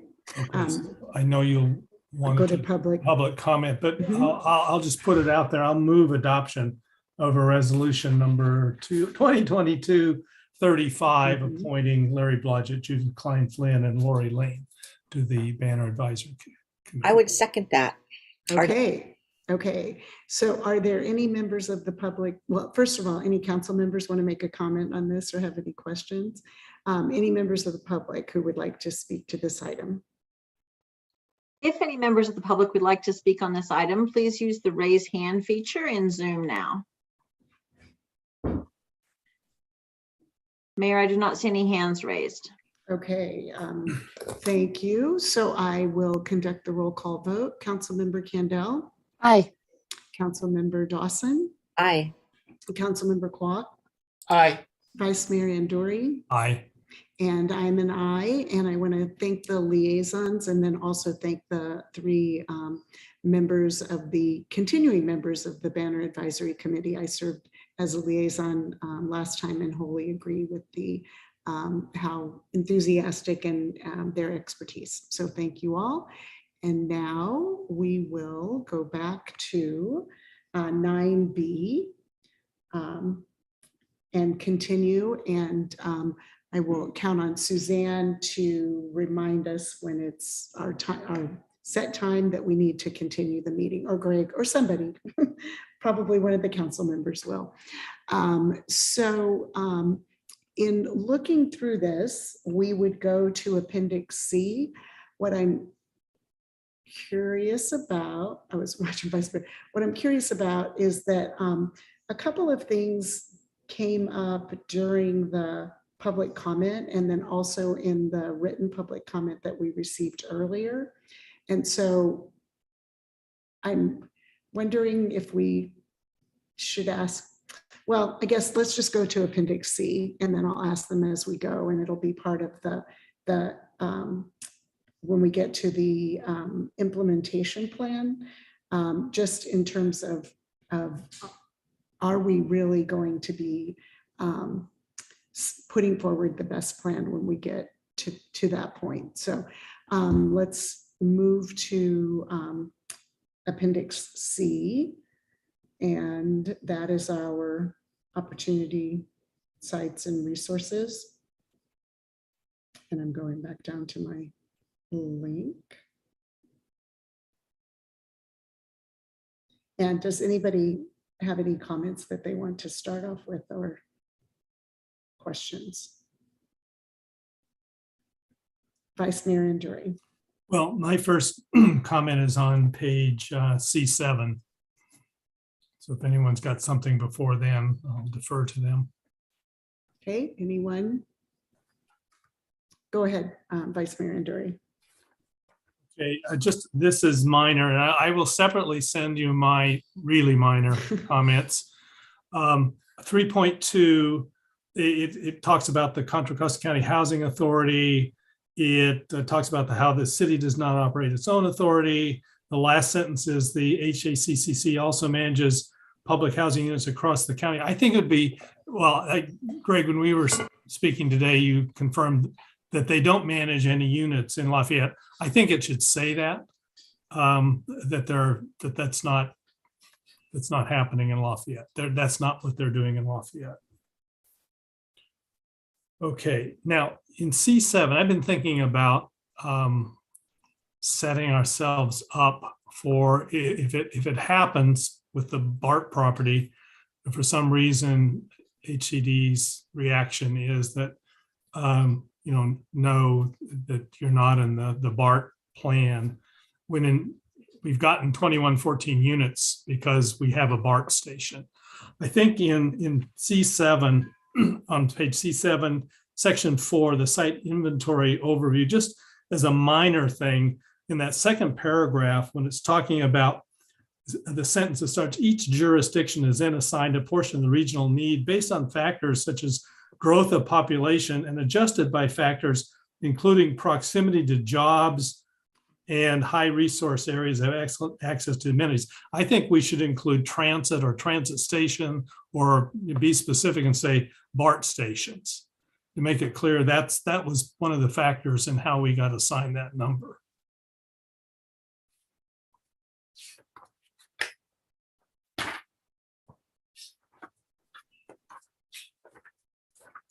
See general knowledge. And we got additional units because of it, right? Yeah, and that doesn't really fit in the flow there, but if there's some way that can be worked in somewhere, I'd like to see it. I agree, Councilmember Kendall, we need to say more about that. And I don't have anything until C10. And on C10, 5.4, second paragraph, just like to suggest, and I discussed this with Greg also this afternoon, to take out all the reference to the De Silva South site. I mean, there's no reason to talk about whether it was in or out in the past. We're saying we're not doing it. I think it confuses the narrative to go back into that history.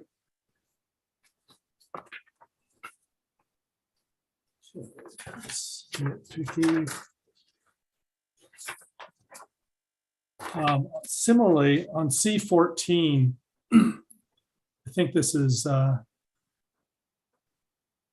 mistake. Under number 7, opportunity sites approved by the Planning Commission. Yeah, up in the first paragraph, it says the Commission's changes can be summarized as follows. And the second bullet is the proposed sites north of the BART station parking lot should be excluded from the inventory. I think that needs to be deleted because that's not a change from the prior proposal.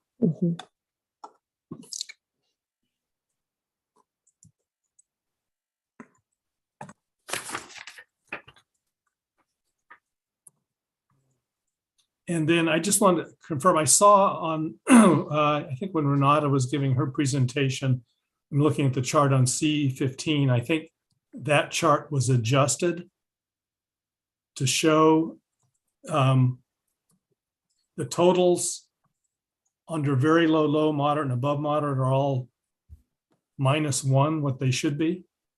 In other words, the 736 should be 737 on the total line. And I think, Renata, you made that change on the chart you showed earlier.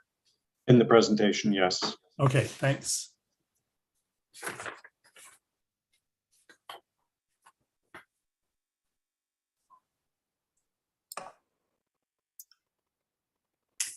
Okay, I think everything else I have is minor, and I'll send it in an email.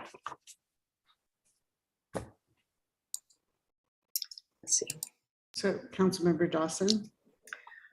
Where Councilmember Andori was referring to, I think on C14, where we go through the methodology, the opportunity sites approved by the GPAC and then Peace Planning Commission. Is this a good place, just to confirm that I guess we're not sure that BART, are we pretty sure, or we're still waiting to be sure that BART will accept our units that we're applying to them? Because we have it kind of written into our explanation as to why the GPACs put it up, because they wanted to know they're going to do it 75 units DU because of be proactive with the law. It tells that story. So I'm just wondering if that plus what Councilmember Andoria is referring to, that we have it woven throughout this narrative, if that's something we want to leave in as part of the narrative because we're just assuming that it's going to be approved. I'm just curious about how we want to go about that. It's just part of the narrative that we have, that we're assuming it's going to be approved, basically. Well, I think we're confirming that. Okay, yeah. From staff's perspective, if the council would like to include BART, and that remains to be seen, we have work to do to I would make that happen and have HCD accept it. Then the narrative should include that. And if that decision changes at some point in the future, we could revise the narrative. But I think the two should be consistent. Yeah, that makes sense. I guess too, then in reference to some of the comments that came through, if we should have that somewhere in our basically actionable items, that we would be pursuing those discussions with BART, because I don't believe that's in that now in Appendix G, or it's not. Okay. Yes, we can do that. Thank you.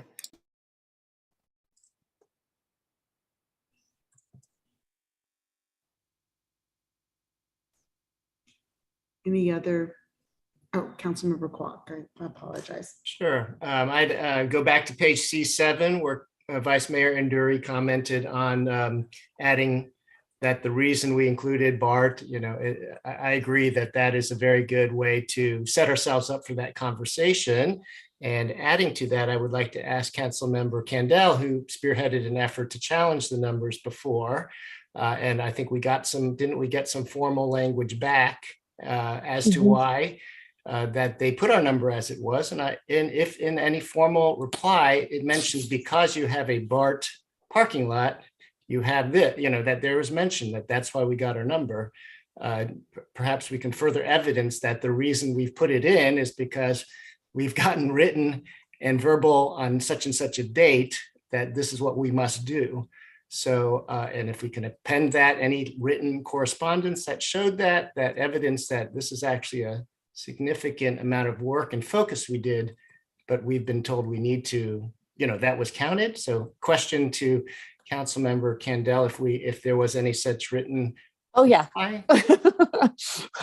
Greg is nodding his head too. Yeah, there's plenty of justification in their methodology that we could use. And if that in this C7, I do think as Councilmember, as Vice Mayor Nduri suggested, it would be the place to say that guided our thinking throughout this process. And I actually think it's a separate issue from whether BART puts us in the TOD. I think there are two issues. We did it because we had to do it. Here it is in writing. We had to do it. So it's now we also have to do the TOD, and I do want us to do that. But the fact that it's in there, it's because you told us we had to do it, right? So I sort of think maybe we have two avenues or two strategies to have our numbers approved. Maybe it's well, let me just leave it at that I think that we should build two cases. Number one, that the written case of why the number is there and why we've built that into our year-long process.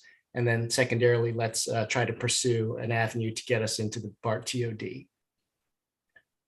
Right. Can I just say, I'm looking at this now. I think it deserves a separate sentences or a separate paragraph. But what this is trying to do, this paragraph, the second paragraph on C7 under number 4, is telling the story of how we got such a large allocation. And so, yeah, we rather than just stick in the word transit, as I was suggesting, I think we need maybe do that, but then add another sentence or two that just drives home the point. You might even say that we have a higher per capita than our neighboring cities because we have the BART station. But just, and quote from whatever response we got from the appeal that just drives home the fact that our number is larger because of that BART station. And that's separate from why we're putting it in here. I mean, I'm focusing here on making the case or just explaining why we got such a large number.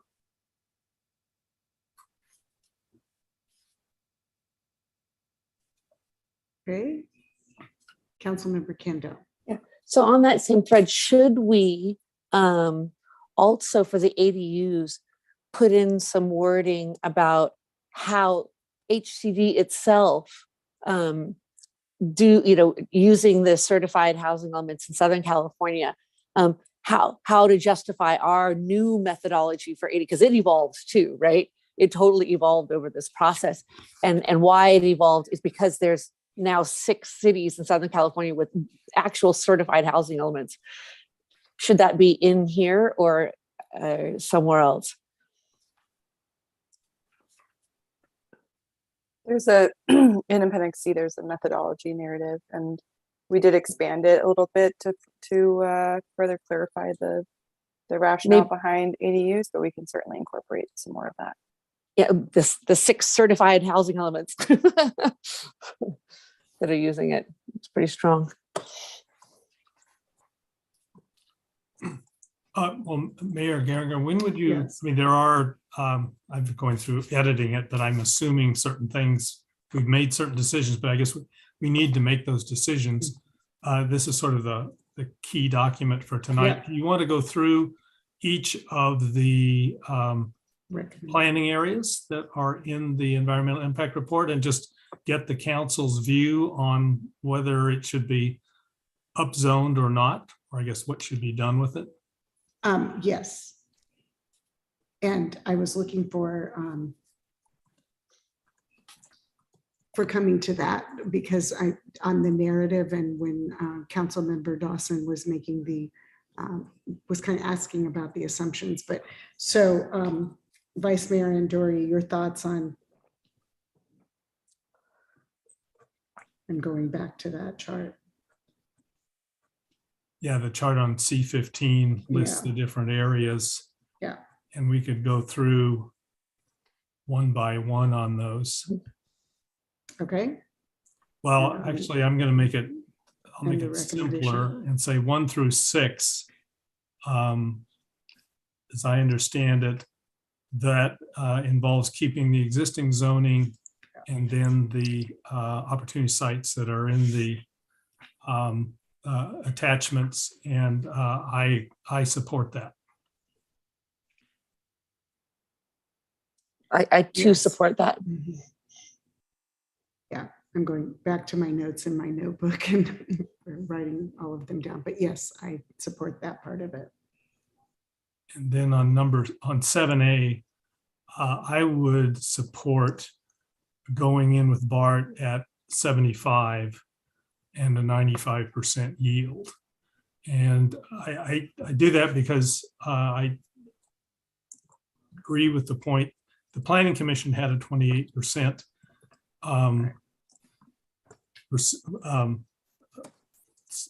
surplus buffer. And so I think that's fine. And that's what we get with 75. And I would just hesitate to go to 80. I just don't see a reason to go to 80. And I picked the 95% yield because that's consistent we've had before. I realize we could go to 100 because these are different properties than the properties that are downtown.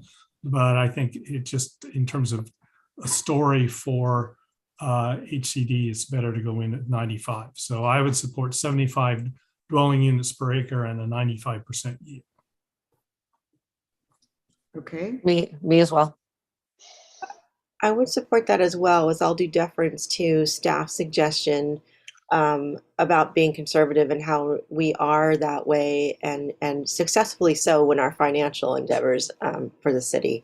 But I think with this being a different animal, so to speak, I would go conservative in the way that we're just stick with that minimum of what we're required to do with the law right now.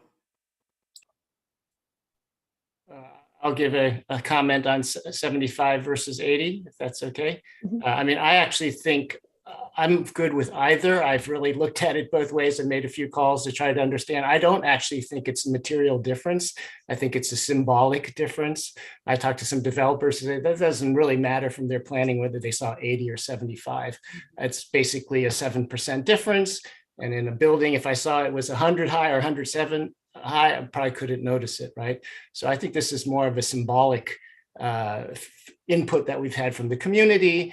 And therefore, on the one side, you could say, let's keep it at 75, just as a symbol that we just want the lowest number out there. But maybe 80, I think, was done for mathematical reasons to get a different number. But again, the developer is not really looking at it that way. So it's more just a math thing that we're doing that doesn't really matter. And that's why I think this is really immaterial. Symbolically, if we did 80, I wonder whether it sends a different message in our negotiations with BART to say that we're going to do something beyond the minimum, and it's 80, and it symbolizes a bit more, doing more than the minimum, right? And so I don't know where that weighs, but I don't really, I'm okay with the staff report at 80. If the consensus of the council is to go with 75, I'm okay with that too. But my lens is looking at it more from the symbolism than the actual result, which I think will be not much of a difference.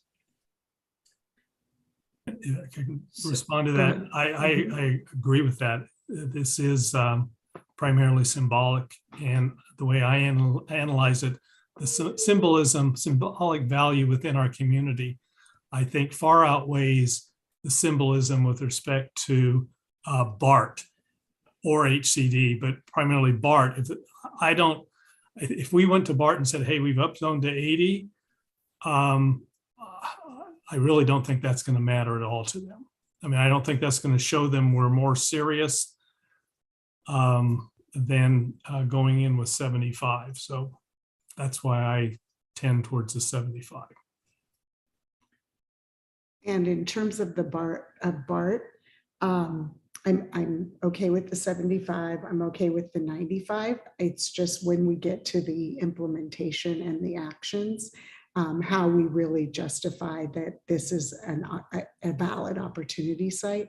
Because as of right now, I don't believe, based on what we have read, what the law says, that this is a doable one unless we really actively make the commitment to work with BART, and that we have that all of those variables that BART had to push us farther back, which were the community support for the project, that I just think that I hope, I'm supportive going forward with it. I want to make sure that we're being very proactive on the commitments, because it feels almost like an exercise to go in, and I appreciate the first round of negotiations and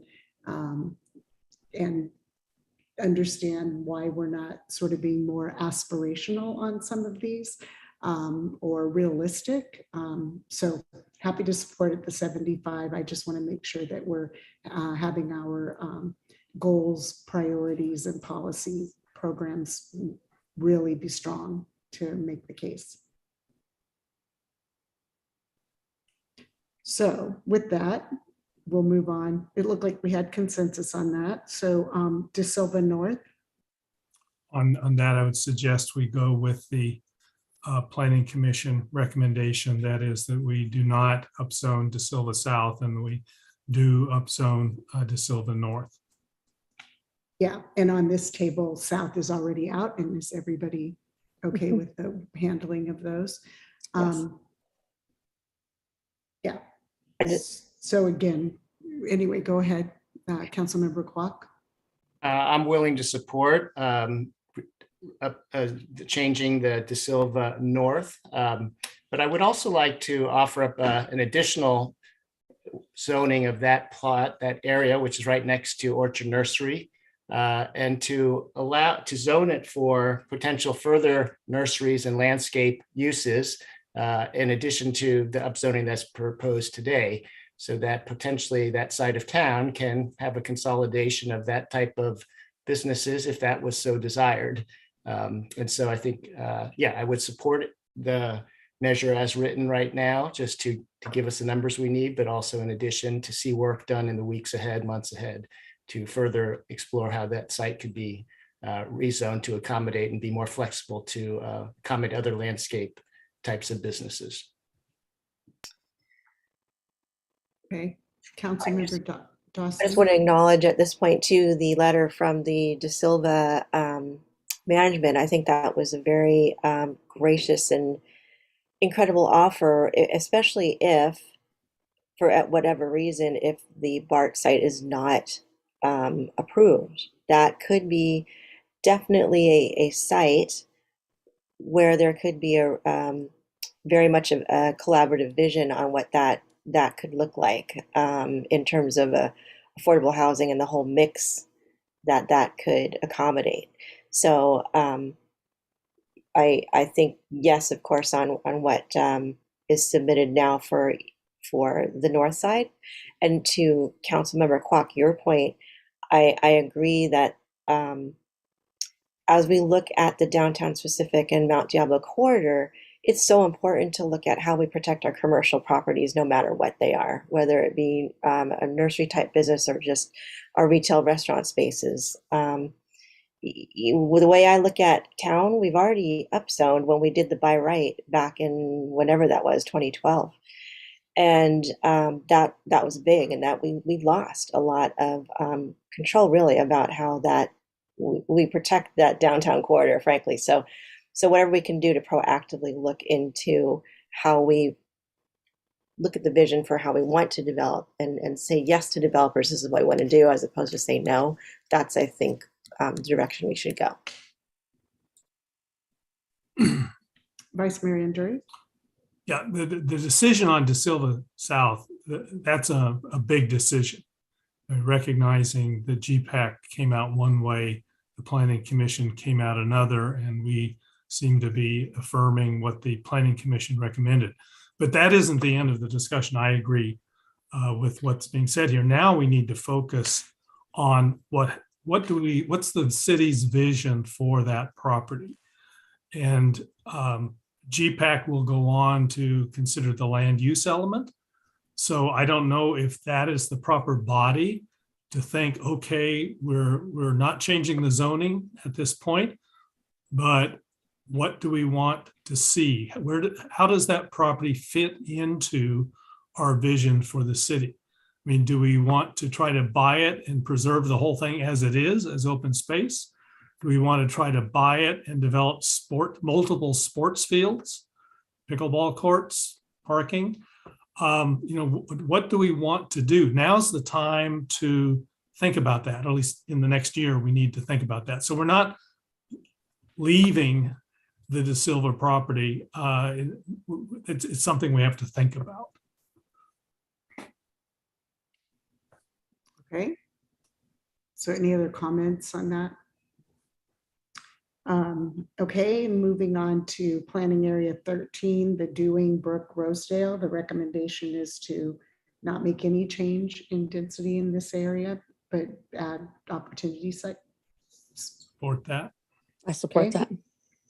And then moving on to our ADUs. Oh, before you do that, sorry. One thing I would like to consider, because it's not on here, just to make sure we've affirmatively done it. But I think we need to confirm that north of Deer Hill, we're not upzoning anything north of Deer Hill. Correct. Yes. So, But I think we all need to affirmatively. Yes, I agree. Correct. Yeah. Okay. Then on the accessory dwelling units, I appreciate the staff's work on this.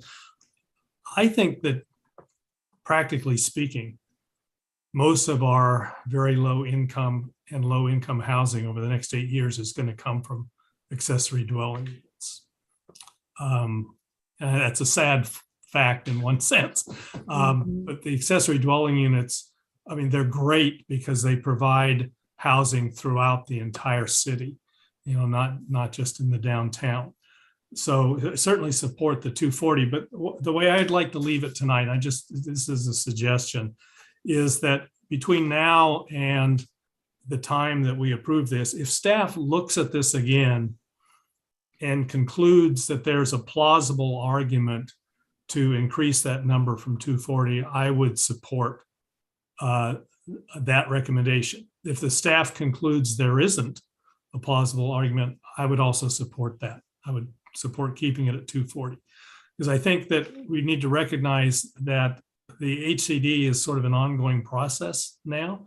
And so midway through this cycle, we're going to have a much clearer picture of what our ADU story is. So it would be good if we could go in with a higher number now, but I don't think it's critical. But if we can support it, I think we should, because I think as a city, we should do everything we can to support the development of ADUs, just because it fits Lafayette more than some of the other solutions. I just want to add to that we heard from City Manager Narup that the federal funds, ARPA funds, can actually be used, some of it for housing support. And that is something we can consider, possibly incentives for ADU, you know, whether it be templates or whatnot, but that could be part of something we could think about, that we actually might be able to, once again, as the ARPA committee can look at that too, to possibly be something to think about. Well, I know this is jumping the gun, but at some point, and I don't know which meeting it's be, we need to talk about what our steps are going to be with BART. But when we do that, we need to remember we've got 1.92 million in the Affordable Housing Fund. Mm-hmm. And Councilmember Dawson, you pointed out, we might be able to use some of our ARPA funds. That might be some persuasive step towards showing BART that we're very serious about doing this. So I have always supported ADUs, and people have challenged me on that. And I am so thankful that HCD and SCAG and ABAG are finally coming up and saying, hey, wow, these things really do provide some serious affordable housing. And that is, to me, that's so great for us as a community. I hope we can encourage not only for family members to go in, but if there's a way we can encourage teachers or people that work in our shops, if there's a way that we can somehow incentivize, not just sending it out for your kids, right? Or something, if we can somehow get some members of our community to really take advantage of our ADU production. And I think it's going to skyrocket. I think there's going to be an absolute game changer once these 3D printed ADUs hit California. They're already hitting other states, and they're coming in at $150,000, $200,000. And that's a huge change. That's a complete disruption, and I hope it happens soon. So I can very much support this, or like Carl would suggest it if we can show more. But we're going to review this at 2 years, right? We're going to review the ADU stuff every 2 years. Was that something that I heard? We report annually to the state on our progress, and that tracks the housing type. Okay, all right. So the 2 year thing was something separate. Okay, so we'll be tracking these and be able to show great production. Yeah, I think wasn't one of it was that, I think it was your Belinda, that they required that they reassess not just the annual assessment. Right. So I appreciated staff putting in the ways that we can streamline, but also the survey that actually shows that we're getting the kind of, I'm going to say yield, but that we're getting the kind of affordable housing in those categories, those income levels that we are predicting or hoping that we're going to get out of that. And so that's farther down in the implementation plans as well. But so anything else on the ADUs? Okay. And then the pipeline projects, we haven't really talked about those. They are what they are.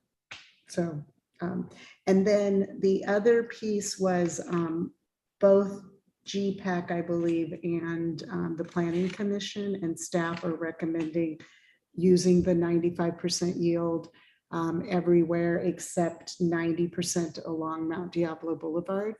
And I believe that, I see nodding of heads, and I believe that would be the last decision sort of that we're making related to the opportunity sites. Are there any other comments or questions? Councilmember Kwok. I do have a comment before we leave this page, and that is simply to say that I think, you know, we're going to submit something now, but if we cannot get the BART in, and then we need to find 800 somewhere again, we're going to have to come back to this page again, right, and look what we would do to find 800 more units. And so let me at least at this time comment that as to the De Silva South property, which GPAC on a 6-5 vote said yes, but the Planning Commission suggested not to do that. Let me at least say for myself that the Planning Commission's position resonated with me. That is to try to put the density into the downtown and not further away, which would require more cars to drive to the downtown and increase traffic, increase the need for parking. And by putting the density downtown, we can preserve that more either as open space, preserve more of our semi-rural feel. And so I do think that some of the reasons that the Planning Commission gave quite resonated with myself. And I would, as a last resort, I would just try to not prioritize that for development, even though I agree with Councilmember Dawson. It's a great opportunity because it's such a big piece of space. But I think it is something that I would not like to see as like the immediate thing we go to. I'd rather focus on 1 through 6, for instance, rather than bringing that back up as a solution, for example. So let me just put that out there while we're on this page for the record. Thank you. So, and we will, this is our first point in our offer, if we have to come back, we will have to open up and look at all of those. And I'm going to hold, I think, on, for me personally, on what those would be. I mean, we could go into all kinds of mitigation and all of that, but Councilmember Dawson. Oh, I just wanted to take just a quick reference to some of the material that was sent to us in public comment, particularly the mid-pen examples of policies. And I just wanted to point out, I did some analysis of those different sites, and those were very much different cities, lots, et cetera, from what we have available to us in Lafayette. Because of course we would like to pursue those kind of things if it made sense. But for our particular physical layout of the available places that we can look, it's not the same. And plus they had MidPen as a nonprofit developer. So if we had that luxury of being able to work with the nonprofit developer that would, come into a space like Lafayette, as expensive as it is, that also is a different kind of approach, but we don't have that luxury right now. We don't have the funding to be able to incent that. So I just wanted to comment on that wasn't lost on us, seeing that the material you sent. And go ahead, Vice Mayor Andrew. I move we extend the meeting to midnight. Thank you. Do we have a second? Second. Okay, so Councilmember Kendall. Aye. Councilmember Dawson. Aye. Councilmember Kwok. Aye. And Vice Mayor Anduri. Aye. And I'm an aye. We are heading on to 12 o'clock. And so some of the comments that we're starting to make, I'm wondering if they'll also be relevant in the as we move on to the Appendix D, E, and F, particularly on the implementation plan.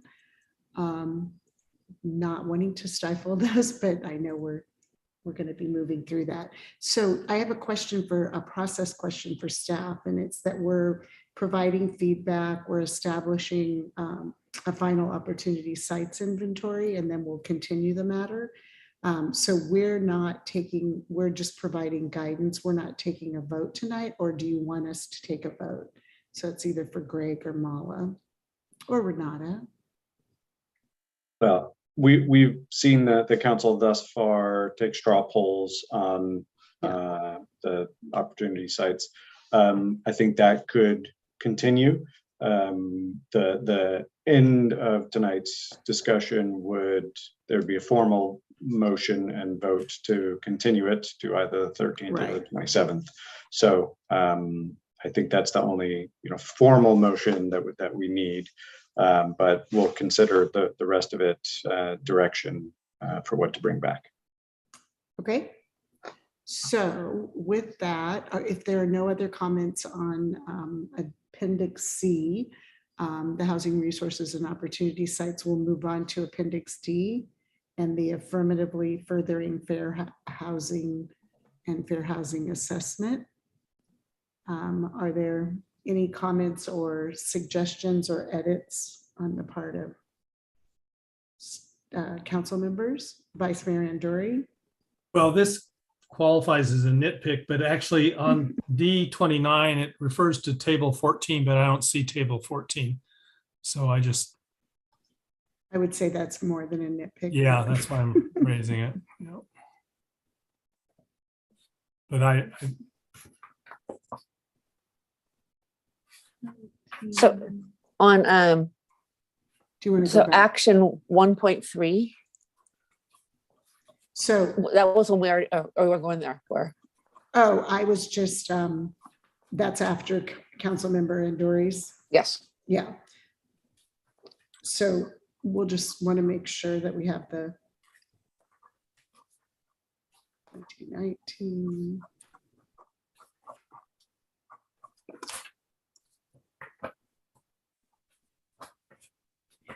I'm sorry, where's the reference, Carl? Oh, paragraph.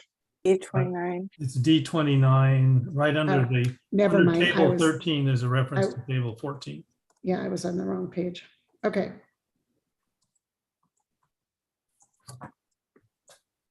Okay.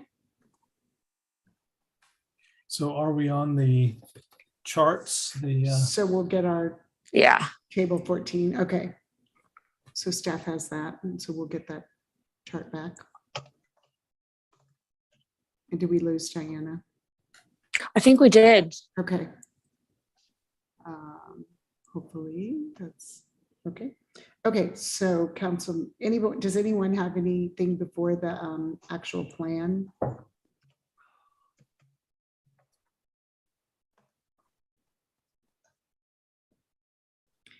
And Councilmember Candell, can you? Right, it was the same action 1.2 and 1.3 that had the duplicate things, right? Yeah. But then also action 2.1. All right, so Councilmember Kendall, are you still in Appendix D? Yeah. the charts. Yeah. Appendix D, there's a charts at the The end. action plan. It's Page actually- 81, page 81 of the document. Yeah. Councilmember Kendall, before you go on to Yeah. 2, I have a question on 1.3. I'm not sure I understand this. I mean, develop a policy to target inclusion of all types of affordable housing.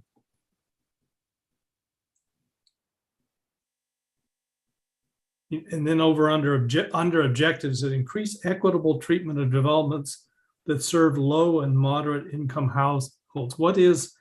What's an example of increasing equitable treatment of developments? I think there's a presumption inherent in here that projects that are affordable housing projects may not be viewed or receive the same treatment as market rate. And so I think that's worth clarifying or ensure equitable treatment rather than necessarily increase it, because in my experience with the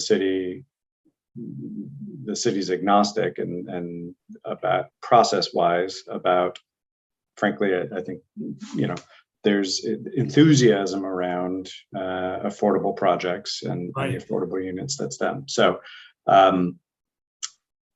again, this is, I think, in part because this is a broad brush that the state has mandated communities do, and the consultants are doing it for a multitude of communities, and not necessarily, that may be the case in other communities that they're not treated equally, but that's not been the case in Lafayette. So I think we'll just put new eyes on this action and see if we can hone it.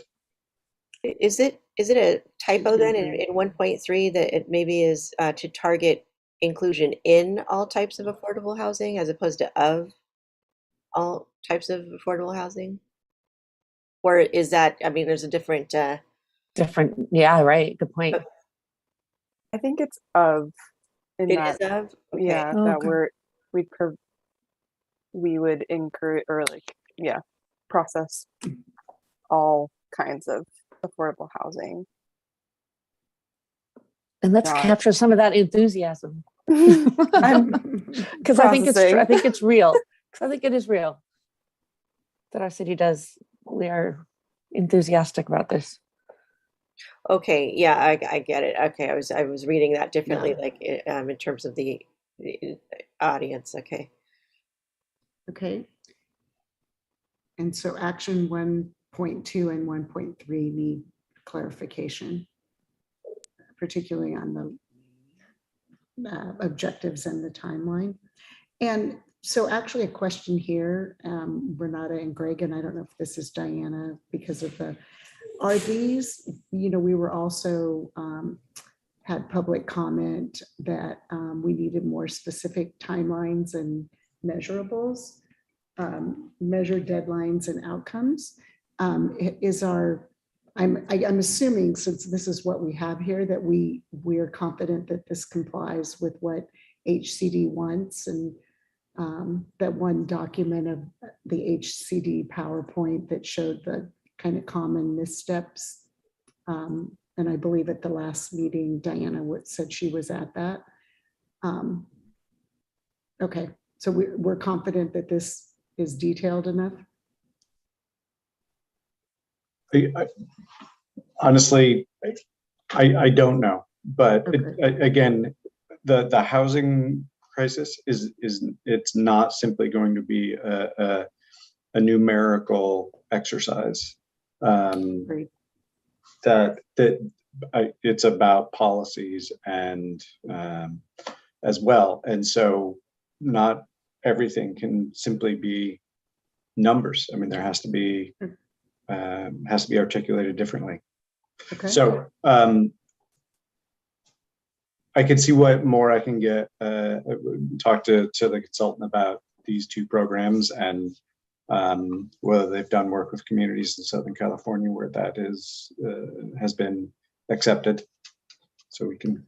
I will say HCD did point us to Southern California jurisdictions with AFFH analyses that they liked, and they weren't necessarily more detailed than this. Okay. Okay. So that And was something it's- we looked at like very early on. Yeah, Like, okay, what yeah. is the end goal? And it is definitely more policy than quantified, like Yeah. hard numbers. Okay. Okay. And that applied, Greg, not just to 1.2 and 1.3, as we kind Yeah, of more broadly. discussed earlier. Yeah, more broadly. And where this is picked up in, so when we get to Appendix G, we can recognize that we've already been through this number 5. Okay, so any other comments on Appendix D and the Yeah. Fair House? Yes, go ahead, Councilmember Action Kendall. 2.1. This is one that I am a little confused about, and I because I see a by right approval for low density attached housing that exceeds the BMR affordability. Okay, so model after Austin's affordability. I looked at that program, and it seems like we have SB9 now, right? This law, which is low density attached housing, right? And I'm trying to decide how this instead maybe, because we're just kind of making this up. This isn't something that planning has even talked about or considered. And so if a thought would be, is that now the league says we can demand affordable units in an SB9 project, right? And that's a way to get more affordable housing. And I'm trying to decide if there's some way we can, turn it into something that's more California based here that would be helpful. Or do we really want to go and have a whole program in Lafayette where we've already got SB9 that's putting in duplexes? And if we start saying, hey, we'll incentivize affordable units in those, it might be easier, I guess. Well, does the Austin program, is it multiple attached dwelling units? I'm with you, Councilmember Kendall. I don't understand this program. If you look at under objective, it's increased development of accessible units beyond minimum requirements. Which minimum requirements is that referring to? Right. And so SB9, like I'm saying, if that's the criteria, beyond the minimum is we make SB9 be affordable, right? I think and Austin, somehow incentivize. yeah, Austin seems to be half of the units would be affordable, and then you get increase in, basically waivers. So I think my thought of including that specifically is kind of what you're alluding to, where it's a different metric than even SB9, which we're still trying to get our arms around, right? So I agree with you that maybe if we could house it in California, incenting SB9 attainment, might be a different, we're just looking at increased development beyond minimum requirements. Right. Well, and then the next box is develop pilot program with other jurisdictions. Create more opportunities for lower income households to live in Lafayette. And I'm not sure I understand how that, when this was before GPAC and Planning Commission, what comments did they have on this? How did they actually discuss this? I don't recall comments specific to this action. Okay. What do you make of the qualified objectives? Developing pilot program with other jurisdictions to create more opportunities for lower income households to live in Lafayette. But then look at the title, action area 2, encourage new housing choices and affordability in high resource areas, promoting housing supply choices, affordability. It's like, this is our ADUs too, right? Our ADU, we start pumping out ADUs. This achieves what we're supposed to be doing, right? Well, good point. I mean, we've already made the point that the whole city is an area of high opportunity. So really, this whole action area doesn't apply to us, because we're not trying to move things out of areas of concentrated poverty into areas of high opportunity. So that's. But I think that I'm sorry. Please finish if I'm interrupting. Oh, go ahead.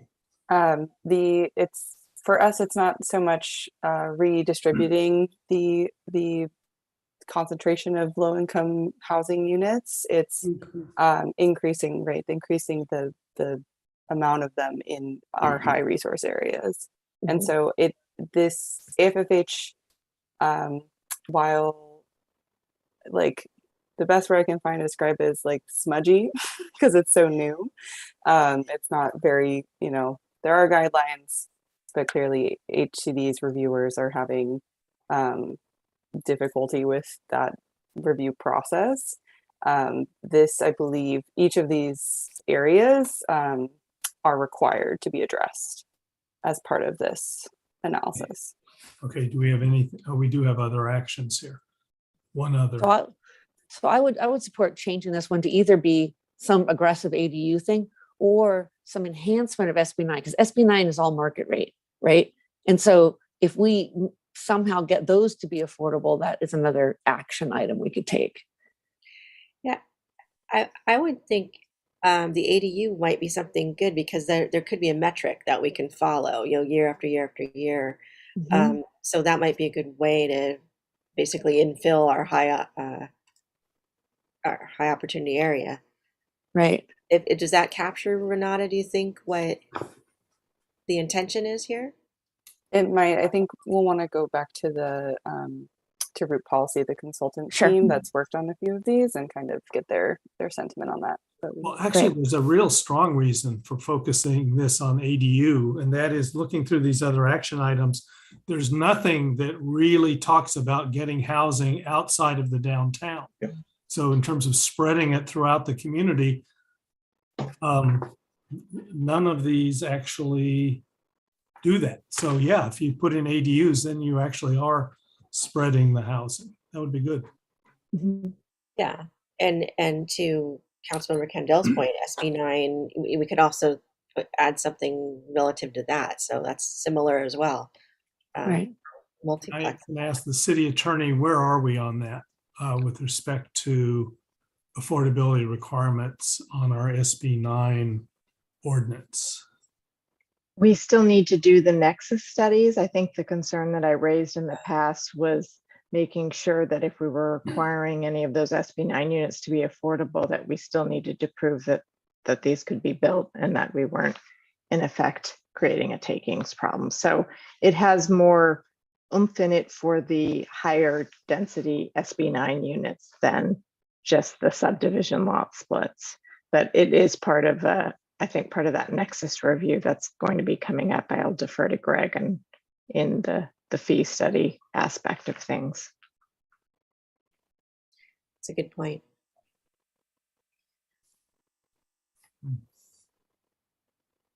If the question is whether this could be part of that global comprehensive fee study, yeah, I think it could be scoped in to include that.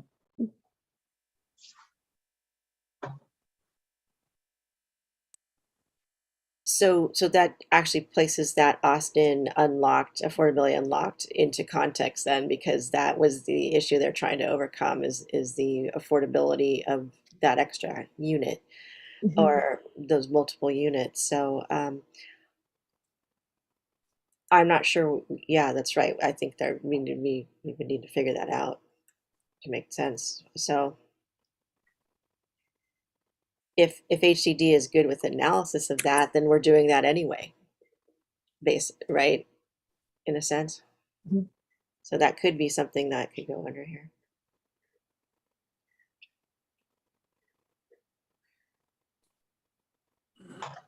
I think they are looking for, based on the feedback that they've given from reviews of other housing elements, they do want more of an action Right. focus Yeah. than a study, especially with this stuff. But Yeah. we'll talk to root policy about what else we can fit in this action area that might be more appropriate. Thank you. Oh, and then we're going to do something about educating owners about housing vouchers. I have a note for that one. Yes. Perfect. Thank you.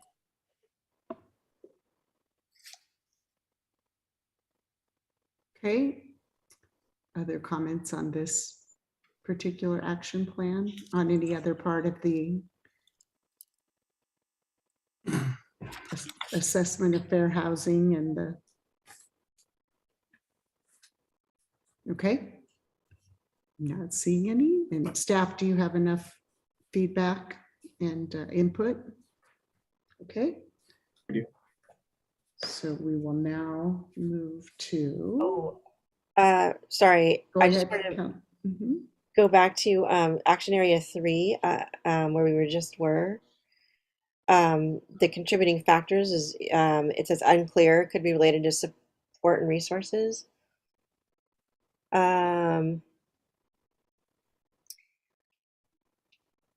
Okay, maybe I'm off here, but I thought, Renata, you kind of mentioned that rehabilitation or these older places, it may be a matter of just basically the older homes having. Well, wait, hold on a sec.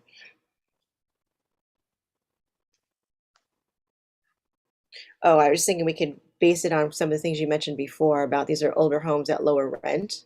So if that's a contributing factor, so it doesn't have to be unclear.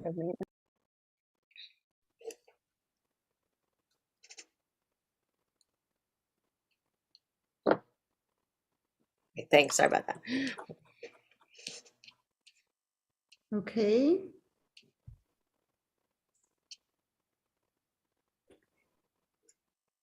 Any other comments on this? Okay, so we will go to, excuse me, Appendix E. And review of the prior housing element.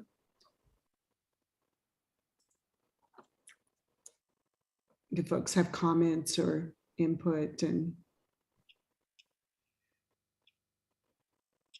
so Greg, where it says, that, or Renata, it should be moved to a policy. What is the process for that? Recognizing that we've had other things on updating our policies and, various codes and ordinances. It goes onto the Planning Commission work plan, or sort of, I might be more in the weeds than I need to be, but I'm just curious what the timeline is. So they become policies in the implementation plan for the housing element. So okay, and I did see them listed out. Yeah. So when we started going through the goals, policies, and programs with the GPAC, we started with our existing ones. Yeah. And so we went through and kind of did this effectiveness review, and those that we found would be more appropriate as policies were kept in as policies. And so they are in the current implementation plan. Okay, thank you. Sorry to interrupt. So policies as part of this, my brain is going elsewhere. Okay. And I did have seen them all included there. Okay, so any other, no such thing as a crazy question, but, or any technical, nope. So not going once. Oh, no, never mind. It's getting late. I was having, okay, so moving on to appendix, wait, I have F? Yes. In my notes. Okay, thank you. Not just because it's C, D, E, F, but we were bouncing around last time, so, okay.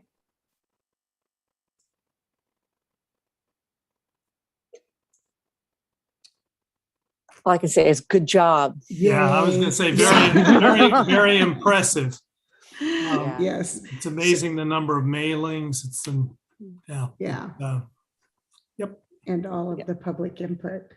Okay, so I do have a comment. I think also good job. We did a lot of public outreach. As an advertising and marketing person by background, I always like visuals because just being able to see what you did in the appendix, and if you showed the posters and everything, and even if you linked to the YouTube, all the, just to hear the 27 YouTube things that we did, it just sort of shows visually rather than having a person read through all the paragraphs. And just the takeaway after looking at it is like, wow, you guys did a lot. So I would just try to think about the visual assets that you've prepared and not just think of them as small things, but as really big things that you could add in an appendix here and just really beef it up further than just this big block of text, just to make it more fun for the reader. I thought we were going for mind numbing. For weight. Yeah. So so thank you. Definitely great job on public outreach and great job again to GPAC on, working through and all of the stakeholder outreach and staff. And so I kept thinking we were going back to the implementation plan again.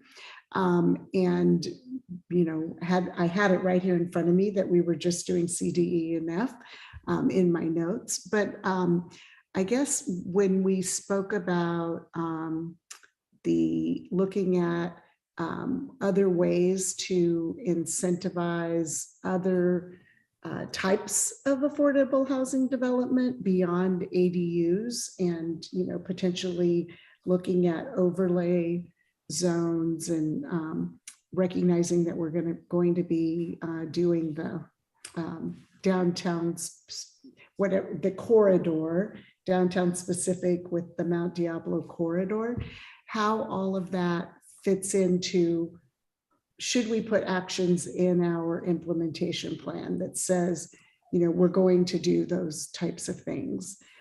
Should we look at some of the recommendations that I believe East Bay for Everyone and Inclusive Lafayette put forward that had to do with looking at finding ways to partner with affordable housing builders. And Councilmember Dawson talked about how we don't have that, but that wasn't Belterre done that way, was that affordable housing, and granted it's gotten harder, but recognizing we can't just wait like sort of the state to fund it. And we touch on tax assessment districts and things like that. I just want to make sure that our action plans are truly actionable and that we're looking at and looking beyond. And I made just a couple of notes from some of the public comment. And I don't know if this is going back to G or it would be places we would put it in the fair housing plan, the implementation portion of it. But I would like us to just look at how we add some of these sort of, we say we want affordable housing and we believe that we're going to do it through ADUs, but are we really going as far as we need to go in making sure that we're providing opportunities for our teachers, for our service people that we're touching on with the ADUs? Is that the only solution?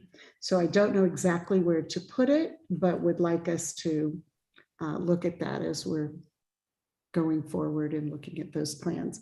And Inclusive Lafayette and East Bay for Everyone did provide some additional input on how to make it as strong a plan as we can on this first, the first piece, and not every one of them, but some of this would work. So can I add another idea? I like the overlay zones that you brought up and everything. I know other cities have had vacancy taxes. Yeah. I mean, I know San Francisco has tried that, and I know I've seen different analysis on how those work, but if we're looking at if we're looking at things, right? It's just another thing different to look at. pieces, yeah, in terms of the analysis. So the other pieces, and Carl mentioned it in terms of the, affordable housing bucket that we have, and Gina mentioned on the ARPA, just really being, mindful about how we can do those incentives and whether there's a place in our plans. So I'll look back through our plans again. Carl? I want to follow up on something you said, referring to Belterre, which took years to develop. And we started out, we said we want to do something with senior housing. We appointed a task force that had 2 council members, 2 planning commissioners, members from the Senior Services Commission. And the idea was to figure out what kind of housing we needed, what we could do, and make it happen. So there was a direction from the council to study it and make it happen. And I'm looking at page G11, where it's talking about the special population housing needs. Yep. And it calls out the 3 groups we've identified: senior housing, the IDD community, and larger units. But for senior housing, well, for example, on for the intellectually and developmentally disabled, talks about meeting with advocates, looking, blah, blah, blah, form housing, provided portion, new affordable units. But under senior housing, it's developing an outreach program to build awareness of age-friendly housing options, which may include ADUs, home sharing, and so forth. But it doesn't say study the need for senior housing, and should we do another Belterre? Should we do 2 more Belterres? Should we have a specific program saying, let's look at this over the next 8 years and do something about it? Because I didn't, unless there's someplace else in here that deals specifically with seniors, I don't think it's there.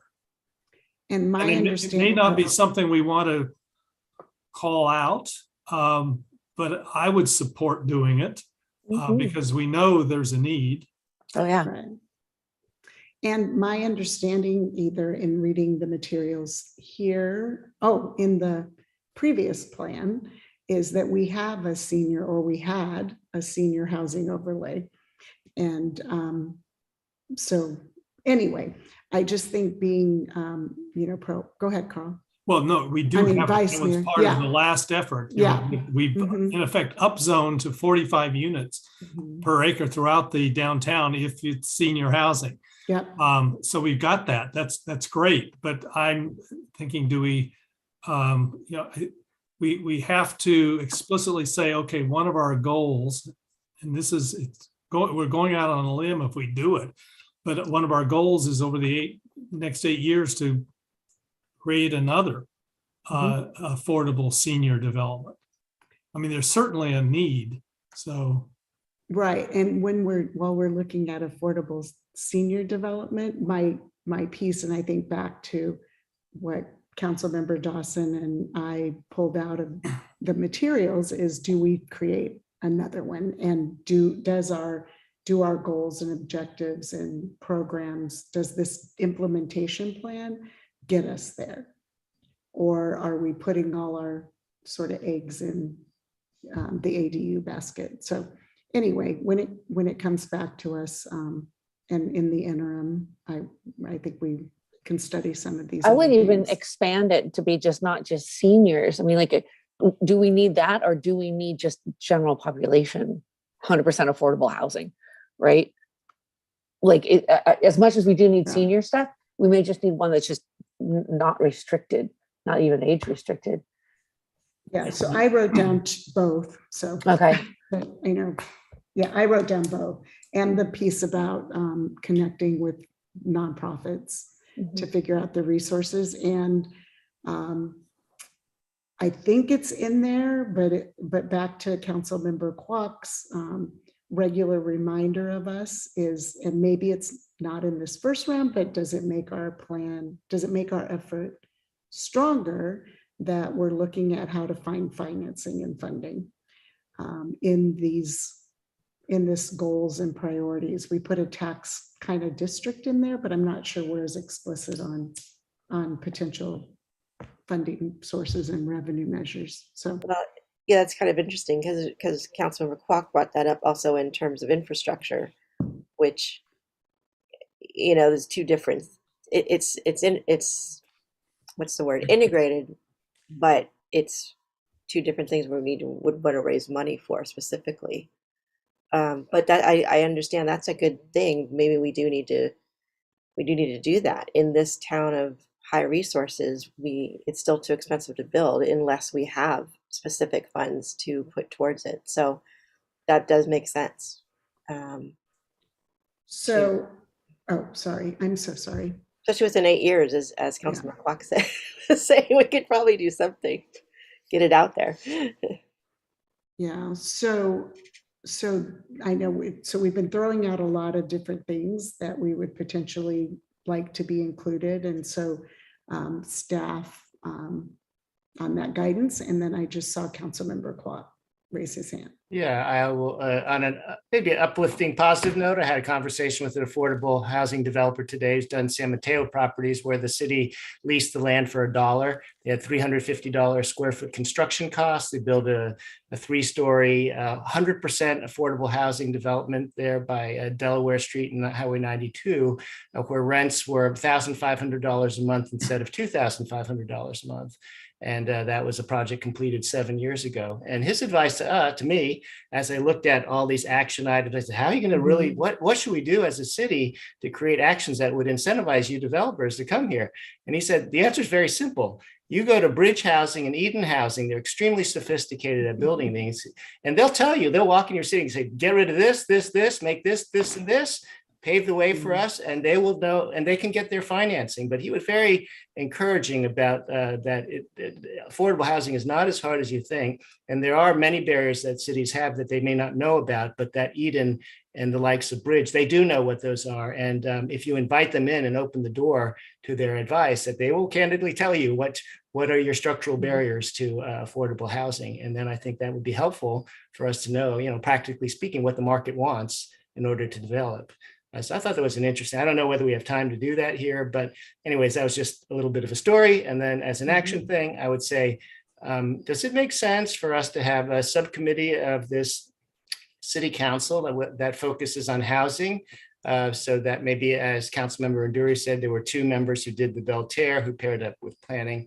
But I sort of feel coming out of this meeting that we need to take some actions with BART to do work on that housing and these other topics. But as a full council and with our schedules, it might be very slow for us to make progress on the timetables that would otherwise, really need to accelerate. So I wonder whether there's an existing subcommittee, like our finance committee, that could take this on, or whether there's a new one on housing that might be able to be created to work a little faster on these topics that are a little bit more specific.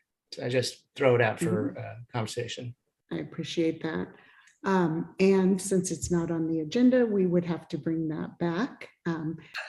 Even before Mala made eyes, but it is definitely interesting. So on the talking to nonprofits. So Greg, is there enough sort of like bringing back, and Renata, sorry, I keep saying Greg because he's in the middle of my screen, but bringing back these other sort of ideas that we just threw out in the last 5 minutes of that, or 15 minutes, in terms of either the fair housing component of the implementation plan, or adding it to the implementation plan to look at these other sort of more proactive items. I think we have good direction. Okay. Go ahead, Renata. Just to clarify, one of the potential new programs would be an overall study to better understand the general affordable housing needs, like across those different special populations, or just senior housing at this time. Broader, in my view. I think me broader. too. I think okay. Me too. I did confirm that. We started at senior, but I mean, parts of that are in The whole this. topic is the whole Yeah. special needs. So we should look at. But special needs is, I was just going to say, is that sort of one goal, but it's also looking at ways that we can look at how we, and I'm going back to the barriers that Councilmember Kwok, what proactive things can we do that will help us to incentivize or find ways to overcome barriers to providing affordable housing? And I'll leave out the ADU part. And so part of that was that partnership with nonprofit. We talked about the zone overlay zones, and then the needs assessment that Vice Mayor Anduri talked about. And then Councilmember Candell, you said something else that I'm now, well, the recordings. Thank you. Yeah. Oh, yeah. Yeah. So the other thing I would say about our past experience, and I was negligent, what made that task force worse was the staff support. Yeah. So this is another one of the things that if we have limited, we have to be careful about where we allocate staff. And so, that's if we really want to do any kind of affordable housing, whether it's senior, whether it's IDD, whether it's teachers, whatever it is, it's going to take a lot of staff support. So we can't take a shotgun approach on it. I mean, I think we have to say, okay, we're going to do this during the next 8 years, and pick one thing as our goal. Okay. Okay. Yes. Okay. Oh, and I have just one question for Councilmember Kwok. In the example you gave, when you said the $1, I assume that was city land leased to the developer for Correct. $1. Correct. Yeah, well, City see, San Mateo land. That's the big catch. So. Yeah, that was part of the Mid-Penn examples too. Some of the land. Right. Yeah.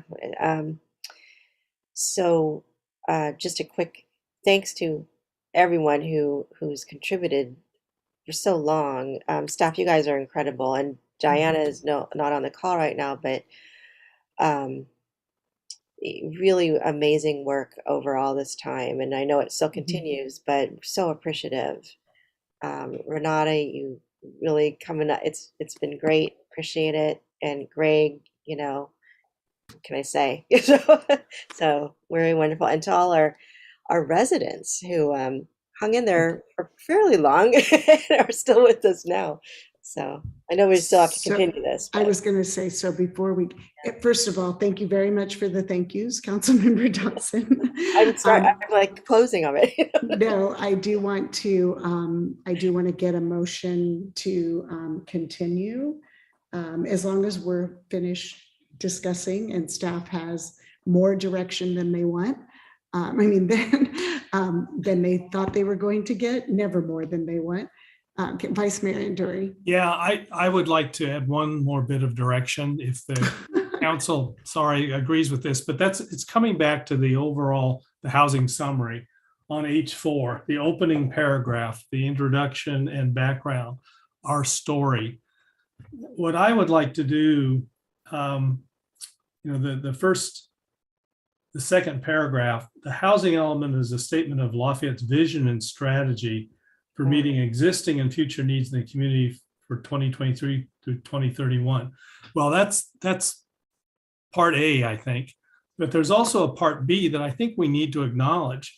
It's part of Lafayette's vision and strategy for doing Lafayette's part to meet regional housing needs. Because I think it's pretty clear we would not be doing this if it weren't for the regional housing need. And again, this is part, I think we need to say that. And it also, when we talk about, and that paragraph goes on, the single most important goal of the Lafayette housing element is to achieve an adequate supply of safe, decent housing for all residents of Lafayette. But I think, I would suggest adding there, while making Lafayette a highly desirable small town community with a semi-rural ambiance.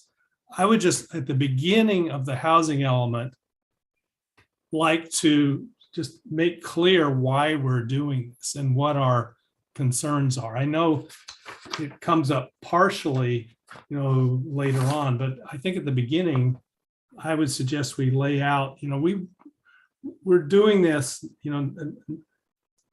not to meet existing and future needs of our community, but we're doing it to satisfy, to do our part, because we're part of a broader community, and we're trying to work with that broader community to meet housing needs.